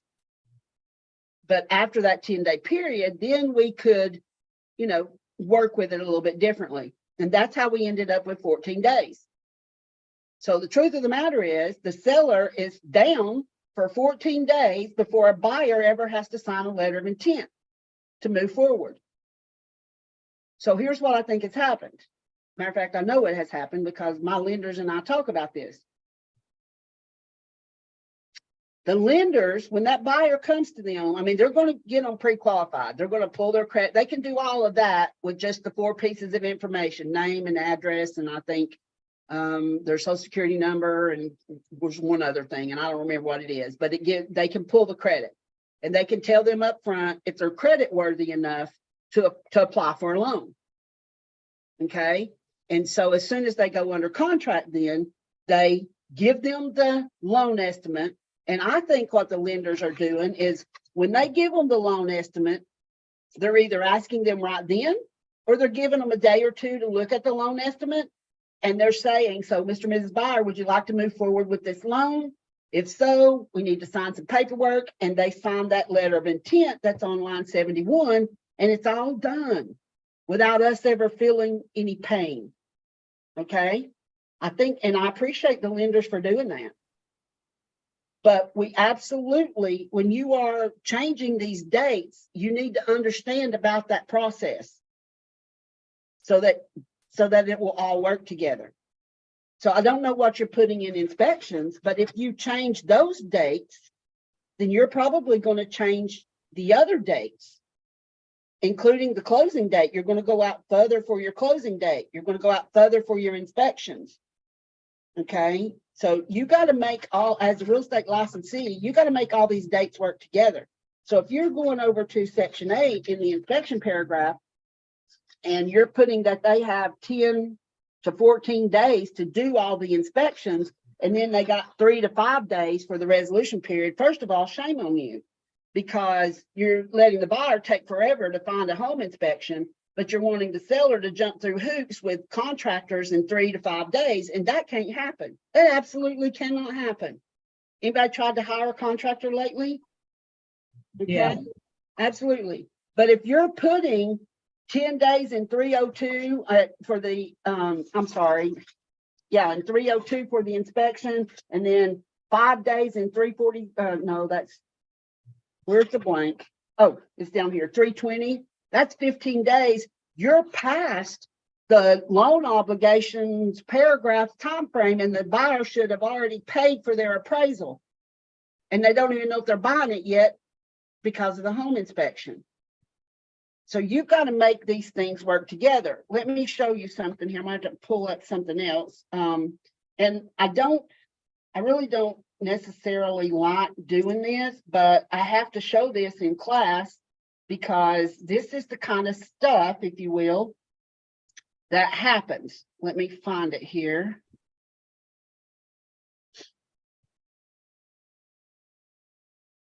All right, so this is the 7-hour class. So I want you to see this.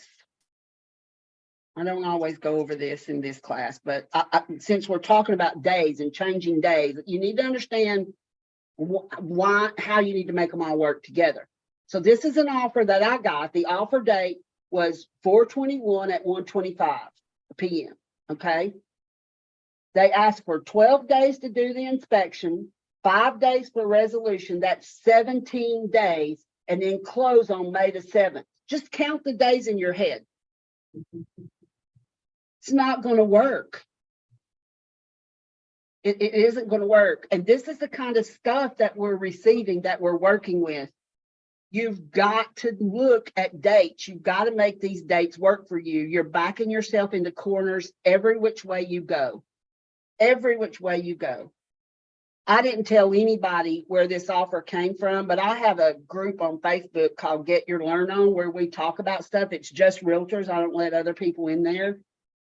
And I just showed this slide like this, and the agent that did it was a member of the group, and I didn't want to hurt her feelings at all, but I just said, calculate this for me. And I caution folks, always use a calendar and calculate and determine what you're doing, that it will work for you. And she got her feelings really hurt over it. But I mean, her name was nowhere on here at all. She private messaged me and I was like, your name's nowhere on there. I just want to bring it to everybody's attention. You're the one in charge of this form. Okay, and the buyer expects you to make it work for them. Okay, but when you're changing dates, sure, you can change dates, but you got to make sure it works. You've got to make sure it works. And do it the right way. Okay, do it the right way. Are you wore out yet? Yeah. Get Yeah. there. We're almost done, truly. We are truly almost done. I'm just going to tell you that. So here's the next question. According to the PSA, what are the 5 ways notice can be delivered? And you can see that on lines 453 through 456, in person, prepaid overnight delivery service, fax, USPS, postage prepaid, registered or certified return receipt, or email. But you got to remember, no texting. You can't text notice. Okay, because of the statute of frauds, we need everything in writing. All right. Then we're going to move. Any questions, any other questions about section 15? It's got a lot of legalese language in it, and a lot of times we skim over that with folks, but we really need to help them understand what's going to need to happen and why, and that's what that does. Anything? No, we're good. All right, section 16 is all about seller's additional obligations. If you have ever looked at the property condition disclosure or the exemption notification form, you will have noticed that there are, I'm just going to pull up the exemption because it's easier to find there. You will notice that there are 6 questions on the exemption form.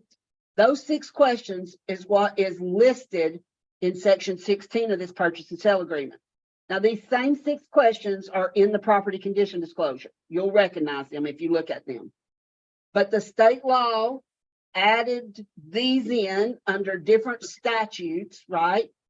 And there are no sellers of real property exempt from answering these 6 questions. So that section 16 says, Mr. Seller, you have an additional obligation if you've not answered these 6 questions to counteroffer the offer and answer the 6 questions. So again, a reason that all the disclosures need to be uploaded. Okay, so you got to make these disclosures. That's all that is in 16. But if your buyers have seen and signed the property condition disclosure or the exemption, the disclosures have been made and there are no additional seller obligations at that point because the disclosures have been made. Section 17 is all about the method of execution, about how we can initial and sign things. And basically we'll take them any way we can as long as they meet the laws of digital type signatures and things like that. I do want to caution you on transaction desk, okay? Transaction desk, DocuSign rooms, DocuSign and Dotloop all default their document ID number to the top left of every form. In order for a digital signature to be legal, you have to be able to match that digital signature document ID to the certificate that goes with that signing. If you are already uploading forms that already have a document ID on them, you will need to change the position of that document ID inside transaction desk to maybe the top right or the bottom left or right, so that you don't overwrite someone else's document ID. Okay, so that's really important that you do that. And you can do that in the signing under options. You can change the position of the AuthentiSign ID because it's got to have that. You've got to be able to read the certificate and say, this certificate goes to these documents and they were signed at this IP address at this date and time. That's what makes them legal. Okay. All right. Section 18, that is the exhibits and addenda section. And the only thing that goes in section 18 is anything that has the word exhibit or addendum in its title. The only exception to that would be the backup agreement. Okay. So it is an actual agreement that the buyers and sellers will sign. You can send that over with your initial offer. And I would probably list it there if it goes with my initial offer. If I make an offer and then the listing agent calls and says, hey, we went under contract, but would your buyer be willing to be a backup agreement? Then I wouldn't, of course, list it there. I would go ahead and just execute the backup agreement. But you don't put any agency forms, no buyer rep agreement, no confirmation of agency, no working with a real estate professional. You don't put your compensation agreement. You don't put your property condition disclosure or exemption. You don't put your disclaimer notice. You don't put your wire fraud form. You don't put your vendor list. You don't put anything unless it has the words exhibit or addenda in it. Okay. Then section 19 is special stipulations, and either you're an attorney or you're not. I don't know. And also, again, not only do we have that law in Tennessee, but the Code of Ethics says that we won't engage in activities that constitute the unauthorized practice of law and shall recommend that legal counsel be obtained when the interest of any party to the transaction requires it. When you're working with special stipulations, the first thing you need to do is check to see if there's another Tennessee Realtor form to address the situation. You got to remember your handwritten provisions prevail. You need to always reference the line number when you're making any changes. And whenever possible, use the same version of verbiage included in the pre-printed portion of the purchase and sale agreement, only changing what is necessary. Don't use the special stipulations section to rewrite the document. Use it to make simple changes. And always check the RF 707 language that Tennessee Realtors provides you to see if there's language in there that you can use for that section. Okay. Then we get into section 20. The question is, can you lose your license for not having a time limit of the offer filled in on the PSA? The answer is yes. That's actually in the list of 21 ways that you can lose your license, is not having that filled in. You got to always put in a time limit of the offer. Okay. Then we get into the bold language starting at line 508 and going to 518. And that's what you're seeing up here on the screen. This is a legal document. It says on line 509, neither the broker nor any agent or facilitator is authorized or qualified to give you any advice about the advisability or legal effect of its provisions. Very, very clear right there that if they have questions, they need to review it with their attorney. That's line 497, 498. Then there's a reminder on lines 511 through 513. I need to change that out, but there's a reminder there that if there's a box and you don't check it, it's not part of the agreement. And then you definitely need to make sure the buyer initials about wire fraud. Okay. And then we already really talked about the acknowledgement of receipt, and we know that either licensee can insert the acknowledgement of receipt. We remember that from section 15, what we talked about. And then here's a question, getting real close to the last here. Why do you have to, or should you fill out the information for information purposes only on the last page? Well, it's because all that junk I told you about the CFPB, they now require that. They've got to have the firm license numbers and the agent's license numbers in their systems now. So fill it out, both sides of it. You can get that information, okay? You can get that information, fill it out, because if you're the one completing this document, you can type right on the document. If you send it to me and I have to upload it into my signing tool or whatever I'm using, then I got to create all these little text boxes, which I will do, but you know, it surely makes their life a lot easier if somebody at least fills out the names and address and phone numbers of the company. I mean, I could put my license number on there. Just help each other. That's what we should do. Don't ever forget on the counter offer that you have to repeat what you want to be part of the agreement, because the actual agreement between the buyer and seller is the original offer and the last counter offer. You got to keep all the counter offers for record keeping purposes. But the deal between the buyer and the seller It's going to be the original offer and the last counter offer. If it's not on those documents, if you negotiated it somewhere in between and it wasn't brought on over to that last counter offer, then it's not part of the agreement. Don't matter what you meant to do. It's not part of the agreement. And the language on this form at lines 20 through 23 states that. This is an actual subpoena that I got put in my hot little hands, and I've decided that I'm going to share this with folks just so that you can see on the screen what attorneys are asking for. I don't know if you're keeping up with this stuff. I don't know how you're keeping up with it. Okay, honestly, I don't even know how my agents are keeping up with it. Have I told them to? Absolutely. Absolutely, and I talk about this almost every day with them. You know, have you stuck that in your transaction? Because we use Transaction Desk as a transaction management system. We are paperless, and that's what we use it for. So you better have everything in there, because I don't have a file for you to keep it in. We don't keep files in the office. So you better have all the emails and correspondence and text messages, everything, photos, audio recordings, video recordings, advertisements. Everything you do is supposed to be in Transaction Desk in my office. But that's what they ask you to come up with. And the reason I'm so doggone passionate about the forms, and I'm just a rules follower anyway, and a big old nerd. I'm just a big nerd. But I bought a refrigerator in the year 2000.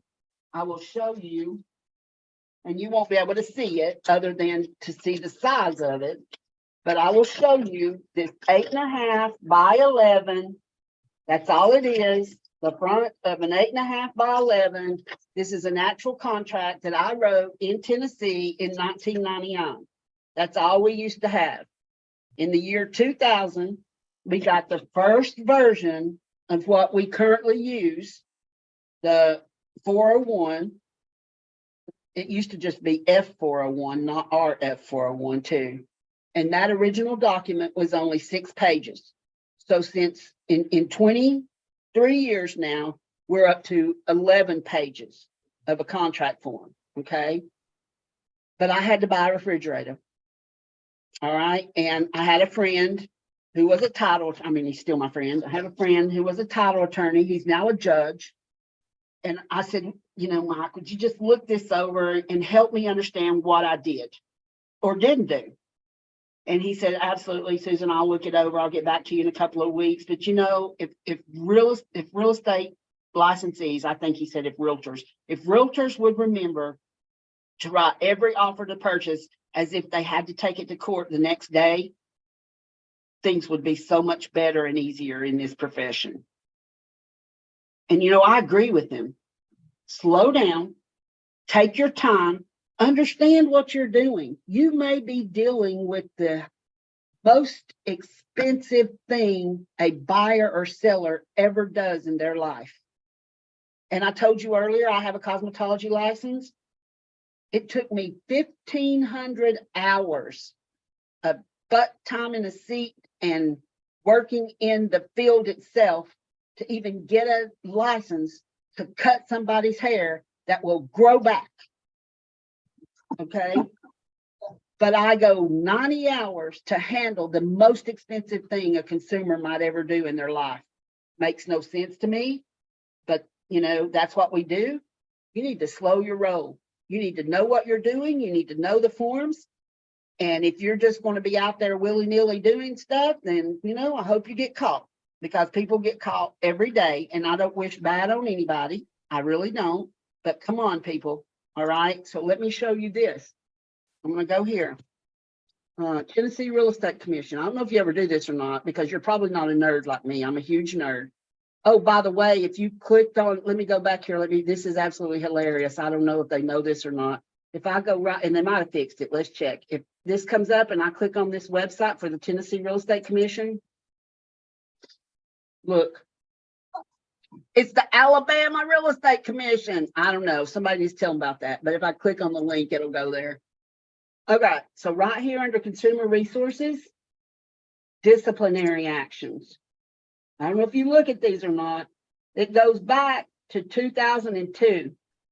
Here they are. Okay. They didn't do much in December because they're like everybody else. They don't work too much in December. So let's just look at November's. This is public record. So here in November, there's this one right here that I want to show you. Failure to exercise reasonable skill and care, voluntary surrender of affiliate license. So it had to be pretty bad, because what happens when a complaint is filed is that the investigative attorney people up at Trek will let you know you've had a complaint filed against you. Okay, right here, this guy got fined $1,000 for failure to respond to a complaint. Listen, respond, okay?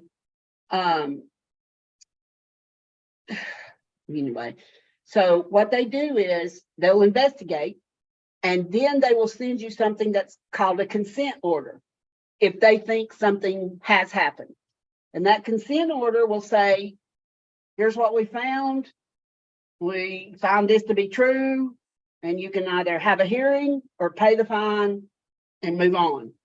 All I can think of in that situation is they gave him that consent order, and it was bad enough that says all you can do is surrender your license, you know, and they stuck it under failure to exercise reasonable skill and care. They ain't no telling. But I'm gonna tell you right now, you don't want this junk happening to you. I mean, who wants to get $1,000 fine for failing to respond? Who wants to get, as a broker, failing to supervise an affiliate regarding advertising, $1,000 fine? Your broker trains you and expects you to follow the rules. At least that's what I do. And I think yours does too. Because you will be in public record. I mean, you can go all the way back. I mean, you can look, it's all here. So can any consumer. They can go there and look. Okay. So now that I've wore you out and made you feel like junk, what questions do you have, if any, over, maybe you had a question coming in today that we didn't answer? Anybody have anything? We got one, hold on. Okay. Page 10, purchase and sale agreement, line 10. Yeah. Okay, Where would you put reference to a plat where would you put reference to a plat or something? or survey? Why would you put reference to a survey? Because it's illegally. Give me the scenario. He's saying because it's a legally recorded document. So if you were, I guess if you were trying to describing the acreage, Be careful doing that. In Polk County, Tennessee, they draw their own lines on plats and such.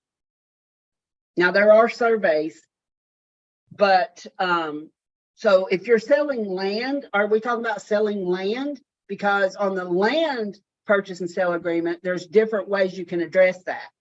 If you're selling a house with land, I would just put, tax ID number, if there's no lot or subdivision, I might put tax ID number and recorded survey and put the deed book and page number of the survey. Not deed book, but the page, where they recorded it at. yes, You don't have to. no. Okay, that was good. There's a lot of scenarios around a survey. Vacant land. There's, I think, 3 different ways you can describe the vacant land on the land purchase and sale agreement. There. Is that it? And they're standing up. I think we're. They're ready to go. I don't blame them, man. Well, Deborah, thank you for having me and letting me come into your office today. I appreciate that. I hope everybody learned at least something. And We all learned a lot. so what I'm going to do now that we finish this class, I don't know if I've sent it to you yet or not. Did I send you the red letter forms yet? No. Okay, so let me show you this. I'm going to send you this, and I want you to be able to share this with your agents that want it. And so here is, these are my teaching forms. Okay. Oh, wait, you can't see it. Hold on. You can't see nothing. I didn't share the screen. 2. And I don't usually share them before I teach the class, but I have these forms that basically will go over the Yeah. things that I've taught and give you, some information and form numbers and stuff to use. So I'll be sending you this along with a copy of the quiz that was in the class with the answers. So you guys can use them and go over them. Okay? Fabulous. They're shaking their heads yes. Okay. All right. Well, I will send that to you as soon as we get off here, and then you guys can use those and let me know if you need anything. Thank you so much. You are welcome. Absolutely. Y'all have a good afternoon.